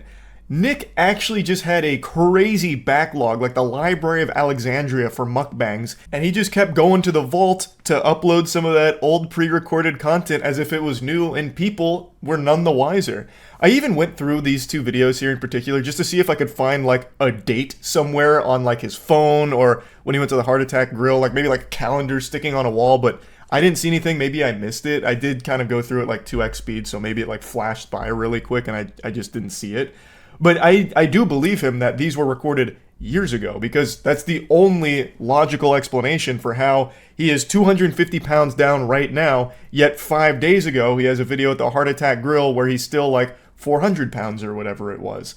Dude was playing chess while the rest of us were playing checkers. He played us like a goddamn violin, and Nick loves the violin. Many of you might not remember this from the Nick Expanded Universe, the lore, but he was actually an incredible violin player. He was more decorated than, like, Captain America in terms of accolades when it came to this. Like, in his field of violin, he was a very well-regarded, talented player. And he came out here and just fucking Gangnam Styled on us. He really did play us like a sweet melody on that instrument. It was a long 8 years, wasn't it? It was a long 8 years. And I didn't think that it would have gone this long, but it did. And it was like a bad dream that, yeah, it was like a really bad dream that we were waiting for it to be over. And it's over. It was just a dream. For a long time, Nick became synonymous with breakdowns on camera. Nick and breakdown went together like a peanut butter and jelly sandwich, and that's something people talked about a lot, but then always talked about how it was always fake for views and drama and controversy. I have always somewhat believed that there was always an element of truth to some of the things Nick was saying. I really do believe that Nick was miserable with what he was doing, but felt like he had to keep doing it because that was his source of income. That was his livelihood. And he was probably very afraid to just stop doing that. Which is completely understandable, because if people are subscribing to watch you eat yourself to death and you stop doing that, they might leave. And now you've got your ass in your asshole and no money being generated anymore because the audience left from you not doing the content they wanted you to be doing. And I really do feel like he felt like he was a prisoner to that for a while. I'm not trying to be an armchair psychologist here, it's just I've watched a lot of Nick's content and it really does feel like there is a lot of truth to some of the things he has said during these moments.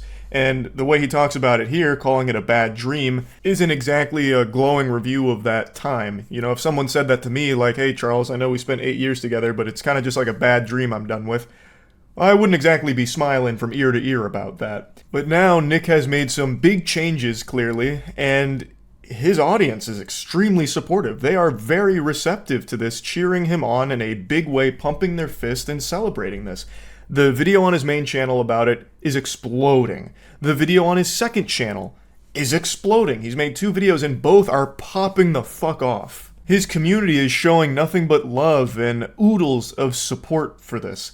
And it's what people have said for a long time, that if Nick actually did go through this weight loss journey, it'd probably be extremely good for him. Like, not only health-wise, but like in terms of his channels and like his community. It's inspirational. Like, people would love to see that, and I think it's clearly showing here. And it's not like Nick has to stop doing mukbangs just because he loses a lot of weight. And it seems like he is going to continue to do mukbangs because he loves doing them. We were all just dreaming. Cheers. And I love being a mukbanger. I love food. I like eating food. And I like being here. So let me know what you think. Just because he's lost 250 pounds doesn't mean that he's washed and you need to hang the jersey in the rafters and retire his jersey number. You know, like, he can still keep doing mukbangs the same way he was before, but now in a healthier place.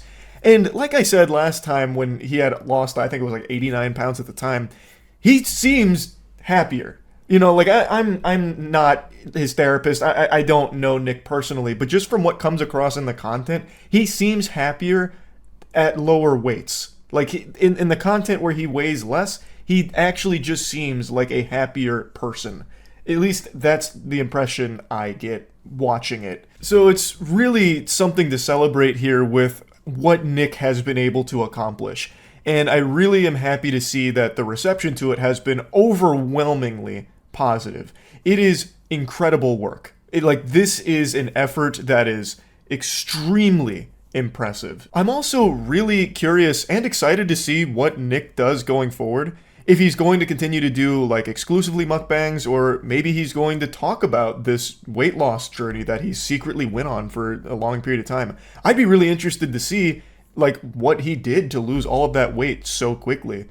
I think that'd be really interesting content if he talked about it, or, you know, showcased, you know, maybe some of the things he was doing for cardio, or if he was doing weight training, what that looked like. I think there'd be really good bangers, like if he made content around that as well. While still, of course, having mukbang be the bread and butter, I think it'd be cool now if he would supplement it with things about this weight loss journey. The violin, I think, would be cool to bring back, because if you look at Nick's older videos, he really is like a fucking wizard with that instrument. I think there's a lot of potential and a lot of possibility with where Nick currently is. And it's nothing but positives here, so I wanted to talk about it a little bit. And yeah, that's it. So yeah. I have sworn multiple times that I would stop talking about EDP 445, but just like most people's New Year's resolutions about going to the gym, I'm going to have to break it. Every few months for the last couple of years, like clockwork, he will try and come back to the internet after his historic fall from grace after being caught in the now infamous cupcake sting operation that outed him as a predator. He'll come back with an almost cartoonish development. He has been on this non-stop wild and wacky roller coaster of crazy, goofy shit that he tries. He's this gift that just keeps on giving with the amount of unbelievable shit he tries. Like an everlasting gobstopper of goofs. I've compared him to the box ghost from Danny Phantom, and I think that is just the most apt comparison. He's just this silly villain that keeps popping up every now and then just for people to laugh him off the face of the internet, but he'll always come back as a cameo in later episodes. And that's why we're talking about him again today, because it's that time of the year where EDP tries to make a claim that he's innocent. And this time, he's saying, actually, it was all acting. He was only pretending to be a pedophile. He was method acting as a child molester, as part of a movie production. I know that sounds unbelievable. That sounds like I just made that shit up in a game of Mad Libs, but I'm being serious. That is the angle he's trying. He posted an entire breakdown of his defense that this was all a setup, that it was supposed to just be improv acting, but they published it as a real thing and it cost him his whole career. Now, before diving into the fanfic that EDP tries to craft here like he's working on a fucking Tumblr blog, I do want to make it clear that even though the Cupcake Doomsday sting operation was the apocalypse that brought down the world of EDP, it's far from the only instance of him talking inappropriately and sexually with minors. This was just the only one where they actually caught him in video. You know, this was no longer just blurry photos of Sasquatch or rumors. They finally had him on video, flirting with, and then even going to a physical location to meet someone he believed to be a child. This followed sexually charged conversations as well as inappropriate pictures, including a picture of his poopy in a toilet, an actual shit pic. I make sure to mention that anytime EDP's name comes up because god damn it, that shit is crazy. And following all that, he went to the physical location to meet someone he believed to be a kid, and said the reason he was there was actually because his belly was empty, his tummy was growling for a cupcake, which is why it became known as the Cupcake Incident. But this is just focusing on that video and not any of the other numerous claims and evidence about the way he talked to children and all of that. So let's take it from the top here in the timeline of events. He lays out all the lore, and it dates all the way back to 2019. So he's laying out the goddamn Silmarillion here, preceding the Lord of the Rings events that take place later on. So in 2019, he flew out to Philadelphia for the world premiere of Maybe Next Year, which he was featured in. I suppose this was his acting debut, and that's crucial knowledge here because fast forward to 2021, he received an email from Chet Goldstein, who was the person conducting the investigation on EDP at the time, and he's claiming that in 2021, Chet Goldstein reached out to him, letting him know how impressed he was with EDP's performance in that documentary, saying that he was impressed with his work from Maybe Next Year and wanted to give him a shot for a different part in a film that Chet Goldstein was working on at the time. So he drops a receipt here of an email that basically just echoes that, saying, hey, you know, your work was fucking amazing. Can't believe you didn't win an Oscar. Would love to have you as part of this next production if you're willing to try out for it. Get back to me. EDP responds, ecstatic to take this role. This was really going to blow up his acting career. He confirms an address with him, that it's a Rite Aid location they're meeting at. Chet Goldstein says that, their cameraman will meet them at the Rite Aid parking lot, and it's going to be a random scene that they're going to act out for 30 to 40 minutes to see if he's fit for filming. He says, the scene we may ask you to act out may seem a bit odd, and I may crack some jokes and be rude in certain parts of the shoot that may seem offensive to you, but keep in mind, we have a protocol of situations we may throw at you to see how you respond and act in helping us determine if you're fit for the part. If selected for the part for the film we're shooting in Bakersville in October, we'll reach out in 7 to 14 business days from our meeting. Please message me back to confirm this date. So this is his bombshell, shocking revelation plot twist moment where you see Chet Goldstein actually was just wanting me to act, improv to make sure I was, up to snuff here with the role that I'd be required to play for his production. I was under the impression this was all part of the acting, which even upon hearing this excuse is one of the most unbelievable things I've ever heard. No, you remember that incident from 2 years ago. Keep in mind, he's just now posting this 2 years later. I'm guessing this idea came to him in a dream recently to try this garbage. But why wait 2 years if this is all legitimate? But regardless, all of that pedophile shit, no, that's just because I was a very good actor. I actually fooled all of you. It was acting, but I'm really upset because, I was misled. I was instructed to improv. I had no idea this was going to be the result. But I know what you're thinking, Charles, He posted receipts. He posted emails right there. There's proof. There's evidence to support these outrageous claims. Sometimes reality can be stranger than fiction. And to that I say, I do not like those green eggs and ham. I do not like them, Sam I am. These are fucking poorly photoshopped emails that he posts. He couldn't even Photoshop or crop it correctly.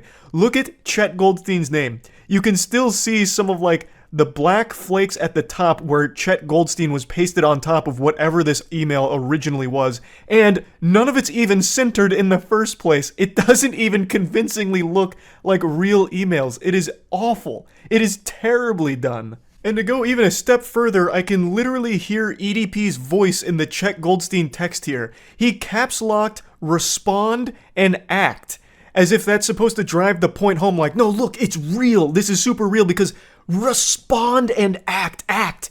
That's a key word. I'm going to have to capitalize that one so that way people know that this is key. It's blatantly fake. These aren't real emails. But you know what? I'm always willing to play ball and suspend disbelief. Let's assume that this is real somehow. And the odds of this being even remotely real are beyond minuscule, incalculably low odds, but let's assume they are. It still doesn't explain away all of his other repeated behavior with the way he talks to minors or anything like that, and it doesn't even explain away the video itself. There's nothing in there that even like gets corroborated with these emails he releases. Nothing checks out, even still, with the video itself and the claims he's making. He did an interview with like an AI, I guess. I don't really know, but he's doing this interview with like some kind of AI interviewer using some kind of like fucking voice modulator. And the way he explains it is even more silly. He had his business card attached to the email. Okay, and that was shortly after the movie, maybe next year or so. You put kind of 2 and 2 together and everything aligned to this actually being an opportunity for you. Correct, yes. Okay, so Chet emails you and tells you to meet him at the apartment complex? I'm sorry, maybe I'm not understanding. Well, again, you know, the original meetup spot was at the Rite Aid. In what fucking solar system would someone be so stupid as to get a random email from someone claiming to be a movie producer who just reached out to you with a cold call saying, hey, your fucking performance in this documentary was superb, spectacular stuff. Come meet me at a Rite Aid where I'm going to have you play a child predator. Would you think that that's a good opportunity? So let's assume he didn't know he was going to be acting as a pedophile. The second that they start spitballing this improv at him, like, okay, so all of these chat logs with this child, you're a pedophile. Why would he play along with it? What opportunity did you think this was? How would portraying a child molester be like this golden goose for you? You are already a successful YouTuber with millions of subscribers, but this was your ticket to the big time? You know, this role you thought you were playing, like the role of method acting a fucking pedophile? That makes no sense. That is inexplicably ridiculous. You know what I mean? And then the camera guy, Javier, he actually walked me over to the apartment complex. So in the fucking email, it was just, you know, boom, right here at the Rite Aid. And then camera guy is the one who walked me over to the apartment complex. This is the first time I ever seen this fucking apartment complex. You know what I mean? This does absolutely nothing to help proclaim his innocence here. If it was at the Rite Aid or the apartment complex, it doesn't fucking change anything. The clips he's showing, the Rite Aid only comes in the frame when EDP is leaving after they're talking about calling the cops and everything. That is when he is actually, like, making his grand getaway from this situation. He starts by going up to the apartment complex and then leaves going out by the Rite Aid. Do you have any indication on what you're walking into, what type of scene you're going to be acting out? He didn't tell me shit, basically. You know what I mean? He basically just said, hey, we got some chat logs here. We're going to improv this bitch. Go along with it. I'm just like, all right, cool. So... And then again, you know what I mean? It's like, how the fuck was I supposed to know this was a goddamn, you know, how the fuck was I supposed to know that this was a goddamn setup? Like, it's like, you know, you have fucking business cards, you have the official wavelength bullshit, you know what I mean? Motherfuckers is emailing you and shit. It's like, Anybody in their right fucking mind would have thought that this was legit. I speak for every single living, breathing human being on this planet in saying that nobody in their right mind would have thought this is legit. At all. I will suspend disbelief yet again here to just toy around with this idea. Why the fuck would you even improv this kind of scene? Did you want the role of a pedophile? Did you want that to be your acting legacy? The follow-up to your magnum opus performance in maybe next year you wanted to be the child predator? What sense does that fucking make? This is the dumbest defense ever. And he doesn't even do anything to, like, somehow explain away everything he says and does in the video itself. None of this explains any of it. And this fucking email screenshots are fake emails to begin with. The whole thing is so stupid. But it is laughable that he is actually trying this with a straight face. Obviously, this is yet again another desperate attempt to prove that he's never been a child predator, even though there is overwhelming amounts of evidence, even outside of this big video that came from it. There is still so much evidence against him, and really the only reason he never faced jail time is because the investigation was done by YouTubers and not done in collaboration with law enforcement. So he was able to squeak away based on that, which is something that has happened a lot, unfortunately. So it's crazy he's not even in jail, honestly. And he still keeps trying to come back to the internet. Even after all of this time and all of this shit, he still keeps doing ridiculously goofy shit like what you just saw there, with trying to say he's not a pedophile, he was only acting. Wild stuff. I just wanted to give a little update here and share that. That's about it. So yeah. Do you see IKEA getting the Roblox? Oh yeah, IKEA's got the Roblox thing that's coming up, where kids can make an actual wage. This is cool. They found a way to do legal child labor.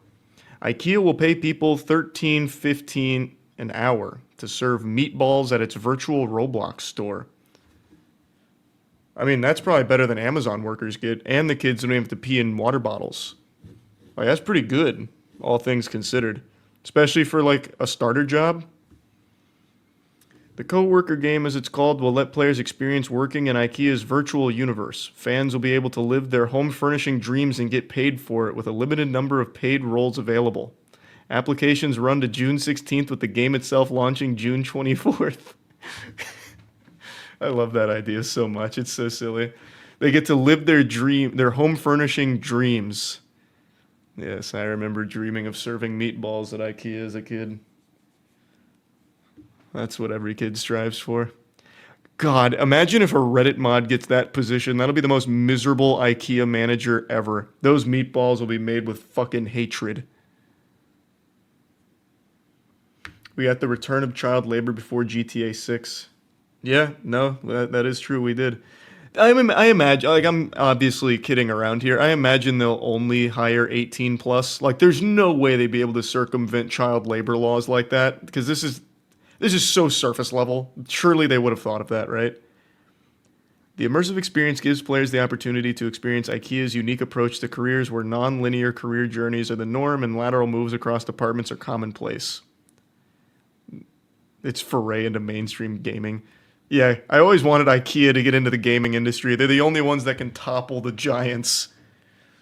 They'll be up there with the big ones. Microsoft will be down in flames. Sony crashes and burns. But IKEA, those games live forever. There are paid shifts on offer for 10 successful applicants. They'll help customers get promoted to move departments, working in different sections of the store like the showroom and bistro, helping people choose furniture and even serving meatballs. We're excited to be the first brand to launch paid work on Roblox to showcase how we do careers differently, bringing our unique career philosophy to life. At IKEA, there's no set route to career progression. Our coworkers are able to change roles, switch departments, and grow in any direction they choose, both in-game or in real world. There are many ways to learn and grow at IKEA, and that's what IKEA on Roblox is all about. Can you just tell me the age? Here we go. You have to be 18 plus and in the UK or Republic of Ireland to apply. Successful applicants will be paid $13.15, approximately $16.78 an hour. The IKEA hourly rate of pay for a London member of the staff. The The wages match the London living wage set in the UK rather than the lower national living average. Not even a bad career idea then, if you're just 18 and need some work. God, oh my lord, the kids that'll filter into an IKEA through Roblox must be insufferable. Imagine Jim Wool coming into IKEA. There'd be nothing but dust and mangled corpses left.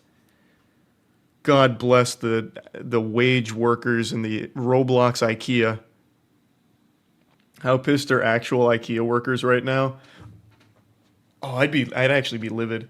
If I was in the corporeal dimension working at IKEA and I saw this come up, I would be so tight. I actually would. Because this is significantly less effort than working at IKEA in the real world, and they're making a comparable wage, I imagine.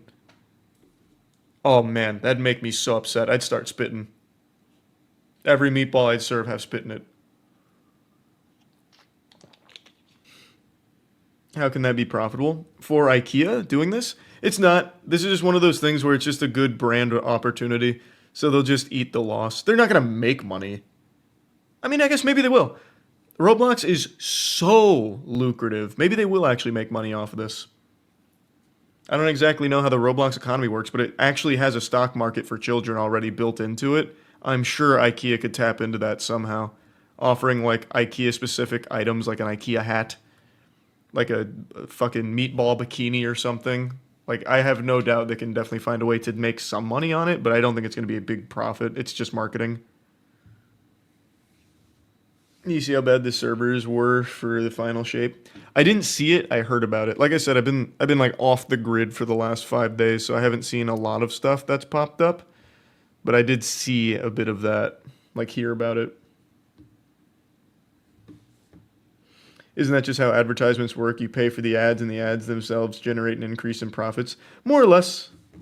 This one's a little different, though, because you're not only paying for the ad, which is building the world, you're paying for continual workers, like a whole salary on top of it. But yeah, like I said, it's just an ad. It's a marketing play. You put IKEA in front of the faces of millions and millions of children. And then they start tugging at their parents' pants. Mom, Dad, Meemaw, let's go to IKEA. I want to get their fucking meatballs. I had them in the virtual world and made so many friends. I can't wait. It's a magical wonderland. And then the parents will sign and be like, all right.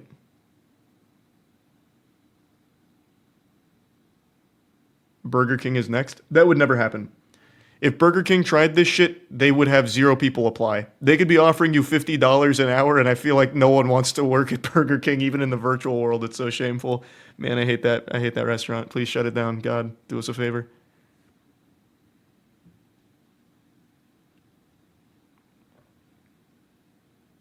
Do you think they need insurance for this? I know what you're talking about, but I love the idea that they need, like, workers' comp or something. Like, one of their employees goes in there, and, like, while they're modding the IKEA store, they get, like, carpal tunnel or something, so they sue the real IKEA for workplace-related injuries or some shit. Oh, it's Galaxy Brain. Actually, Galaxy Brain. I was keeping IKEA safe from the riffraff, all of these hooligans, and IRL, I accidentally slid out from my chair and I fucking hurt myself. I blew out my Achilles. I must be compensated by my employer, Roblox IKEA. Imagine the Roblox workers unionizing. Brother, that would be crazy. The Roblox employees here, the IKEA Roblox employees try and unionize and all of a sudden they just shut down the store. How does someone make a resume for this? Probably just things that you've worked on in the past on Roblox, like, I monitored the forums of Sonic vs. Naruto Roblox fan game and Shadow Sniper X5 Turbo, that kind of stuff.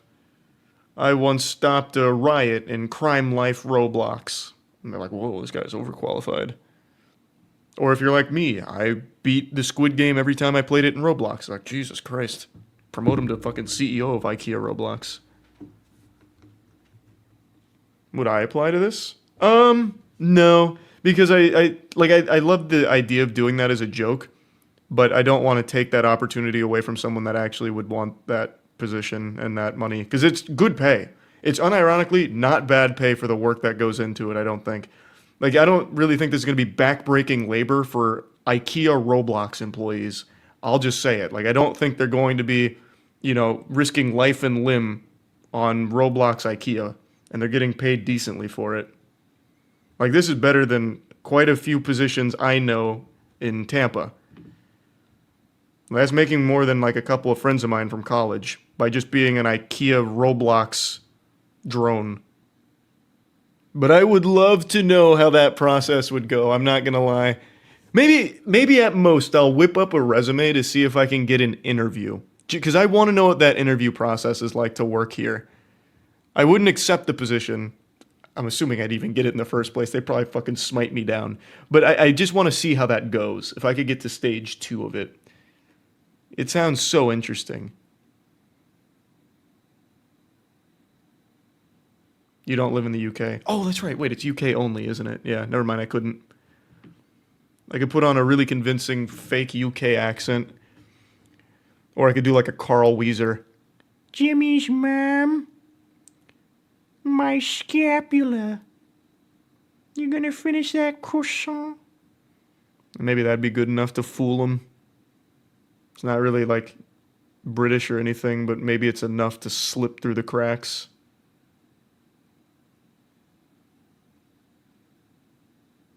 Why was that spot on? Because me and the boys have been doing the worst impressions for the last 5 days. We've gone off the grid and off our gourd.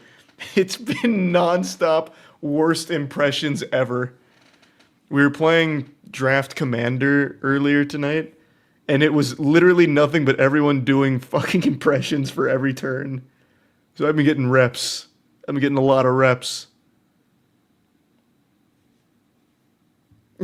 Better voice acting than 99% of your actual VO work. Which is so fucking true. That's so true, though. Aren't you tired? Oh my god, I've gotten a cumulative maybe 8 hours of sleep over the last fucking 4 days-ish. And I've reached the point where it's just delirium now. I think most of us have from the trip. So no, I'm not even really tired anymore. My body's phasing out the need for sleep. I'd actually be the perfect IKEA Roblox worker, because I'd be fucking 24/7 farming them for that salary. These are without a doubt the craziest text messages I've ever covered, and I know that might be hard for some of you to believe considering all of the wackos we've gone over, but trust me, this takes the cake of lunacy. They are so outrageous that I at one point threw my hands in the air and said, enough is enough, fiddlesticks, this is fake. It has to be fake. It's too ridiculous. So I did a little bit of digging, and it seemed other people also thought that they might be fake. So after going through the evidence they compiled, it turns out that this is most likely real. The person that these posts seem to originate from actually did show up apparently in some court documents confirming a divorce. So from what I can tell here, it does seem like these are real, and the story here is legitimate, which is so fucking sad. And the man in these messages needs to be confined to Arkham Asylum ASAP. Dude needs his own personal padded cell, and you're about to see why. All of this hoopla starts because a mother breastfed her child. The husband says, "You've been breastfeeding? You know how I fucking feel about that." She replies, "What time are you coming back?" He says, "I don't know if I am." She says, "Why, are you mad at me?" "Yes." "What did I do? It's just the breastfeeding?" "That. The feelings it gives me and how I finally understand that you truly don't respect me." And she says, "I do respect you. I just thought we could compromise about the breastfeeding. Talk about it. If you don't like seeing it, maybe I can just do it in a different room." Weirdo's mad because the mother of his child is breastfeeding that child. Is there a worse possible reason on this planet for anger? I can't think of a single reason any sane human being would be upset about something like that. Unless it's like some kind of crazy situation like, "Hey honey, I just got some phone calls from some concerned parents. Apparently you tried to breastfeed our son Geronimo at the football game. He's 15 years old. Maybe it's about time we wean him off of that. We're scaring the other parents here." But this, they're talking about a newborn baby. She's still in the hospital with the newborn. He continues, well, we didn't talk about it, you just did it. And it's not about seeing it, I know it's happening. I'm done. Done? Let me know when you're being discharged and I'll be there. Like, you're divorcing me? You go behind my back and do something I've stressed about not doing. That's no different than lying and shows how little you respect me. I wasn't meaning to disrespect you, I just wanted to give Wilder breast milk since he was born early, and I know it's the best thing for him with the antibodies and other stuff he'll get from it. The only thing wilder than that name is the husband's brain-rotted brain. Absolute delusion here to be making a huge stink about her breastfeeding a newborn. So, the name Wilder, and you're about to see they actually have another child named Hunter, spelled with a Y. Those two names really set off my bullshit alarms, like, it was really giving me the heebie-jeebies of, this is fucking fish paste, this is baloney. But again, from what I've seen with what people have found, because the original poster and everything, people did a lot of super sleuthing, from what's been put out there, it does seem like it's legitimate. He continues his rampage, saying he's not a preemie, he was born at full term, it's still unneeded, he's still bigger than I was when I was born, and you could have always asked the nurses for a pump. It's a proven scientific fact that breast milk is no better than modern formula. He's wrong about that, by the way. Modern formula is fine for women that don't want to breastfeed or can't. I decided to fact check that claim, do a little research on it. Turns out it's not a scientific fact. You know what is a scientific fact, though? That this man is clinically insane. So keep in mind, I am not a breast milk scientist. I'm not a connoisseur of boob juice, I'm not the lactation lord, but from the bits and pieces I read about breast milk versus formula, it seems that breast milk is still the most recommended way of getting nutrients to your baby, if possible. She says, I know, but the benefits of the breast milk still outweigh the formula. Latching helps drop the milk better than the pumps. He says, yeah, the benefits to where I'll never be able to look at you the same way again. She's confused, as everyone listening and reading this is right now, scratching their head wondering what the fuck is wrong with this weirdo. She says, what do you mean? You think I'm a bad mom for breastfeeding? And he says, I think you're a bad wife. I think you don't respect me. I think you took a joy away from me. I think a lot of things. Took a joy from you? I don't understand what you mean. Formula can still be used. And this is where he drops the bombshell. He reveals where all of this anger and hostility comes from. I enjoy your boobs. Now they've been in another man's mouth. I now no longer enjoy your boobs. He goes Neanderthal mode. Boob sucked by baby. Boob no good to me now. No want tit no more. His own child he views as competition because his newborn son suckled his mother's bosom for milk. The most natural thing throughout human history. And somehow this psychopath thinks that his newborn has now tainted his wife's boobs and he can no longer enjoy them, saying that they were in another man's mouth. Wait until he finds out where that baby came from, because that baby came out of his wife's vagina. Well, actually, I guess that's not true. I bet there is a non-zero chance that this unhinged maniac forced his wife to get a C-section, so that way her vagina wasn't ruined by another man. I bet there's actually a really high likelihood that that's exactly what happened. And that's scary. This dude is so fucking red-pilled, he won't even let his own newborn son touch his wife's body. I bet he also wouldn't even let his wife change their son's diapers, because he views them as competition. He'd bust into the room, I know what you did, bitch! You looked at another man's wiener when you changed Wilder's diaper, didn't you? And just starts profusely crying, probably calls her like a cheater or something if she changes their son's diapers. This guy is so mentally unwell, I was stunned. Like I said, I couldn't believe this was real. She tries to talk sensibly to him. Just Wilder's, not another man. Their baby, their actual baby goo goo gaga infant is who we're talking about here, not a man. He views an actual, 2-day-old as a man? What the fuck? But anyway, he says, he's a male, and your son. That makes it incestuous in my eyes. And she says, it's not like that at all. And then he goes, I'm not saying anything I haven't told you before. So this man was probably riddled with red flags for a long time in this relationship, and now he is just breaking, just melting down. That's definitely one of the most unhinged things I've probably ever seen anyone try and say. That breastfeeding your own child is incestuous. There are so many things wrong with that. I don't even know where to begin. It is so shockingly stupid. This guy needs to be put away. He needs to be institutionalized. ASAP. Dude must think that all the days pre-baby formula, so, you know, the thousands of years BF before formula, it was all just incest with people breastfeeding their newborns. This guy is so dangerously disconnected from reality, it is scary. He is a loose cannon on the edge that is snapping. I'm going to spoil a little bit here and just let you know, he divorces his wife over her breastfeeding their child. Just let that marinate for a second. Sit and stew in it. That is insane. That is crazy. Let me pose a question to this individual. I blanked out his name, but I really want to call him by name.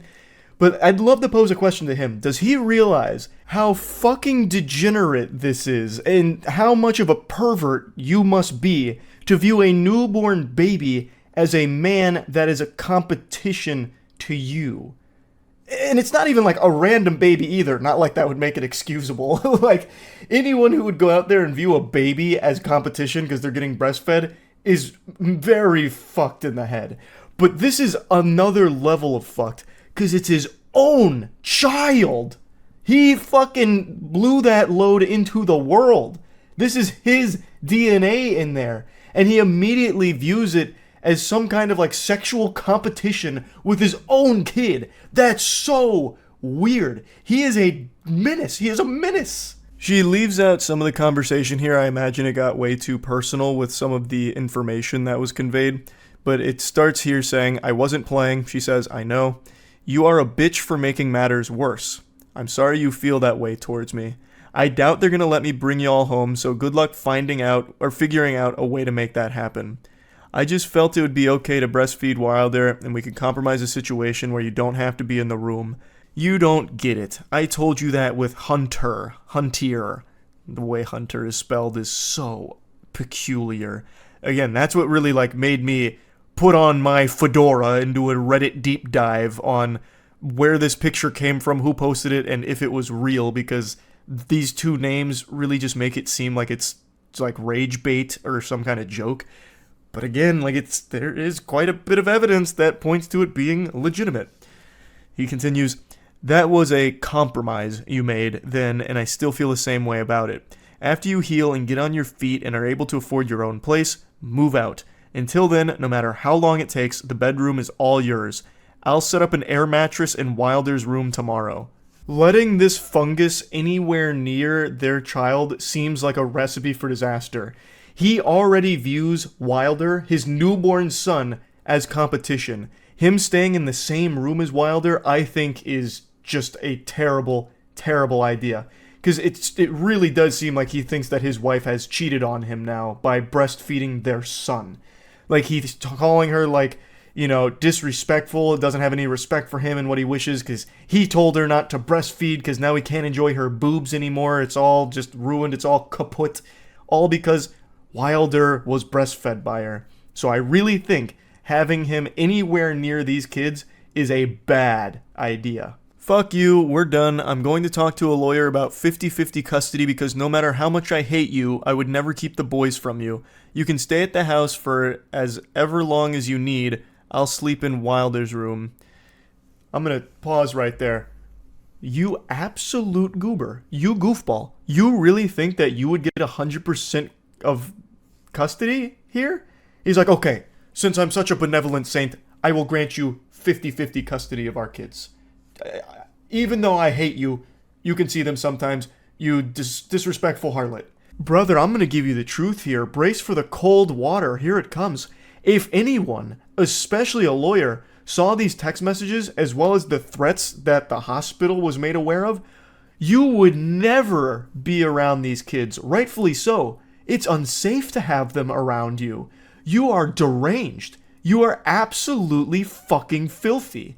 So I don't know why he thinks he would get 50-50 custody, like that'd be his call to make. He replies to something she said that isn't in these screenshots. She said, "They made a report because of what happened the first night I stayed in the hospital. I'm guessing he exploded then too about something." And he replies saying, "Not what they said. They didn't know anything about last week. They said because you told them this morning you didn't feel safe with me in the room and wanted me to leave." And she says, "I just didn't want to fight over me breastfeeding. Fuck you. I told you when we fought over it with Hunter I would leave you if you did it." This has been like his worst nightmare, having a child that gets breastfed. This has to be, with no exaggeration, the most insecure man on the planet. Bar none. No one else would even come close. He is so insecure that he worries that his own flesh and blood is a threat to him because they get breastfed by his wife. Wow. So again, this is so over the top that I questioned its authenticity. And as sad as it is, it seems like it's real. And he, from what I can see, was the one to start pushing forward, like, the divorce. Like, that's the best thing for the mother and her children, 100%, and I'm sure she'll realize that down the line. It's probably very difficult right now. But, man, this guy is bad news. What a terrible piece of shit. I just had to talk about these. I was blown away by what I was reading going through this. I just had to share it. That's really about it. Awful situation. I'm wishing the best for the mother and the kids here. And the best thing that can happen with this guy is he gets put in a straitjacket and goes somewhere far, far away. Because I don't know how you even fix that perspective. This guy is so lost in the sauce, there is no getting him back. It's insalvageable. So yeah, that's really about it. See ya. Alright, I went down the dark and depressing rabbit hole of weird family vlog YouTube channels. Not that that's its own category, because every family vlog channel on YouTube I think is weird. And I just want to talk about it today. It's been bothering me for the last couple days, and I'm just going to pop the zit here for a little relief, just to talk about it. I think family vlog channels is super creepy. I think it really hurts your whole family, especially because all of these family vlog channels focus on their kids mainly. So I genuinely can't wrap my head around growing up with a camera in my face every single day throughout my entire developing years. It has to be horrible. It just feels so fake, so forced, and it feels like there's nothing private in these kids' lives anymore. It's just completely open for strangers to watch them grow up. And it's even like these strangers are helping to raise your kids. It's like this awful parasocial relationship with creepy people on YouTube in the comments watching and judging your parenting and your kids. It's fucking terrifying. Like, I remember one time when I was 8 years old, I got naked and put my wiener on a pile of dirty laundry and then pissed all over it. If I did that today, well, not today as like a 27-year-old man, I'd just go to jail. But if I did that today, like if I was 8 years old and I did that, that'd probably be like a fucking million-view family vlog video right there. That'd just be like the thumbnail, like, my son did what to our laundry? Like, everything for these families gets filmed and posted on YouTube because it makes them money and somehow has an audience. I think it's just super fucking creepy. These parents are just using their kids as props in their videos in order to make money off of it. It feels like fucking child labor to a certain extent. They're like the main draw, they're the main actors, and yet they don't benefit from it at all. They don't see a dime of that shit. Like, yeah, maybe they'll get some cool toys or whatever, but it's not like they are actually able to consent to being like the main character in your horrible YouTube production. They're just kids. Like, take for example Ryan Toy Reviews. That kid is worth over $30 million. One of the most popular and most profitable channels on all of YouTube. That kid has not seen a dime of that, I bet. It all goes to his parents, who are absolutely living it up with that money. Ryan's been like 6 years old for the last 10 years. He's like fucking Ash Ketchum. The kid has to be approaching like 14 by this point, but he is still doing the same thing, and his parents are still the main beneficiary from his work. Now, of course, I'm sure there's some level of fun where he just gets to play with toys. It makes his parents happy. He gets more toys, and it's just this cycle. Like, yeah, I'm sure it's not the most evil situation in the world, but it's still extremely weird.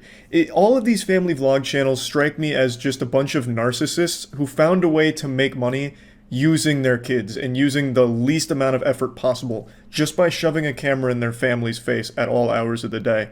Like, there's a popular meme that went around last year where it was this picture here. Zam, she's only 12, so spicy. This comes from a family vlog channel with over 8.7 million subs. Now, the girl in their thumbnail wasn't actually 12, but I still censored it just in case. You can see that some of these families with these channels are fucking weird. Clickbaiting child porn for your audience is not okay. Like, who the fuck does the Prince family think is watching them? Jared Fogle? Like, are they trying to appeal to, like, pedophiles or something? Like, what the fuck was the point in taking a woman in her bra and panties, calling her 12, and then saying she's spicy on your thumbnail? It's fucking weird. Now, I want to make it clear, I don't think every family with a vlog channel is a dysfunctional group of goofballs that, you know, hurt their kids or make their kids' lives miserable. I'm not saying that. I'm sure there are some genuinely wholesome families out there where the whole family just enjoys getting together, like, once a week, once every 2 weeks, maybe once a month, and doing like a family video together. I'm sure that exists. I have no doubt about it. I'm focusing more on the family vlog channels that are like daily or every couple of day posters that are literally all hours shoving cameras in their kid's face. It's not healthy, and these families are not doing a great job of raising their kids. I'm not like some kind of fucking child psychology expert or anything, but I think I can say with confidence, no one growing up wants to be constantly monitored by complete strangers. Sounds like a nightmare, and God forbid you actually have like a serious problem, because then the whole world's gonna know about it. A lot of these family channels, their most popular videos are when their family's going through something rough. Like one of the kids breaks their arm, or one of the kids gets in trouble at school or something, and the video's them being disciplined, or them at the hospital, or crying. Those get the most views, which is why you see so many thumbnails with the kids in pain, or crying, or something like traumatic going on. Like, you remember Daddy05? That was an extremely big controversy. That was a genuine abusive family that was actually hurting their kids for views on YouTube. I'm not going to go too deep into that, but I'm sure most of you remember. That's not exactly uncommon on the platform, I imagine. These videos where the kids are in distress, like just really upset about something or even injured, are really popular on these channels. I honestly wouldn't be surprised, and this is just a full-blown, like, Alex Jones level conspiracy here, full-blown tinfoil condom, but I really wouldn't be surprised to learn that a lot of these family channels actually set up these awful situations for their kids for the sake of views. Like, oh my god, my son, Nicholas, just got hit by a rogue baseball bat that flew out of a pickup truck that went by. It must have been a drive-by attempt where they threw a baseball bat at my son and it hit his ankles. Now they're clearly broken. Oh my god. Nicholas, are you okay? Oh, look at how hard he's crying. His ankles are truly shattered. Can we hit 100,000 likes on this video for my son's broken ankles? I'm gonna have to get him to a hospital. He's very upset. Oh my god. And the only thing that's gonna make him feel better is 100,000 likes on this video. And then you'll see, like, a week later, all of a sudden, oh my god, Nicholas fell off the top turnbuckle of our WWE wrestling ring and landed on a pit of broken glass that was just left there by some irresponsible builders. Oh my god, Nicholas, how are you feeling? Oh, can we hit 100,000 likes on this video? Nicholas is very upset and in pain. It's so sick. Really, just search any family vlog channel on YouTube and some of the most recent videos are probably going to be exactly what I'm talking about. Like here, this is the Prince family. 6 days ago, Grandpa gives kids a whooping. And then right before that, back to back, DJ almost drowns in the swimming pool. And then if you go to the most popular family vlog channel, the Ace family, literally their most recent upload, Steele got hurt bad on camera. Then in stars, so unexpected.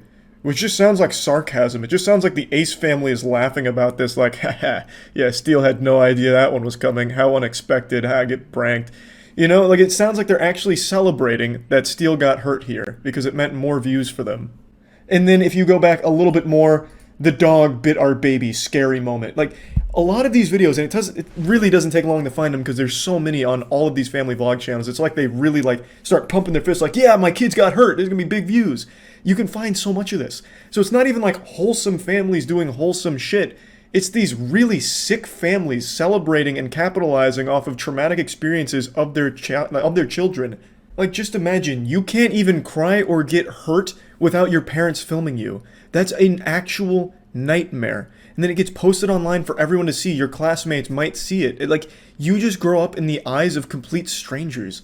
That's terrifying. And there's no way kids can, like, fully grasp that concept till they're much older. And yeah, maybe some of them are okay with it as they get older because, you know, maybe then they actually start to see some of the money that they've made for their narcissistic parents. But even still, it's not a good environment to raise a family. At least I can't imagine that it is.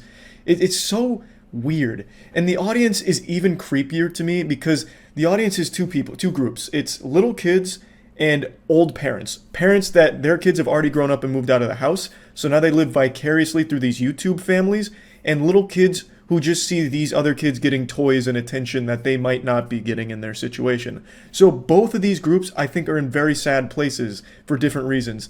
Kids that come from broken households that get glued to this content because they're watching these kids live the life they wish they could. And then you have parents that are well past their prime, whose kids most likely don't live with them anymore, don't talk to them anymore, whatever. They watch these family vlog channels and get attached to them and try and like raise their kids through the YouTube comments. Scrolling down into the comment section on a family vlog video is more sad than watching an ASPCA commercial. It is depressing. You'll see a lot of the commenters, at least on the channels that don't have comments disabled, you'll see a lot of the commenters are older women who their motherly instinct kicks in. So like on the Steel Got Hurt video, you'll see a lot of them be like, oh my god, my reflexes kicked in and I grabbed my hydrogen peroxide and poured it on my keyboard hoping to help Steel. Oh my god, oh my god, thank you for helping him. I got so concerned there for a moment. You'll see how attached they get. They, as a viewer, feel like they become part of that family because now that they're older, they don't have like a real kid to take care of or anything. So they're settling for the next best thing, which is living this fantasy where they're somehow helping the Ace family raise their kids or helping in their lives somehow. And then from that, you'll see a lot of these older women feel entitled to know everything that's going on with the family, which is why you have a lot of these family vlog channels make videos that get way, way, way too personal and share way too much about themselves as parents and their kids. Like I've seen a bunch of these family vlog channels where they're like the couples going through like a lot of issues and they share all of them with their audience because the audience demands it. And it's like they're never satisfied. They need to know every single detail. They just become so unhealthily attached to what they see on these family vlogs. So yeah, anyway, that's about it. I just wanted to talk about it. I hate family vlog channels, but I understand they're not going anywhere and they're probably only going to grow in popularity. I just wanted to at least talk about this since I had been thinking about it for the last couple days. That's about it. So yeah. I'm sure you've at least heard by now that Logan Paul was caught with his pants down, exposed for one of the largest scams ever run by an influencer. This was all brought to light by the finest detective YouTube has ever had, a channel known as CoffeeZilla. I've talked about CoffeeZilla more than Amy Schumer's talked about her vagina. I can't get enough of his content, and I can't recommend his channel highly enough. It is beautiful stuff. He's like a real-world L from Death Note. But instead of solving murder mysteries, he's solving scams. He's become a boogeyman to any fraudster online, where if he knocks on your door, they run to the basement and hide, like Batman striking fear into the hearts of criminals. And recently, he set his sights on Logan Paul. This is actually an investigation that's been going on for an extremely long time. CoffeeZilla has spent at least a year going through every single detail of this case and getting all sides, talking to the people that helped develop it, as well as people affected by it, and even core members of the team that were in the know on what was going on from the beginning of this project, from the goddamn birth of it. From the very beginning, CoffeeZilla has talked to one of the people that helped bring this project to life, like at the genesis of CryptoZoo. Now, to break it down into a nutshell, CryptoZoo was supposed to be a play-to-earn crypto game where you buy a shitcoin called Zoo, which you use to purchase an NFT egg, which hatches into stock photos of animals. And then you can like breed those stock photos of animals into more stock photos. That's the entire gameplay loop. You look at fucking PNG stock photos of animals that combine like a whale with a frog. That's it. And where you can earn money is by burning those PNGs that you get. And then you can get Zoo in return, claim your yield. It sounds like the worst game ever fucking made. It's a worse game than Super Fight, which was a $200 Steam game that was a single level and only 30 seconds of gameplay.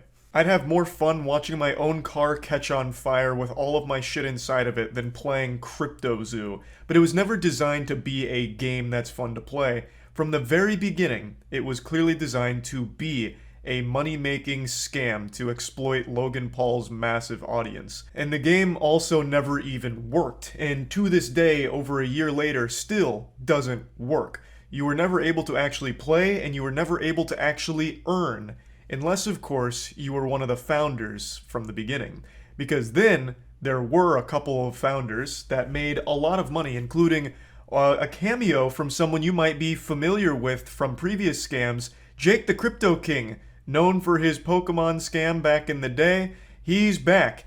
I said on stream that this whole thing feels like the series finale to Logan Paul's career, where all of the side characters come in together for one big final oorah, like an episode where they bring in everyone to celebrate the end of the show. It is crazy just how deep this Crypto0 rabbit hole goes. I don't want to spoil anything, but yes, Agent 47 is back, and he is once again a very shady and big piece of shit in this whole thing. There are no good guys on the Crypto0 team. I don't want to get too deep into it because CoffeeZilla tells the whole story, but let me just give you the cliff notes here to get you hooked. This not only has scams galore, it even has fake orphans. It has a man who claims to have won the Super Bowl with the Philadelphia Eagles in 2018, despite never having even been associated with football in any capacity. The same guy also claiming to have been like a CIA operative, as well as hacking AOL. There's market manipulation. There's betrayal with the founding fathers of Crypto0 stabbing each other in the back repeatedly. It just plays out like a soap opera, but was real. Like, even the scammers were scamming each other. So not only were normal people getting fucked in the mouth and losing money on this completely fraudulent product, but even the scammers were scamming each other. Like, it was just pure pandemonium and chaos. There was even a point where the code got stolen and taken to Switzerland, held hostage for $1 million ransom. Like, the web here is so wild and wacky. It is an unreal journey, and I don't want to spoil it all here. I highly recommend you watch the entire 3-part series from CoffeeZilla. I'm only going to be showing you the first part here that I watched and went over to get the bare bones breakdown of the situation, as well as setting the stage, the foundation for the whole investigation going forward. It is just such an incredible ride. CoffeeZilla has truly outdone himself with this investigation, and I'm extremely excited to see how Logan Paul defends it, because the evidence that CoffeeZilla showcases seems pretty bulletproof. It seems like there's not a whole lot of wiggle room for excuses or any kind of justification for anything in regards to Crypto0. But, of course, on January 3rd, Logan Paul has hyped up that his response is coming on his podcast, which to me just really feels like an advertisement more than anything, but I will, of course, withhold full judgment until I hear his side, since he hasn't been very open to sharing his side for the last year.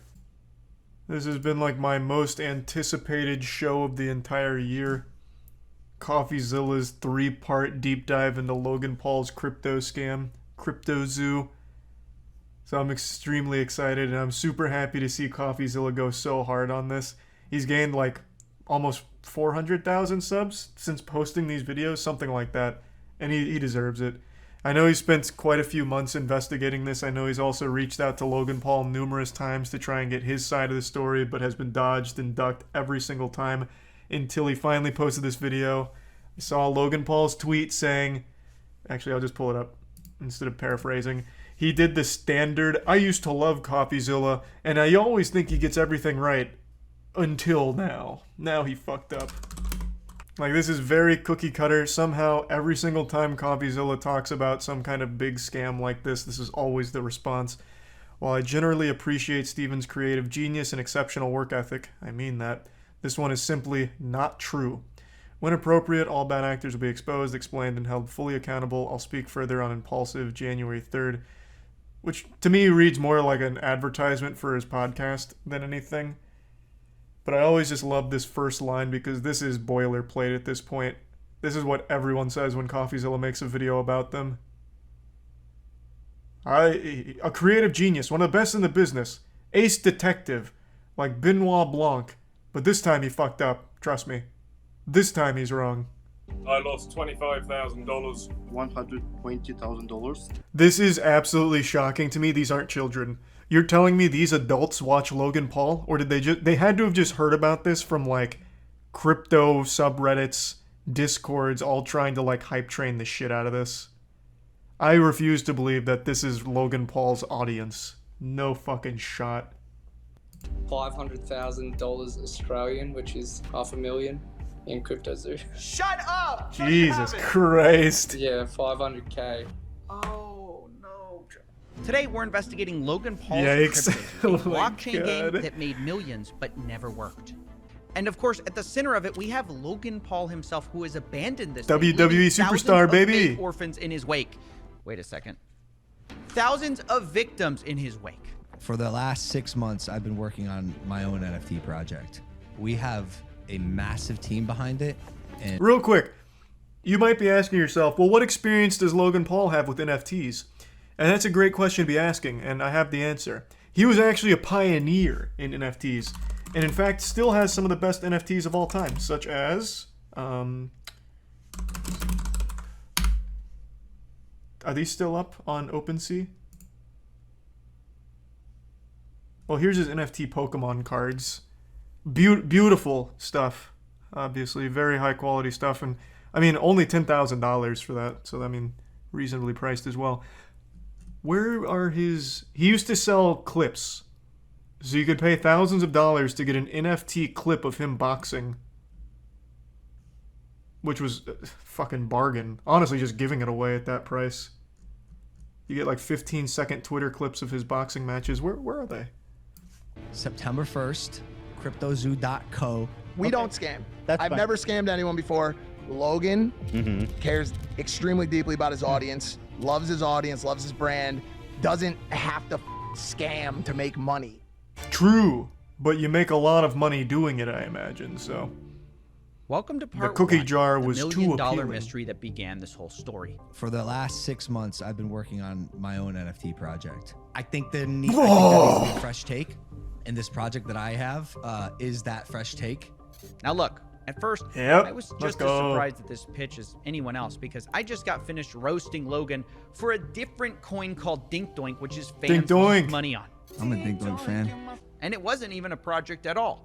It was a game that could earn you money. I'm excited to launch. Called Pay to Earn. You keep using a, and you Or, just did it Jesus, again, you keep Play to using a Earn. word there. Game. You're not using like a project. It's a game. It's a game. It's a really fun game that makes you money. You started by buying this crypto token called Zoo, which is their in-game currency, and you use Zoo coins to then buy egg NFTs, which you can then hatch to become animals. You then can breed those two animals to become hybrid animals. For example, if you breed a gorilla What a and fun-sounding kitten, game. you get a gore kitty. And the more rare the NFT, the I get to higher breed the daily animals? yield Sign of me Zoo up. tokens that animal earns you every day. Theoretically, it works like almost like passive income. You can then burn your animal NFTs to release the zoo they earned back to you, and from there you can invest it into eggs or just cash out. Now, some of you of the Egyptian persuasion might notice some triangular qualities. No, that's a to this game coincidence. description. We handmade art for the past 6 months, bro. Approval, very specific notes, 10 different artists making art for our project. That doesn't Now, sound I'll like a admit, lot of artists. This all sounds for that. very enticing. Handmade art, a Not fun really. game that can earn you Doesn't money. sound and enticing. one of the biggest influencers in the world backing it. It was Logan Paul at the end of the day. An internet personality that I actually trusted. That I actually Why? kind of What did... believed What, in. well, I feel terrible that happened to you, but what? What in the history of Logan Paul has earned anyone's trust ever? Like, I can't think of anything he's ever done that was honest. Like, I legitimately can't. Except for him saying that he made a repeated lapse in his judgment when he filmed a dead body. Like, that's like the only thing I can think of with like honesty associated with Logan Paul. But yeah, I mean, Prime did come out. I've tried it. I mean, it's a real drink. I wasn't instantly poisoned or anything. It was fine. I actually thought it was good. But I'm just going to chalk that up to KSI. I'm just going to say KSI did everything because I legitimately have no trust in Logan. But as the game got closer to release, the CryptoZoo team started releasing the first ever photos of these animals. And come to find out, this handmade art story wasn't really true.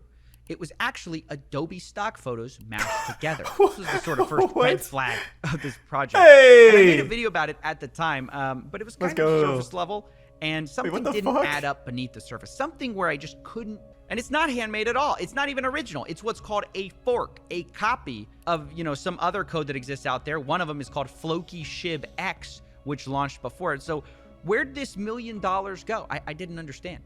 There never was. Wait. Play that again. Did you hear that? There was no way to claim your yield. There never was. Hold on. I can't the believe core it. mechanic of crypto What? that you can make money with these stupid animals didn't even work on launch day, and still to this day, a year later, still does not work. So I acquired a bunch of eggs, and I actually want to play the game. I didn't acquire the eggs with the intent of keeping them. I actually wanted to hatch them and see what I got out of them and play in this ecosystem that's for this. I am sorry this happened to you, my friend. What compelled you to want to play this game? There is no game. The game is you buy an egg, and then we give you a stock photo of what this animal might look like with a goofy nose. What is the game? Like, the only reason anyone would have ever put money into this is off the hope that they're somehow able to make a payday out of it. Like, cash in their yield for some kind of profit. There is no, like, actual game mechanics. It is, here's a couple pictures you can look at. That's it. That's fucking it. Just the worst Pokemon. It's not even a Pokemon at all. Like, even, let's take a card game. Even a card game has game mechanics. You play against someone, there is a goal, there is something you do, there is an actual gameplay element to it. Here, the gameplay is you hatch an egg, and we combine this photo of a moose with a photo of my cat. And that's it. And now you have played our game, and now you can either choose to keep that picture and hope it appreciates in value, you know, yield some more zoo, or you burn it to acquire your zoo. Those are your two options, neither of which constitute a game. Jesus Christ. It's never been up. Wait, you can't even hatch? No. I'm telling you, it's just a picture. There's nothing I could do with it. You're kidding. That's the whole game. It's just a picture. Even when you can hatch, it's just another picture. You can ask any of those community guys. It's basically worth nothing whatsoever. Wow. So on launch day, basically nothing worked. And a year later, that's still true. Now, after this was discovered, the price of Zoo fell 63% in just 24 hours. CryptoZoo already got millions in investments, but Logan only speaks in the Discord twice over the next year to say, quote, sober, currently shaking my head, and yo. That was his contribution to this project. Meanwhile, his community manager, Ben Roth. Because surely Logan Paul, who's got this billion-dollar hydration company and a WWE star, he's got enough money. He doesn't need to rug us lot. And it's because of these false promises about marketing that these poor investors believed in CryptoZoo so long. They sat and watched every It actually Logan is Paul very episode. impressive how far you can get when people just believe that you're too wealthy to exploit them.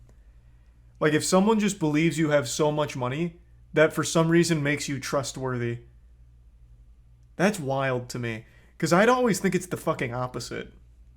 Too much of this is out, but he's been working on a massive project. And one of them will be the biggest thing I ever do. It's like my life and soul is put into this project, which is where most of my time these days goes. I'll tell you about this project when we get closer to launch. This project line is going to be... Is that the thing with the egg? Like the zoo? No. Okay, that's this is going to be This is gonna be crazy. No, that shit sucks. That shit is garbage. I can't believe you guys bought that. If you're one of Holy these fuck, it was investors, awful. And Logan You Paul's brought up the the one egg? pitching this That was a new joke. secret project, and you're thinking it's CryptoZoo, and someone's like, "Oh, is it that thing with the eggs?" And he's like, "No, definitely not. That was the last project. This is the real project that I'm working on." Much going on behind the scenes. Like, dog, I'm not the bad guy here. Yeah. There's some actual out there. Yeah. And it's not me. Like, I'm here to build. Oh, okay. This is a space now where that's a lot of people okay. Well, now I believe see you. dollar signs. Like any burgeoning industry, if there's money to be made, there's going to be both good and bad people. Okay, well, at least we set the record straight. Space. I'm learning all of it. We had an issue. Took the code that he made, fled to Switzerland, actually fled to Switzerland, and like held it hostage for $1 million. Like behind the scenes drama that took a stick and stuck it in the spokes of my wheels. Oh, well, that wasn't expected. There's a shady developer who held up Logan's code hostage in Switzerland. That's why this hasn't worked the whole time. He held it hostage for $1 million. Well, and find out the truth of what happened. Why did he steal Logan's code for $1 million? However, that's what I really appreciate about CoffeeZilla. He's such a stronger man than I. That is like the most egregiously bullshit story ever. Like, genuinely, I don't believe a single fucking phrase uttered in that same breath. I don't think there's any world where that's actually true, but CoffeeZilla is still going to investigate it anyway. I finally got a hold of him, and when I did, he It's admitted true? he took No the code way. hostage, but he says the reason for it was nothing like what Logan had said. What? Really never paid me anything at all, ever. I never paid. And, we got to a point when I was working on it where I just realized they were just going to try to steal all of my work and not pay me. So I took all the source code private, 30 engineers. I'm earning $50,000 a week on building this thing. Building what? You take a picture and you have your stock photos that you mash together to make a new picture when it hatches. Where is $50,000 a week going? Where? How? Holy shit, this is outrageous. But I am beyond shocked that this is at least a half-truth. So the guy did flee to Switzerland after holding the code hostage, but it was because Logan didn't pay him or the team. So he was telling a half-truth on the situation. I can't believe any part of it was true. That is already quite the twist for me. According to him, they negotiated a $1 million payday for this whole project. And from the second I heard that, I thought, oh, that's interesting, because Logan claims he spent $1 million on this whole thing. And this developer saying he's owed $1 million on this. We've been paid nothing. I would have loved to have Zoo, but I don't have any. So that's multiple sources working on the CryptoZoo team project who were not paid.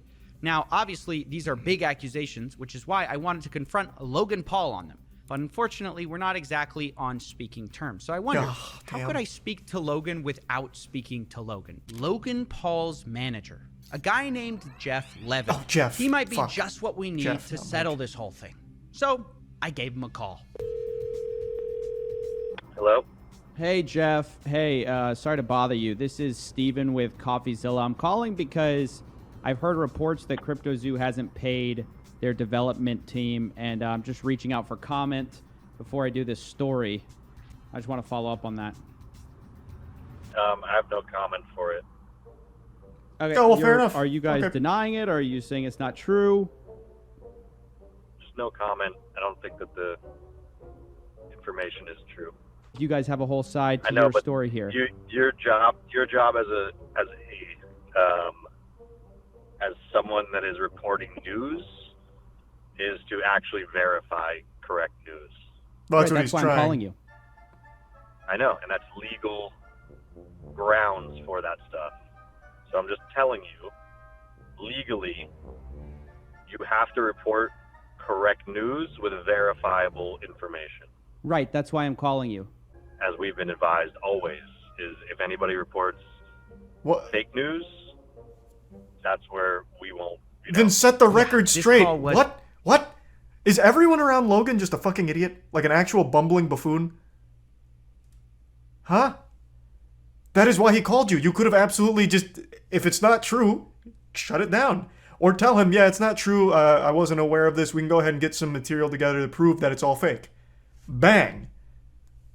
Right then and there. You don't have to immediately tell CoffeeZilla all the evidence or anything. Just say like, hey, it's not true. If you can give us some time, we can get together all the material and send it your way to prove that they're being dishonest about the information. Simple. Jesus Christ, Logan, hire me as your manager. Jesus. Could have saved you a massive fucking headache if this is all fake. How can you be so dumb? A mess. Jeff, Logan's manager, seems to be implying that I'm not allowed to repeat allegations his own development team made, even though Logan can go on podcasts and publicly accuse those developers of stealing his code. Not only that, he's the one who refuses to provide any evidence, but seems to sort of be implying that maybe we'll sue you if you tell this to anyone, which he then denies doing when I ask him if that's what he's doing. Told you I have no comment to it. Telling you once again, from a legal standpoint, you have to report truth. If you do not Is this an verify NPC? truth, Why does he keep saying this? Then you're just allegations, and those then will be handled the way that we want to handle it. Okay. I understand you may have graduated Arizona State with the business degree, but holy shit, that is not being put to good use here, Jeff. You must have fallen ass backwards into this position. He is calling you so that way you can defend against the allegations. You don't have to do it right now on the phone call. Just say they're not true, and we will defend them. And here's our evidence. We can eventually get you our evidence. It is that simple. Like, it is that fucking simple. How dumb is this guy? Like, oh my god. He is calling you because he is trying to verify it as a trustworthy source. He wants the whole story. And how the fuck else is he supposed to verify it without talking to you? The team, the people behind it, the ones who now have the allegations. You are the only ones that can verify the authenticity of the claims. He can't go to the Better Business Bureau, who's somehow going to be having all the fucking answers to this. This guy is so dumb. He is so unbelievably dumb. And then making that like a sly little threat about it. He's Logan Paul's actual punching bag. He has to just keep Jeff around just to take all of the flack.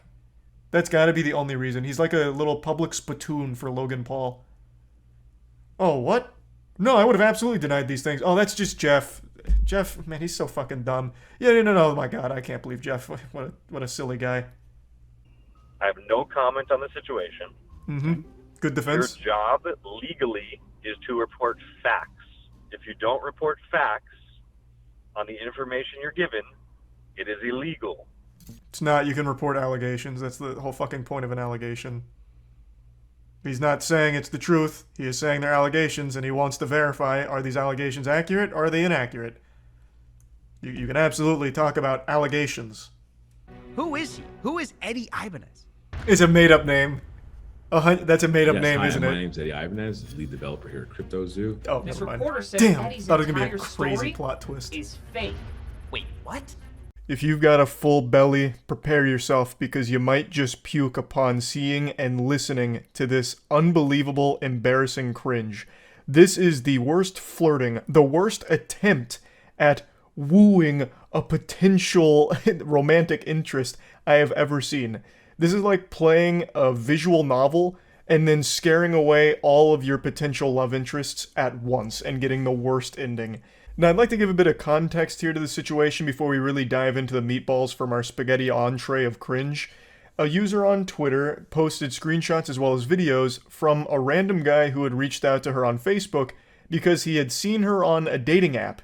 The two didn't even match. And I guess he must have assumed that it was some kind of glitch because they were destined to be lovers. It was fate that was pulling them together, but unfortunately technology had a malfunction. So he took matters into his own hands, tracked her down on Facebook, of which she had no connection to the dating app. She didn't connect any of her socials to the dating app, so he did some super sleuthing to find her on Facebook and reach out to her there to try and win her heart. And let's see how that went. Kelsey! I love that intro right there. It's straight out of Scary Movie, like that old commercial. What's up? He's coming at her like they're best friends from way back in the day. He then executes Order 66 and kills all potential for romance. He goes, I mean, okay, shit. Mayhaps that was a tad overly enthusiastic for a stranger danger message on a sunny Friday morning. There is so much quirk to the way that he texts that I'm getting uncomfortable. I can say with a high level of confidence that he is definitely in some kind of theater troupe because he is typing like he's acting out some kind of skit for a play. It's a little much here. My bad. Let's go with, I can explain. Fuck yeah, that works. Then drops a couple of emojis and then one of these bad boys.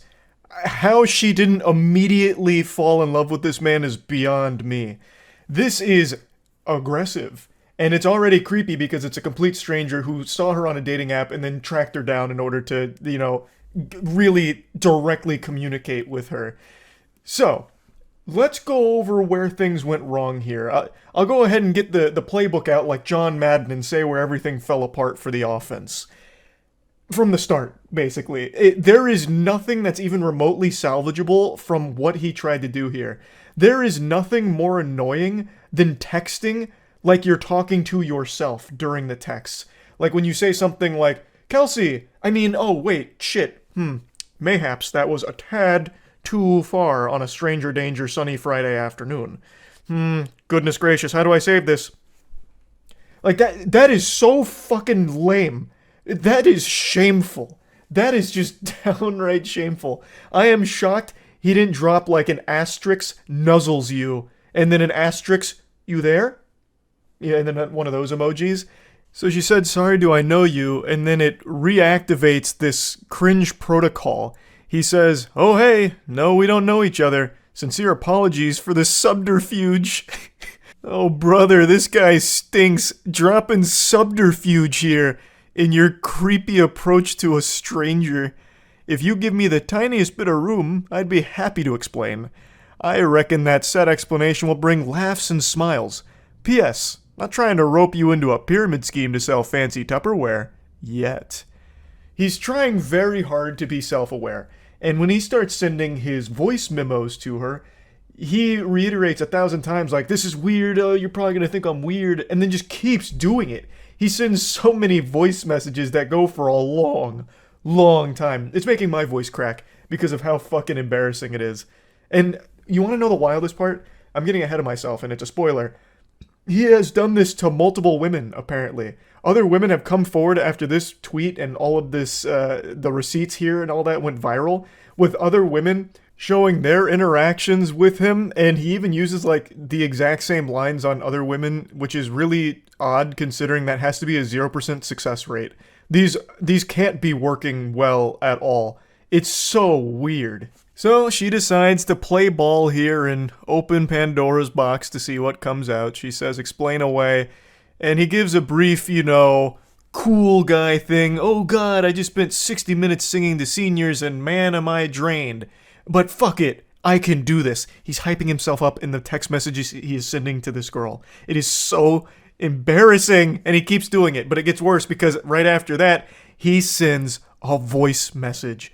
Hey, Kelsey, how's it going? Don't mind me, I fucking hate texting. I think we're all better without it, so I usually use one of these when I can. Also, I don't know if you've ever seen that Key and Peele skit, but that's how I feel about texting. I could go on. Anyway, I just want you to know right off the bat, I fully accept how fucking weird this is. I'm sorry, but like I said, I think if you give me a second, you'll probably end up laughing. And not that you need my permission, but feel free to just laugh directly at me for being a fucking idiot, for I am surely about to embarrass myself right now. I do appreciate your stamp of approval. I and everyone else will be laughing directly at you for this, and I appreciate that you recognize what an unbelievably weird thing it is to do. I don't know why you keep doing it. This is the first of many voice messages he sends, even after recognizing this immutable fact that it is weird and embarrassing. And sorry for the delay. I was going to get back to you, but someone called about a gig tomorrow and I'm trying to help them find a musician. Also, I'm not sure if I'm fucking funny anymore. I just spent 60 minutes, like I said, playing guitar and singing to a room full of senior citizens, but the room was stuffy and hot. I had to do it with a surgical mask on, and I'm not sure if I have any funny or social energy left, but I'm going to try. I'm going to try and fake it right now. So thank you for your understanding and patience, and here goes nothing. I'm a fucking idiot. Enjoy. He's actually treating this like it's some kind of movie audition. What are you talking about? I also just, I love that he immediately makes himself seem like super busy, like, hey, sorry for the delay. I know you were waiting on bated breath for my explanation, but I had to help very big musicians find a gig. You may have heard of them before. Bring Me the Horizon. Yeah, I'm the lead singer. So I had a lot going on. I was double booked, so I had to give them a different band. You may have heard of them, Metallica. But anyway, let me go ahead and explain what's going on. I just finished one of my own gigs, in fact, so I'm a little drained, but don't be perturbed because I'm gonna do my best to fake it. So stay tuned for part 2. It's coming right up. Like he's about to go through his stand-up comedy routine, which you don't want to miss. In the trenches of online dating for a couple of years, so I definitely know how to identify the kind of person I'm like, if nothing else, the world would be better if we were friends. So hear me out. First of all, I never fucking see that shrug emoji. No one else uses it. It's typed into my phone. If I type shrug with 2 G's, it just shows up. Same thing on my laptop. Like I'll use it in work emails. Fuck it. So right away I'm like, interesting. I don't get it though. She's cute. For how pretty she is, she should be boring. Why does she seem kind of strange in a good way? That's a spectacular start right there. I was like, she's kind of pretty, so why isn't she like a fucking lobotomite boring dumbass? Like, she used an emoji that I really like. And she's pretty. Like, that doesn't make any sense. Pretty women can't have a personality, but you're like defying all of science right now. He just keeps going on about this fucking shrug emoji. He's talking about her bio on the dating site, and he just really fixates on that. That shrug emoji is like Cupid's arrow to this guy. He fell in love instantly when he saw it in her bio. I don't know why he thought it was a compliment to say that she's like strange and different in a good way because pretty women are like boring or whatever, insinuates that a pretty girl can't have a personality. I don't know what the thought process was with that approach, but it's definitely a bold play. I think you said something about live music. My job is actually live music. I play guitar and sing. I do about 25 shows a month. I know it sounds made up. I feel like I invented the job. It's redonkulous, but I live very comfortably. Life is good. I do play at a lot of retirement homes, and it's great for my self-esteem, Kels, as I am a big hit with women over 80. Time out. Technical foul here. He just dropped a redonkulous. He just said redonkulous. And then not only that, in his only second voice message here, he's already just calling her Kels. They're not even on like a first name basis. They're not acquaintances. These are two complete strangers, and he's already giving her like a nickname. What the fuck? Oh yeah, and just the night before, I'd been talking to one of my best friends in the world, Roxy. Just people that like match you and they just write hey. So if someone writes hey, I just write hi. And if someone writes sup, I go nothing much, you. And like people that match me and clearly haven't read my fucking bio, folks will match and be like, so what do you do for a living? I'm like, come on, Chelsea. Like, yeah, you're kind of cute, but I'm pretty damn sweet. Try harder. Why are you even talking about this? You're like trauma dumping on this complete stranger right now that you've tracked down from a dating app to try and communicate directly with because you didn't match with her. What the fuck is this? Now you're just going on about like, dating apps are so weird. People just say like, hey. So then I'm like, hi. You don't know how to have a conversation. You didn't read the bio that I painstakingly typed up. I spent a long time on that bio and now I'm offended. Ridiculous. Redonkulous. I don't know. It's just to see someone mention that in a bio, I'm like, thank you. I can see that you feel the same as me. Yeah, if people, I always think that effort should match interest in dating. So if you're curious if someone's interested or not, remember that scene with Justin Long and What's-Her-Face in that movie about dating? Is it he's just not that into you? And he's like, if the guy's interested, he will call. And it's true. So I found a line a couple of years ago and it's like, effort will always match interest. It will show you how interested someone is. And like, I'm pretty goddamn sweet. And I am not that lonely, bored, or horny. I'm not going to take breadcrumbs from someone if I want a sandwich. So if someone hits me with a hey or hi, you can go fuck yourself. He's just sounding like a complete unhinged asshole here. It's not that deep. What do you mean they can just go fuck themselves? No one's even, like, what does this have to do with anything in this situation? This isn't even flirting. This is just blurting. He's just blurting out all of the most nonsensical shit in his head right now to a complete stranger. And not only that, this is probably not even his first take. I bet he recorded this like 10 times until he had one that was like, this is the one. This was smooth. And that's what we got here. We got the final product. This isn't even like the first draft, I doubt. That's mind-blowing. I'm worth more. Damn it. This is where the Kelly Clarkson song comes in. Yeah, no, your bio is just, there was so much intentional effort put in. And honestly, the more I scroll down in the pics, I'm like, this does not match up. I don't want to sound like an asshole. Like, attractive people can also be interesting and funny, but it's just incredibly rare. I speak for myself because I'd like to consider myself one of those. That's the end of chapter 2 from the voice memos, but don't worry, there's still a finale, and it's the extended director's cut. The next one's over 5 minutes long. Also, he doubles down on this whole like, yeah, you're like pretty, but you have a personality, which that just does not happen. I don't know why he thinks that that's some kind of like grand compliment. It's very odd. Now, before playing the 5-minute, 30-second monologue here, he must have seen that she listened to it. He's like, gotcha! Yeah, I gotcha! Red-handed, you listen to it. Curiosity got the better of you. And then she says, dude, so you saw me on Bumble and found me on Facebook? How?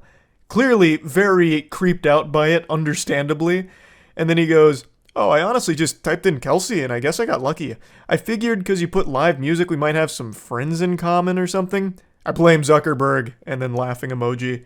Which contradicts everything that he's said here because he's constantly talking and referencing her bio, which I think is referring to her dating profile bio. Especially because he does mention like online dating with Hayes and highs and shit. So I don't even know why he thought that would somehow save the situation. Like, she'd be fooled by it. For the love of fuck. I was like 2 minutes into one, and it was awesome and funny, and I was so proud of it, and then someone called me again about a gig this evening, and it's like, you know that thing where your friends know you're busy or you're on a date or something, and then that's when they decide to call? Jesus Christ. Excellent.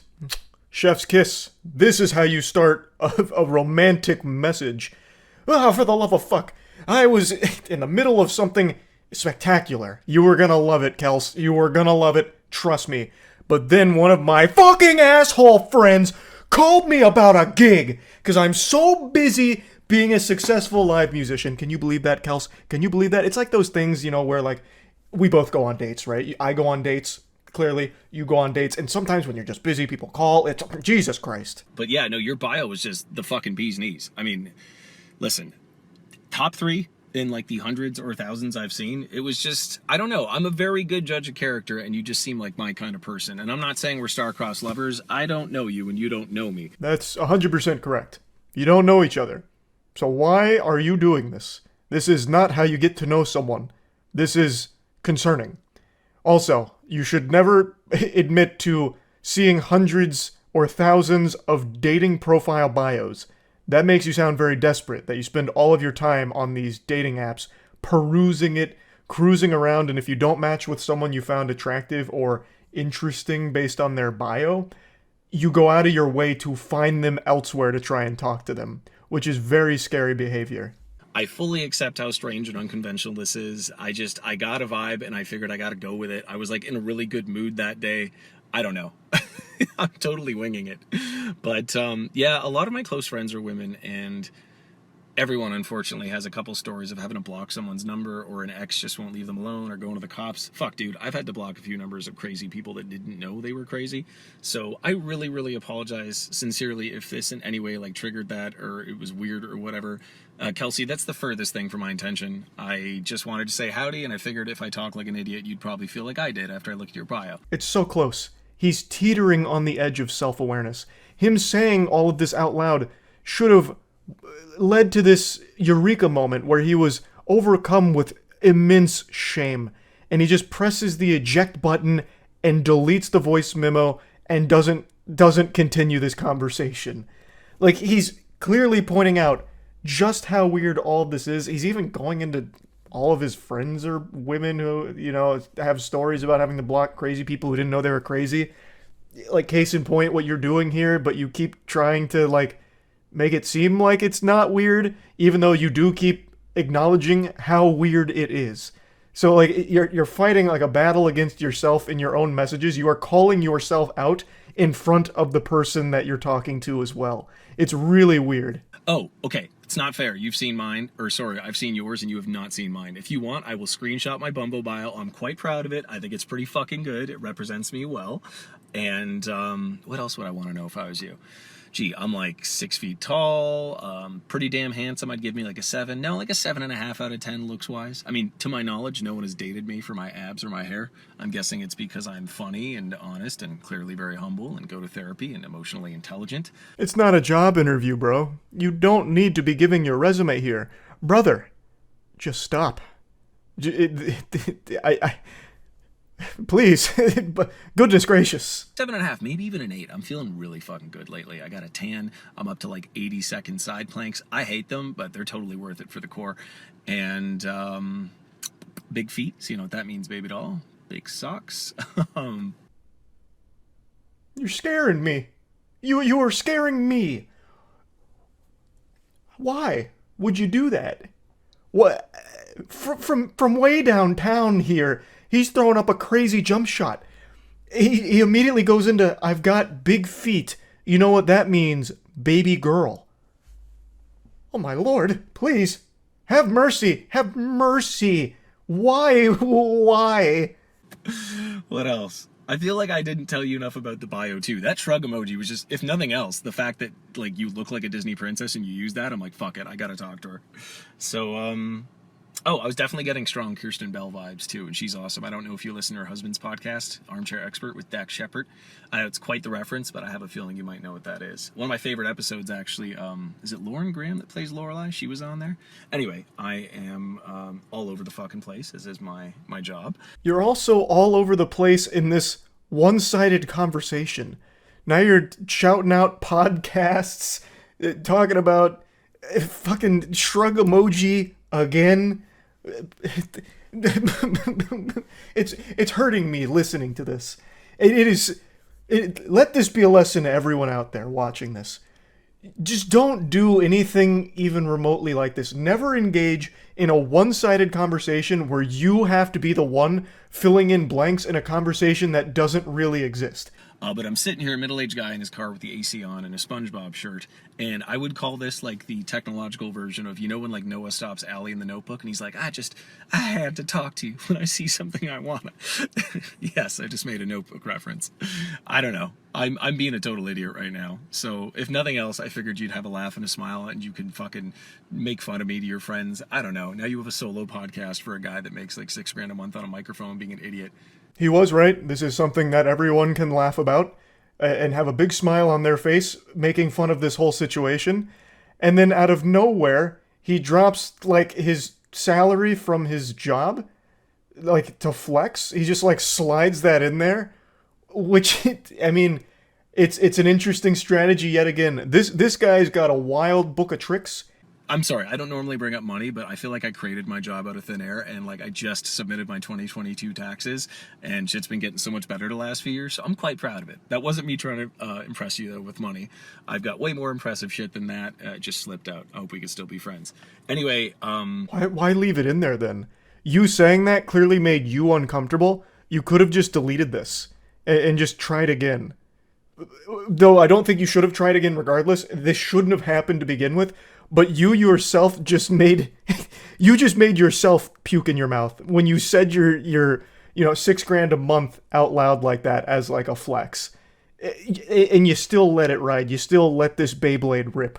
Why? You look like a goddamn Disney princess. The bio completely floored me. I felt like it was written by a friend or something. I just got like strong, like fellow nerd, divergent, super cool, gregarious, happy person vibes. And yeah, so listen, I'm an open book. You probably figured that out like 6 overshares ago. If you have any questions for me, please hit me. Don't be shy. If you want, I'll share my bio. I feel like it's unfair that, I've seen yours and you haven't seen mine. I'm quite proud of my bio.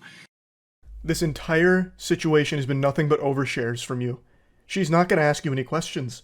No sane person would. It's not going to happen. This whole thing was a complete catastrophe. And once again, hung up on this fucking bio thing. They're just bios. Most people write them in 10 seconds. I don't know how long he spent, like, finally crafting his, but that is not the norm.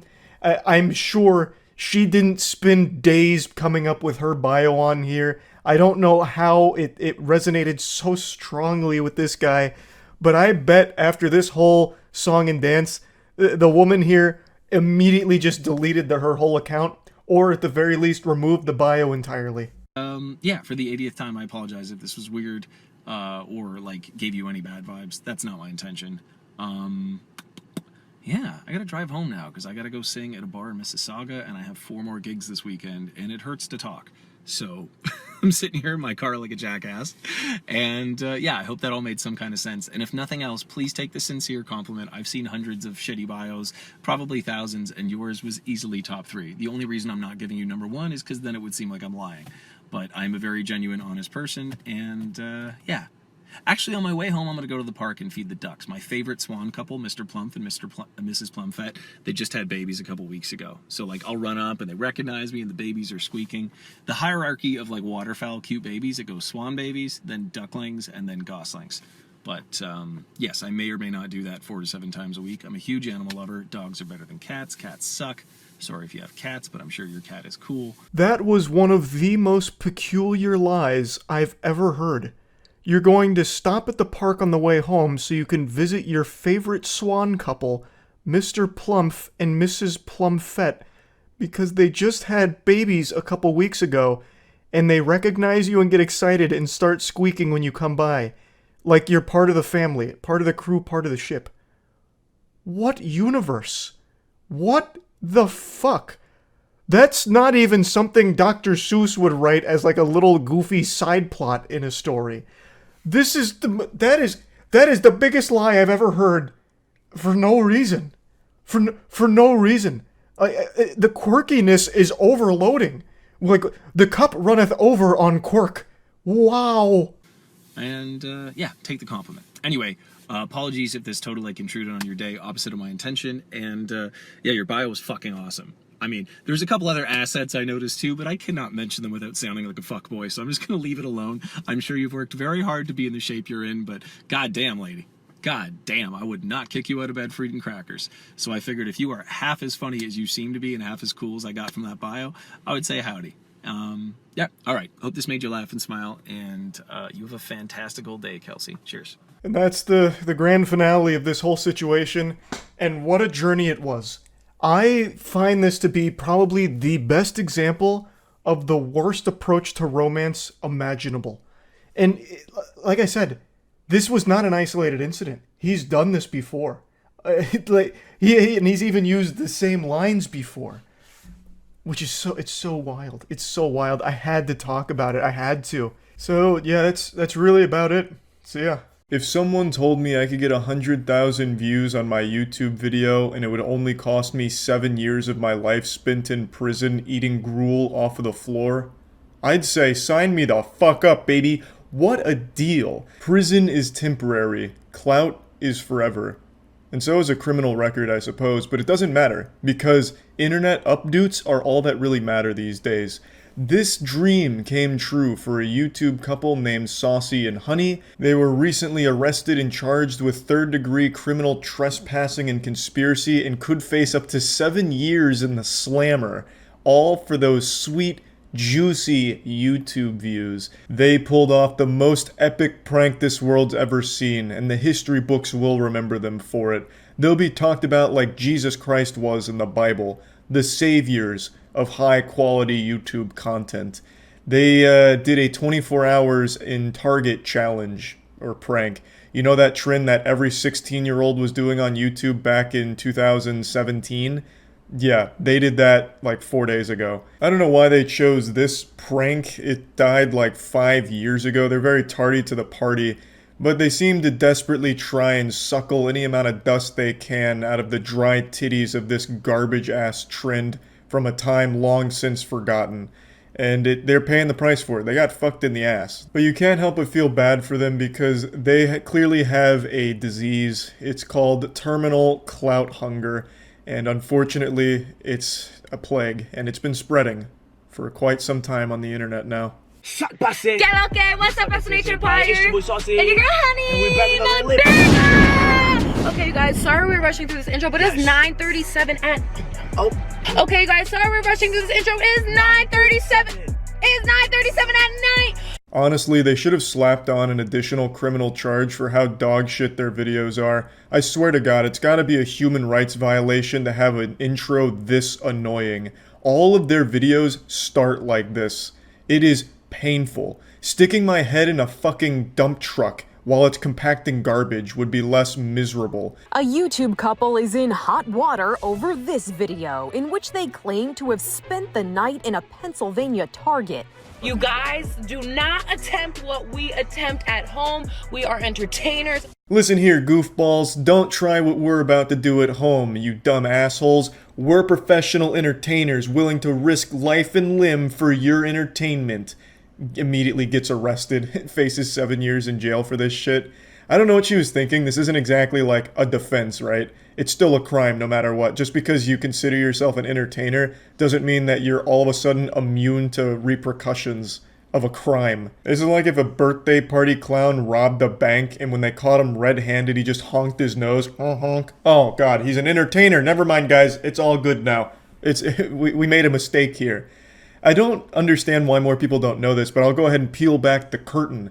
Most of those YouTube pranksters are fake. In fact, I'd say 95%. So all of the ones that did the overnight challenges, they cleared it with their local store in order to ensure that they were allowed to do it. And they didn't actually even spend 24 hours in the facilities they said they did. They just stay for long enough to get footage and then leave. But all of it was cleared beforehand with the franchise owner.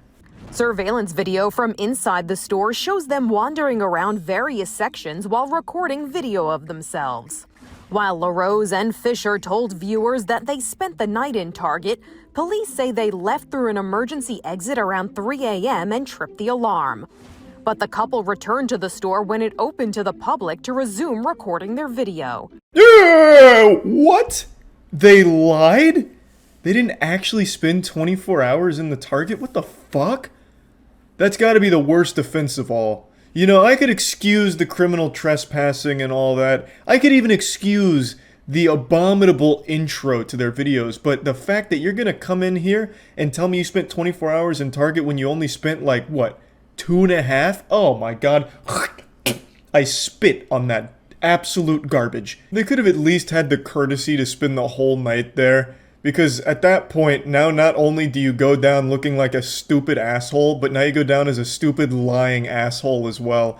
And their audience of, like, I don't know, lobotomized 12-year-olds or whatever's watching it, they now know that they can't trust anything they do going forward. So even if they somehow do escape the prison time, which I imagine they will, I don't think they're actually going to spend 7 years in jail, they've lost the trust of their audience now.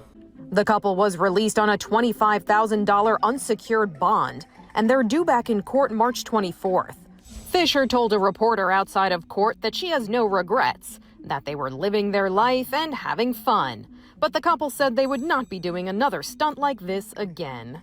For Inside Edition Digital, I'm Mara Montalbano. I can't imagine that statement's going to help them very much in the court proceedings. Yeah, I have no regrets about committing the crime. Surely that won't come back to haunt them. But yeah, anyway, just thought the story was kind of wild and another prime example of the attention-seeking disease a lot of people are afflicted with. That's about it. So yeah. I got the honor and privilege of interviewing one of YouTube's most mysterious and most talented artists, Glorb. He lit Bikini Bottom on fire with some of the best music we've ever heard, and he has graced us with an interview where he gets a little emotional. He gives us a little peek behind the curtains. So we really get to see a side of Glorb that no one has seen before. I think it's also important we recognize I'm not a professional interviewer. This is very much out of my wheelhouse. I'm just a greasy little Neanderthal who did his best to ask the most pressing questions people have been begging for answers for. So hopefully I did it justice. I really appreciate Glorb giving me the time of day to do this interview. Hey, so it's Glorb coming at you straight from Bikini Bottom. You're in the cut with me and Mr. Moist. Let's get it. Obvious question.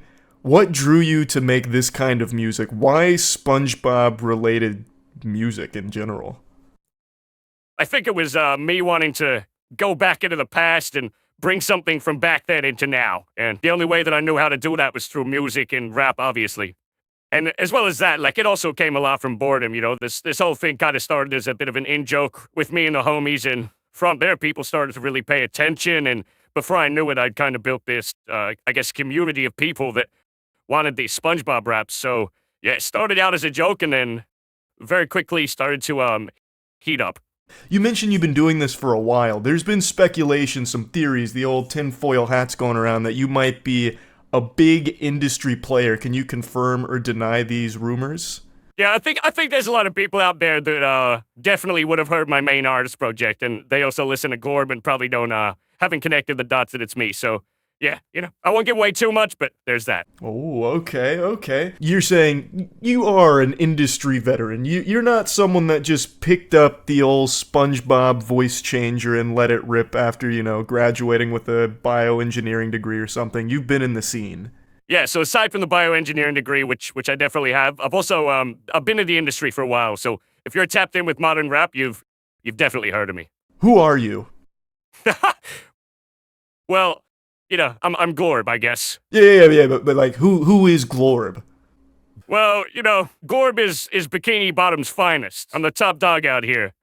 I guess, I get, now, what you're looking for, though, my main identity, I've got to conceal that, but I will say this, listen, so if you've been looking over the series for a while and you've been a fan for a while, you may have caught some breadcrumbs about little things, and maybe I've said some stuff in lyrics or, you know, maybe something in the visuals somewhere, but I've definitely left little little breadcrumbs that might lead you to who I really am, if that helps. Oh, wait, what the fuck? So wait, you've got your own little clues hidden in there, like it's national treasure that'll connect to you, the Glorb? Yeah, so that there's little bits we've left here and there, and if people have an eye for it, they're gonna find it eventually. I think it's just a matter of time, to be honest, before it's leaked, but I guess that's the fun of it, right? That's such a banger little scavenger hunt. You're gonna have, like, super sleuths going through there frame by frame, dissecting that now. Yeah, I mean, once my address gets leaked and people pull up at my house, I'm probably gonna regret making this little scavenger hunt, but, we'll see how it goes. We'll see what happens. Who are your main influences? I'd definitely say the genre of rage music in general is a huge influence.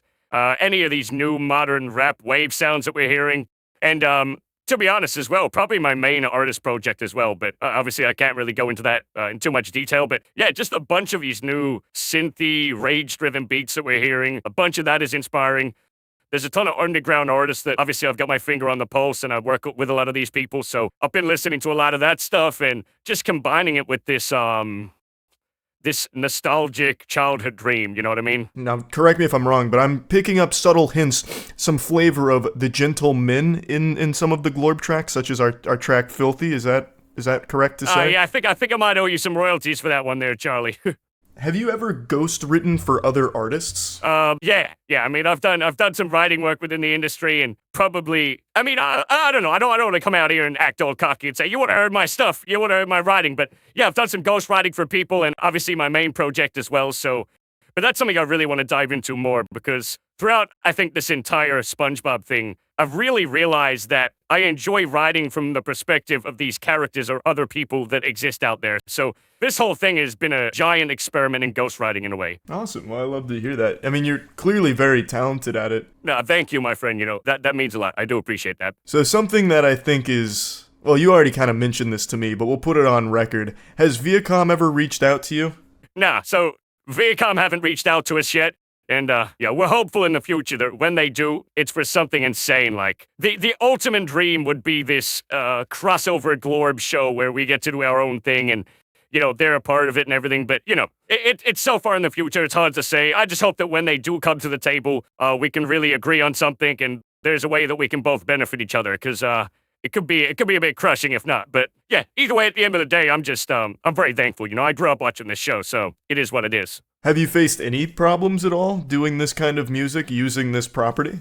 Yeah, well, we ran into some issues early on. So me and my team, we basically had to deal with a group of scammers online. There was a group of these dudes in a Discord, and they ripped down my song, the Sandy song.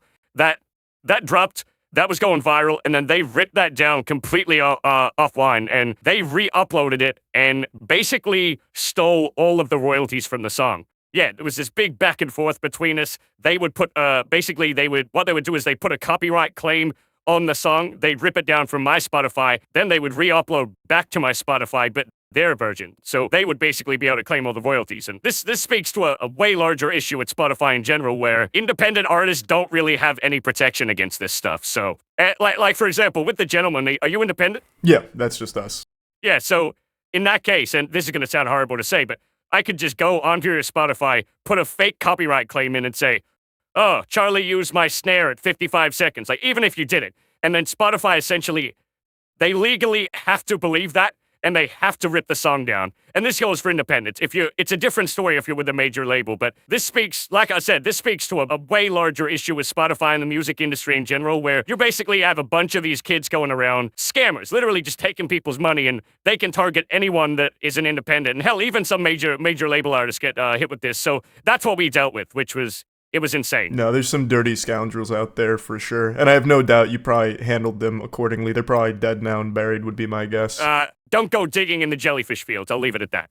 To what degree do you, like, how does the AI work here? Do you sing the track and then put an AI filter over it? Is it entirely AI and you're just inputting the bars? How does it work? So I've seen a lot of comments, especially on TikTok about this, where people, they're saying, like, AI is getting so scary, it's now writing these full songs. But no, I'm writing these songs as Glorb, and then in terms of the beats, 80% of the beats are made by me and my team. So it's all done in-house. We're all running that stuff. There's some beats like the bottom 2 beat. A lot of people pointed that one out. That was a beat that we found early on and we got the license to and blah, blah, blah. But yeah, we've used some beats online and other stuff like that, but for the most part, everything you hear is coming, I guess, from the Glorb factory, which is basically me and the homies. So, yeah. And when it comes to the voices of that, so right now you hear me as Dankton, but basically what I do is I make sure that I hit the voices as close as I can. So when it comes to Mr. Krabs, I'm going, you know the crab like money. You know, we're doing it as close as we can, and we're voice acting it 95% of the way there and letting the AI do the rest. Yeah, I think that's what makes it so crisp. I think if it was entirely AI doing most of the work, it wouldn't sound as clean. It wouldn't hit as hard. Yeah, it'd probably sound like shit, let's be real. So, how many people have reached out to you for a feature by now? I imagine you've got a Rolodex full of some heavy hitters coming at you for some Glorb features. Oh, yeah, well, no, aside from Drake, we keep getting hit up by this guy, these guys called the Gentlemen, I think they're called, but never mind about that. But yeah, no, look, we get a ton of emails from kids, and there's a bunch of younger kids that are artists trying to come up that really want to feature, and then there's also some established acts as well, but you know, at the end of the day, it's very hard to bring features into the Glorb universe because obviously it just comes with a bunch of moving parts. We have to figure out ways to bring it in, but I mean, hell, man, it just makes me happy to see all these emails from kids. Even if they're just wanting a feature, I know that in some way I've inspired them, and, you know, we get emails as well of people saying like, man, we play your stuff in our college dorms, or we all love you, we listen to you on the school bus, or whatever it is. It's just so cool to see so much love and so much passion for this project that I've created. So, yeah, it's awesome. But in terms of features, man, I mean, we might have to make a little exception for the gentleman. We'll see how that goes, huh? All right, well, that's pretty exciting, though. There could be a Glorb feature. You could do like a Hatsune Miku-style live concert at some point. Is that something you're thinking about?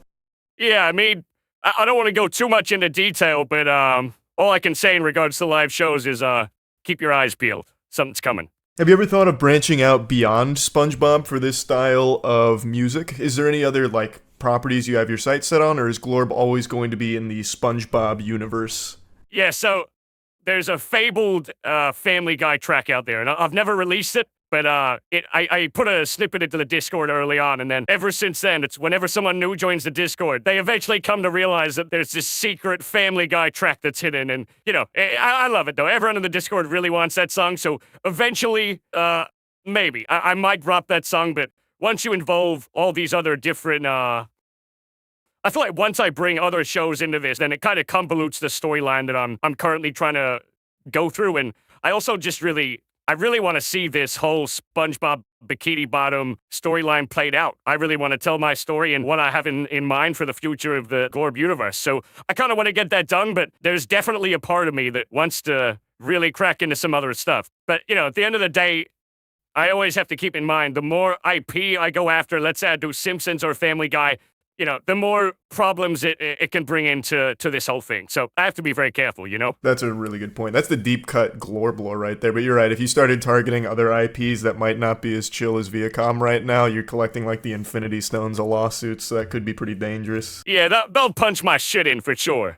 So then you mentioned the storyline here. Why don't you tell everyone what the whole story is for the Glorb universe here that you've crafted? Because it's more than just music. You are actually telling stories. Like they have like a continuing plot thread that runs through them. No, 100%. And I think this whole Glorb universe really just came to life once I sat down and started to write from the perspective of these characters. It's like they took on a life of their own. So, you know, it's this whole world inside of SpongeBob that's almost a continuation of how their lives have gone since we left the show as kids. So since we've stopped watching it, we've grown up. It's almost like these characters have grown up alongside us, and they've gotten into just as much shit as we have. So, you know, obviously I'm not blind to the dark realities of the world, I guess. So there's a lot of violence in this show. There's a lot of, you know, there's gun violence, there's drug sales, there's a lot of shady business dealings. There's also, you know, there's heartbreak and there's relationship problems. And, you know, it's basically the world that we grew up with as kids when our lives were innocent is,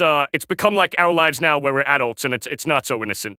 Essentially, it's SpongeBob on crack. Yeah, no, absolutely. And you don't have to tell me about the fuckery that's afoot there, man. I'm still checking over my shoulder daily just in case Dankton's around the corner or something, airing it out. Like, it's scary. Like, you've got some villains out there. Karen's getting run through by everyone with a pulse in Bikini Bottom. Like, that bitch is everywhere. It's crazy. Yeah, you know, she definitely had her time around there, but I feel like she really brought it back to how things are meant to be with that Vengeance song. But you gotta watch out for Dankton too, man. Like he's a block spinner. He's an op shot. And speaking on that, I will say this. So I'm not too sure when this track is gonna when this interview is gonna drop, before or after, but yeah, we will be seeing the return of Dankton very soon, and things are gonna get pretty hectic, and people might even say things are about to get a bit puffy. She might be taking this to motorboat school. That's all I'm gonna really say about her. But in terms of other characters coming into this show, I do want to get the entire cast. So pretty much every single character from the SpongeBob series into the Glorbiverse. And, you know, when you've got that many personalities mixing and there's so many different characters, you're bound to run into so much fuckery. So I can't really say too much, but I'm thinking the Bikini Bottom might need a mayor soon, and we may have to have a little bit of an election. But you never know what could happen. I've heard those things get pretty violent. Yeah, anything can happen. Anything can go wrong there. What's your what's the track you're most proud of? What's the favorite track you've worked on? You know, that's a hard one. So I think in terms of the song that I think bangs the hardest, it's got to be The Bottom Two. And I think everyone knows that, too. That song is fucking crazy. It goes off. And I think that song, I think a lot of people resonated with it because it went above and beyond the whole SpongeBob universe and into, you know, just a banger, a viral banger. And I guess coming from that, I think a personal favorite of mine has to be Vengeance. Rapping as Karen was such a challenge, but that was a heap of fun. I really loved that one. And I got to give a shout out to Can Gangsters Cry. I really do not make that type of music too often as my main artist project. I'm not known for it at all. So to do that track and see how well it was received and see people genuinely just loved hearing it, even though it was so different to everything else we've done, it was honestly heartwarming. It was amazing. So yeah, there's that. Yeah, and that's what it's all about, experimenting. I bet this is a really nice creative outlet to try things you don't normally do in your mainline projects. Yeah, I mean, the whole thing that makes it so exciting and new is I'm not writing from my perspective, you know, so I get to dive into these characters and, like, man, as my main artist project, I'm never going to sit there and talk about jellyfishing or spinning the block and leaving holes in them like SpongeBob, you know, it just can't happen. So the fact that I get to do this like this, it's really good. It's like a creative writing exercise, and it's also, I get to dive into these characters, and in a way, like, I'll find myself taking on attributes of these guys when I'm done in the recording session. Like, I'll have an imprint of Dankton in my brain, which, I gotta watch out for that one. No, it's awesome, man. Like, I get to really dive into this and fully express myself in different ways. It's insane. I love it. Yeah, I totally get that. So then, I'm sure you know of some of the other SpongeBob AI-related artists. Have you listened to, like, Boy What and all of them? Oh, yeah, of course. So, yeah, Boy Watt is fire. He actually DM'd me shortly after he started because he was like, oh, yeah, the Glorb stuff inspired me, blah, blah, blah. And we had a great chat. He seems like a lovely dude. Fully support what he's doing. As well as that, there's your boy Sponge, who is amazing. He's been at it for years. That guy's amazing, too. We've spoken on Discord and that. Great guy. And you got to give props as well to Oddwin. I'm not sure if he's still doing this stuff, but his shit was fire, man. He was really dope. So big love to him, too. Let's shout out the animation, because another thing that really stood out about The Bottom 2 when it really popped off was people like talking about not only is the music incredible, but the visuals that accompany your tracks are always top-notch as well. Your animator is Thrill to Will, correct? At least for some of them. Yeah. So the 3D guy who does most of the Glorb stuff is Thrill to Will. And then a lot of the earlier videos, too, stuff like The Bottom #1, that was done by a guy called Cyrenek, and he's awesome. And I guess aside from that, too, so those guys do all the 3D stuff, most of my videos and whatnot, but for the short-form content that's on TikTok and Instagram and stuff like that, we mostly go with these 2D kind of animations and skits, so the people that do those are, there's a guy called Silly Incorporated, he's an absolute legend, and there's a guy called Fell Animated, I believe is his Instagram, and he is dope, man. So both of those guys are awesome, and, you know, Will and Cyrenek, too, they're a massive part of what makes this whole reality come to life, you know, because I can make all the music and do all that, but being able to see these characters dive into this world and actually being able to see them spin the block and do all this, that's what brings it all to life. So shout out to those guys for... Yeah, so I don't know if even you knew this, but just to further drive home the point of how deep the gentleman's influence is, Thrill to Will is actually the animator behind one of our music videos called Perfect Oblivion a couple years back. So he is a fantastic guy. He also was the mastermind behind a game that I was addicted to speedrunning called Mr. Krabs overdoses on ketamine and dies. I speedran that game. Oh, wait, he made that? Yeah, he made that game. That's his game. Oh, man, that's like a Nardwuar moment for me. I can't even believe that. That's wild, man. He's never, not once, brought up in conversation with me that he made that game. I played that game too, dude. That's so weird. What the hell? No, he's way too humble to bring up like his success in his career. He is such a talented guy. Like you've got a great team around you, and someone like Thrill the Will on the staff is such a huge like shining star to have there. So yeah, kudos to everyone you've built up around you, your 2D team, 3D team. Yeah, absolutely top-notch shit.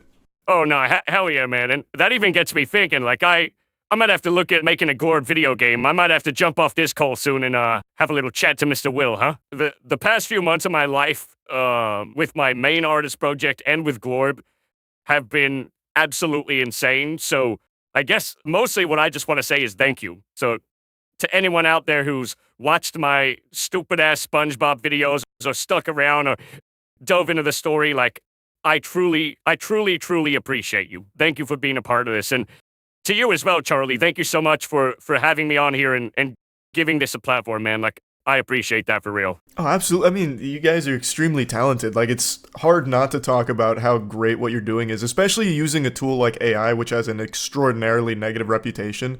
Using it for a purpose you are is exactly, like, the best use of it. It's harmless, creative, it's fun, it's engaging, like, it's something that deserves the praise. So you've earned all your flowers here. Like, I can't wait to see where Glorb is in a year from now, because I really do think maybe you don't do the Las Vegas Sphere, maybe there are a bunch of sticklers over there or whatever at the Salty Spittoon, but if you start doing like the Glorb live concerts and all of that, like I really think it's the sky's the limit for something like this. You guys are super talented. No, thank you, man. And yeah, like I said, like none of this would be, I guess, possible without the people supporting me and also the team involved in making this, from the animators to the producers and everything. So yeah, I just want to say thank you, man. And I guess one thing that we have really been looking into as a team is kind of creating our own Glorb television show. And nothing's in works yet, but the idea is there. I would love to have like an Adult Swim-esque, hip-hop infused, violent-ass kind of kids show. I think it'd be sick. But yeah, nothing concrete yet. Let's just let's hope I don't fumble the bag. That's all I got on my end. If there's anything else you want to talk about, mention, feel free, let me know. I think we're about done here, but Charlie, genuinely, thank you so much for having me on, and anyone watching this shit, I appreciate you. My name is Glorb, and until next time, see you in bikini. Get excited, because HBO Max finally dropped the trailer for what's sure to be the hottest comedy of 2023. Maybe the best comedy ever. Since human beings have evolved to laugh, giggle, smile, it's all been leading up to this moment where we get to witness pure humor from a show called Velma. This is the latest in this never-ending trend to take beloved IP and change everything about it and create something abominable from it. This follows in the footsteps of the greats that came before it, such as the Halo show, the Resident Evil Netflix show, Witcher Blood Origin. It's got big shoes to fill, but after this trailer, I'm convinced that it might be the worst out of all of them. And you know what that means. I'm going to sit down and waterboard myself with the horrible jokes that this show is going to let rip. I'm gonna watch it. Now, of course, you all know Velma is a big character from the Scooby-Doo franchise. She's been around for many decades now, and this is now her standalone adult animated spin-off. And now, I've said this many times in the past, and I'll say it again. I'll scream it from the mountaintops. Taking an IP and then telling your own unique story within that world, or even using the characters in different ways, I always think is totally fine, and I welcome it. I'm always excited to see new interpretations of this work that I like. But there needs to be a level of respect paid to the source material, as well as it making sense for it to exist and justify its own creation here. And Velma, from everything I've seen so far, does the exact opposite. It proudly shits on the Scooby-Doo franchise. It even takes Scooby-Doo completely out of Velma. Scooby-Doo's not here, apparently. So it's about as far from being respectful to the IP as you can possibly get. Now, even before this trailer dropped, Velma was catching more shit than my toilet, and this led to a lot of debate and controversy. People were upset that all of the characters have been completely changed in every possible aspect imaginable, and it didn't help that the first promotional material was Velma proudly, like, insulting fans. So it almost seemed like a two girls, one cup situation where they were just proudly eating the shit. But regardless, when all of this controversy started stirring in this cauldron here, this stew of hostility, a lot of people were just calling everyone who disliked it racist, which I always find to be an extremely scummy thing to do. There's nothing wrong with just asking, why not make this an original cast of characters instead of taking the names of characters that have existed for fucking decades and then changing everything about them.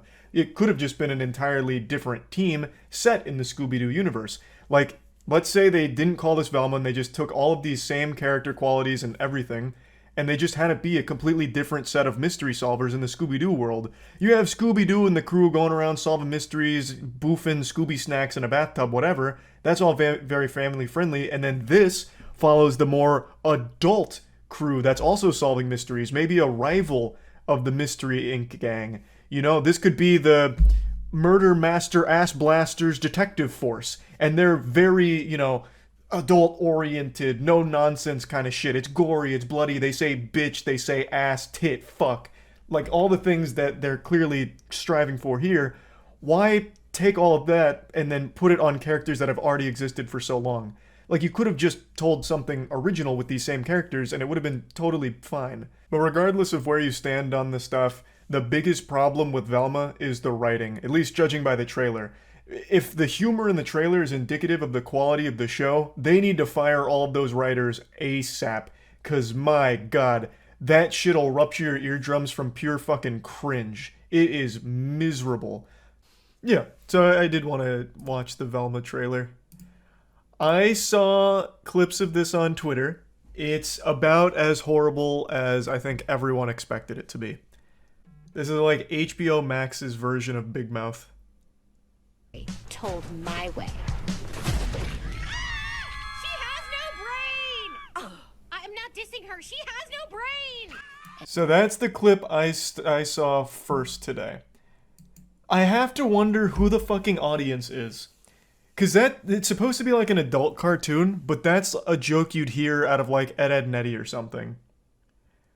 I don't know who this is for. Yeah, this has nothing to do with Scooby-Doo or the characters at all. They have a completely rewritten history, background, everything. They only share a name. And Scooby's not even in this. So it shouldn't even be compared to anything even remotely associated with Scooby-Doo. That's clearly them just slapping this name on it for a cash grab. 100% they're going to have the original cast in the last episode. You're giving them so much credit, Dankin. 0% chance. I'm willing to bet on it. This show, I guarantee, hates Scooby-Doo. The people behind it fucking hated it. They probably were forced to by the network because this IP wouldn't have sold on its own 2 feet. So they were forced to roll with Scooby-Doo. I do not think they will include them. I would normally agree with you because that seems like a pretty predictable thing that they would do, but not this one. You have to remember their very first trailer was literally shitting on people that like Scooby-Doo, so I just don't see it happening. But I'm willing to be proven wrong. Maybe they will go with the basic one there. But yeah, it's fucking rough. Starts with a murder, bitch.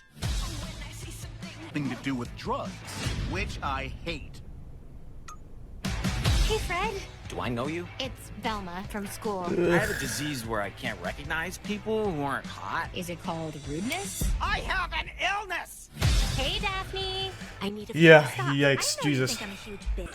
I don't think anyone was expecting it to be good, but I also don't know if anyone was expecting it to be this awful either.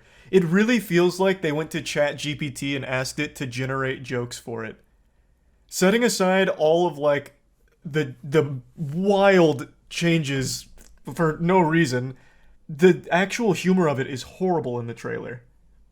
Like, even if you set aside everything else, the actual comedy of it is miserable. Maybe it's better in the actual show and they just chose the worst jokes to get people hype, I don't know, but if nothing else, it can be absolutely destroyed for how awful the writing is. Danger. Oh. Whenever I see this, whenever I see like twerking in a show, I know the person who wrote that is like 50 years old. What do kids like? Twerking. What if she does it poorly? Oh, that's good. That's good. Yes. Write it down. Please write it down. That's gonna be a hit. Huge. All our classmates are idiots, so What a let's banger. assume they're high. You know what 420 is, right? Yeah, it's code for adults who still watch cartoon. I have no doubt that's gonna be a hit. I feel it in my bones. Look how excited Kate is. Velma's coming. It premieres tomorrow. They forgot about Scooby-Doo. No, they proudly celebrated that Scooby-Doo won't be in this. So they took Scooby-Doo out of the Scooby-Doo. Again, if you set aside every dumb decision that they've made with like taking Scooby-Doo and just not using anything even remotely associated with it, at the very core, it is so awful with the jokes in this trailer. Maybe the show's better. I highly doubt it. But you bet your sweet bippy I'm gonna watch. We need a moist meter. Oh, I'll moist meter. Oh, I probably won't. This is gonna end up like She-Hulk where I don't finish it. I already know. I have a very difficult time pushing through horrible comedies. So I probably won't finish it. But I will make a very stern effort. It is getting so wild just how frequent they just use IPs and then change every single thing about it. Just don't use the IP. Just make something original. Just make something of your own, and then you don't have to worry about like angry fan backlash. Let's say this wasn't called Velma. If this just didn't even have the name Velma, no one would know this was supposed to be Scooby-Doo. They could have called this High School Blows. Or, you know, and nobody would have known it's Scooby-Doo, and it wouldn't have got nearly as much pushback. But they use these IPs because they think it has a built-in audience. Yeah, I saw that review. There was a scathing review that some people were posting as the synopsis. The review was like there was a big focus on Fred's small penis or something. I think the exact words were, Fred is the personification of white richness and his small penis or something. I don't feel like pulling it up, but yeah, it was a review, not the synopsis. SNL humor. I'm gonna say something I never thought I'd ever utter. SNL humor is better than this trailer. I said it, and I mean it. I'm not exaggerating. It really does feel like every joke in this was something that was like calculated with an algorithm that only studied TikTok and Tumblr trends. You've gone too far. Yeah, that may have been a little too hot, to be honest. Maybe I flew a little close to the sun with that statement. Oh, wow, very customizable. Give him some salad hair. All right. This looks pretty cool. I like this. This is nice.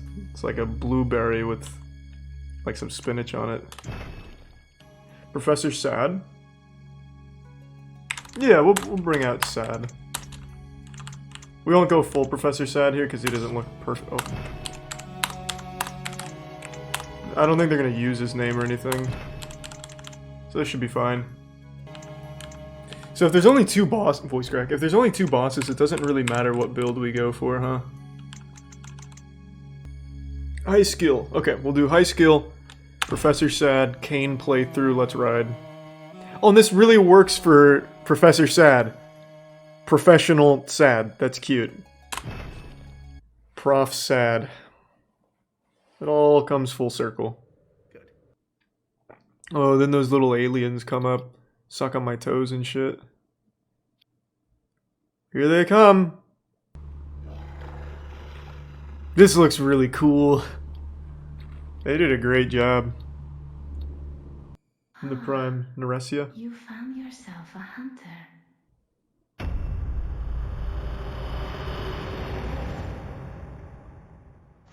I feel like this is going to be hard on keyboard and mouse. Well, actually, I don't even think you can use mouse in this, right? Oh my god, this is going to be rough. My normal attack is up arrow. Play it through Steam? Oh, you're right, it's D-pad. Oh, you're fucking right. Oh, alright, we're good, we're good. Thanks. Saved. Oh, shit. Okay, hold on. Hold on. What's the... Oh, God. This is a disaster. What's lock on? Oh, God. Jesus Christ. It's X to lock on? Okay. I was hitting... right thumbstick in, thinking that would be it, but it wasn't. That's fine. That's fine.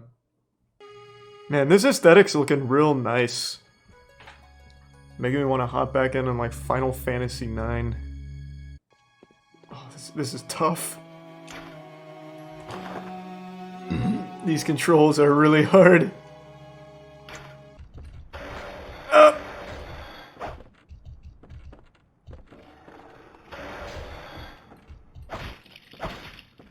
Gotcha, pussy.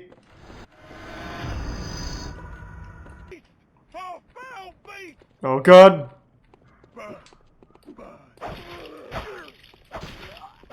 Oh yeah, I'm fucking nuts. It's like Grand Theft Auto when you kill someone and the blood just kind of pools out when they're dead. Holy shit.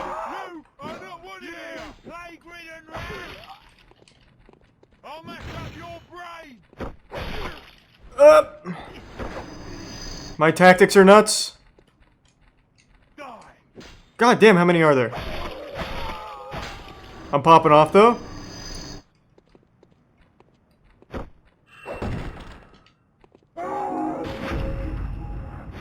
What a huge fucking parry there from me. I'm nutty. Got him with my little pistol there. Put the wood on him.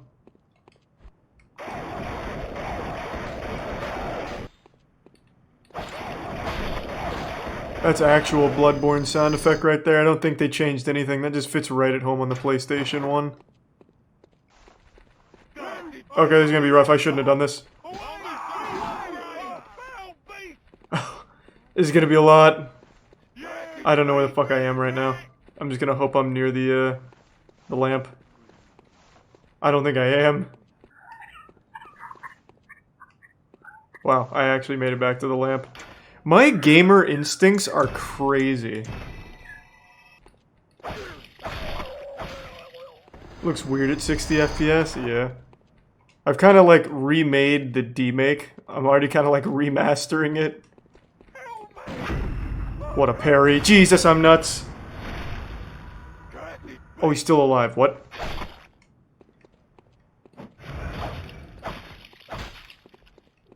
Okay, what the fuck? Jesus. Oh, now they're vibrating to a different dimension. Up.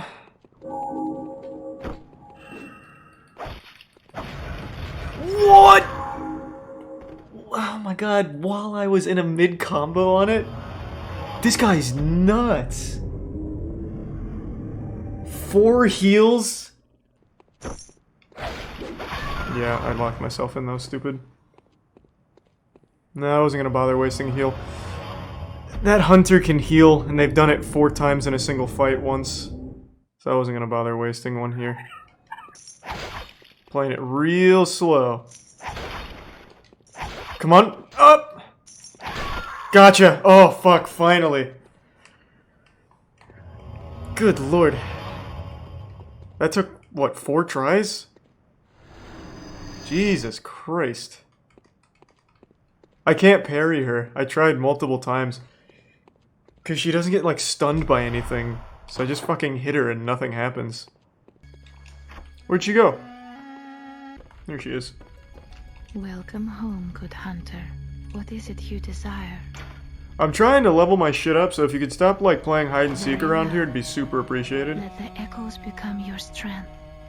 Next, she's gonna burrow herself underground. Don't do it, you son of a bitch. What an asshole. I'll try and kill it. Okay, almost died. And he hit me into a loading zone. It seems he came with me. He's a little confused. Oh god! He woke up! Oh god. Oh my god. Oh my god. Please. Oh, this guy's nuts. I'm dead. Never mind. I don't feel like wasting up. Oh!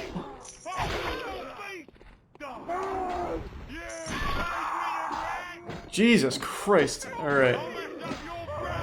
Maybe it'd be better to go around instead of jump down. That's a lot of bad boys. I hear the music box. And this thing's shaking its ass on me. Lullaby from Murgo. Yeah, this is for Father G. I never actually used it on him. I always just kill him like a man. This place looks cool. Oh fuck, I forgot all about the rats. Oh my god. These things are gonna fuck me up. Alright, we're fine, we're fine. Oh, why? I thought that would go through. Oh, no, no, no. I got stun locked. God damn it. Those things are nuts. Fuck. I have to go so far back. Well, actually, it's not that far.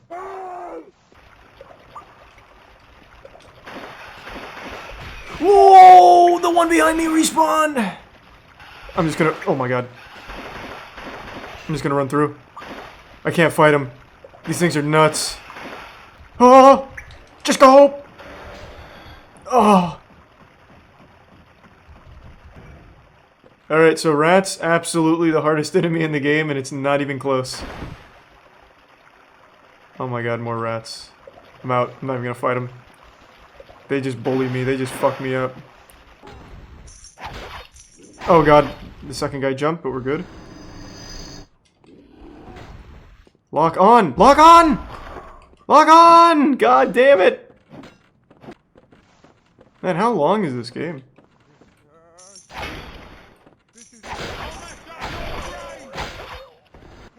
Imagine dying to Cleric Beast in 2022. Bro, what are you talking about? This isn't just normal Bloodborne, this is the demake. The controls are different and everything. It's not as easy. Not that Bloodborne was easy, but... Let's get it. Come on, pussy. Whoa, he really just came in hot. You fall asleep? Oh god, he's moving again. I can't see. I'm stuck. I actually can't move. I literally can't move. Help! Okay. He's struggling just as much as I am. Oh, alright. Looking pretty good. Oh, what the fuck is happening? Oh, surfing on him? Yeah, he's really having a hard time. Alright. This is just called being better. Nope! What reflexes? First try. Outplayed. Yeah. Absolutely fucking dusted his ass. Why don't you use Molotov cocktails? Because I'm not a pussy. Might actually use them here though, because there's a lot of rats. Oh fuck. Well, that couldn't have gone worse. Is that insight? Oh shit! I didn't even see the crows. Oh god. This is gonna be tough. Thank you for waiting. That was super polite. Exit Prime, infamous. Can't go that way, it looks like. I'll get poisoned. Bunch of Thanos juice. I really don't feel like running all the way back. I am so far in. Let me just touch it. Yeah. Okay, I don't like that. I don't feel safe. I'm going for it. I'm not a bitch. I'm a big man. I'm a hero! Oh, nice. Nice, so clean. Okay, let's explore. Hit a left. Okay, this was bad. Not good. Please? Oh, clutch! I'm nuts. I'm fucking nuts. That's the face of a hero. Oh, hold on. Scary, scary. Hold on, wait. Oh, aggroed the rat because my gamer instinct took over. I knew it was there. I felt it. Smelt it. Okay, scary. Big rat came out of nowhere, but I knew it was there. Felt it. I have the hands of a surgeon. Oh, God. Don't fucking do it. Don't do it. Nice. Outplayed. The master of stealth strikes again. Alright, time for the Father G boss battle. Once I remember where he was. Oh, almost killed myself. Oh, it even has a butthole in here too. They stayed very true to the original. Even adding the asshole physics. Just shoot it! Oh god, the reload! What are you doing? Play it safe. I'm dead. I just need one more hit. God damn. Okay. Now I know how the double barrel works. Beasts all over the shop. You'll be one of them, sooner or later.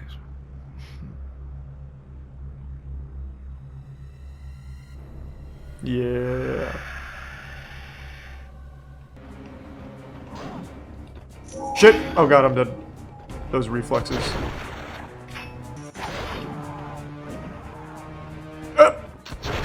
I can do that too. With my double barrel shotgun. Oh shit! I forgot I have to stand still to reload. Okay, he's really taking advantage of that. Time to stop doing that. Kidding, doing it again, pussy. Sorry. Come on, baby. That double barrel's nuts.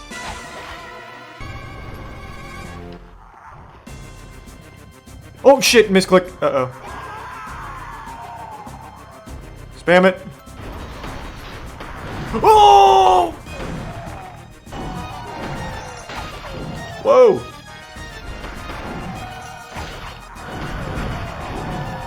Whoa! I couldn't dodge! No! This is such a long ride back. God damn it. That's sad.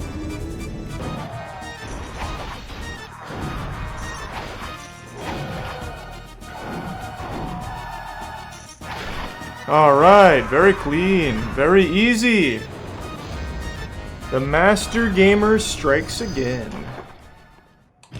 I got a little too wacky the first time and posted Cringe, but that time I played it much safer, much smoother.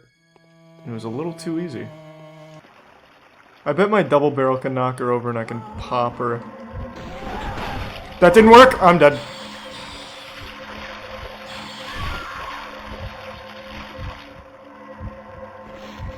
Hey, you know, sometimes you just gotta learn. Stop! Move! Fuck! Oh boy, I'm dead. She's moving pretty slow, I might be okay.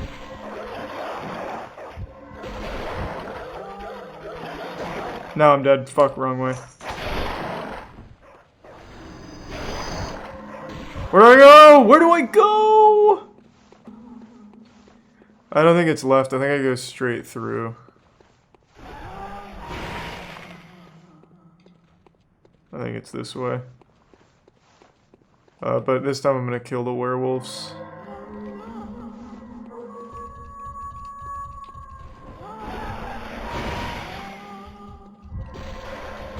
Oh, maybe not, maybe not. She's still coming. I didn't notice. Oh, God. What the fuck? What the fuck? How? How? What? I couldn't get away. She's so far back. What? Hey, you Gilbert. What is that, a crab? He's about to break free! Oh shit.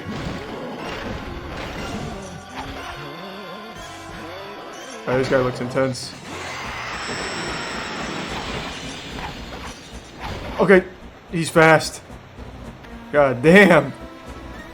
He scoots. Uh-oh. Okay, that's a lot of AoE. I just hit the wall with that. Can he not come upstairs? Oh, he absolutely can. Either that or I just taught him how. Ah! Oh, not like this. Alright, Gilbert's really popping off now. I need him back in the middle. Okay, alright, we're alright, we're alright. Come on. I don't get how that hits almost every time. Shit. That was weird.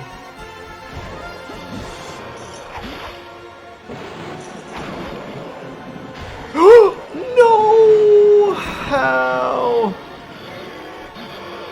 What? I thought that was just gonna be an insta-kill grab. Okay, we got lucky. I don't know what happened.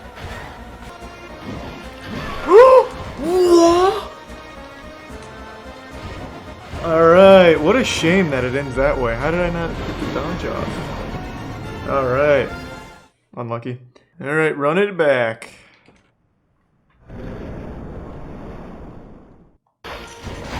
Damn it. Gilbert, Jesus Christ. That is damn near impossible to dodge. The hitbox on it is crazy, no matter how close I time it. I guess I could try backstepping instead of sidestepping, maybe? Give that a try. Yeah, that's the strat. God damn it!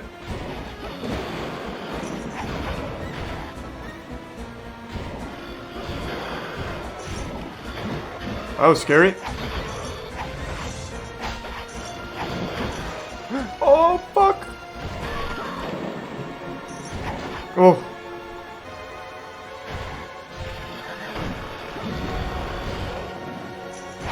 Oh my god, how? Damn, that guy really put some moves on at the end. Got him. That guy went fucking wild. That was good. That was really good. Oh, I enjoyed that a lot. Lilith fucking killed it. That was like a 3.5 hour game. There was a lot of content there.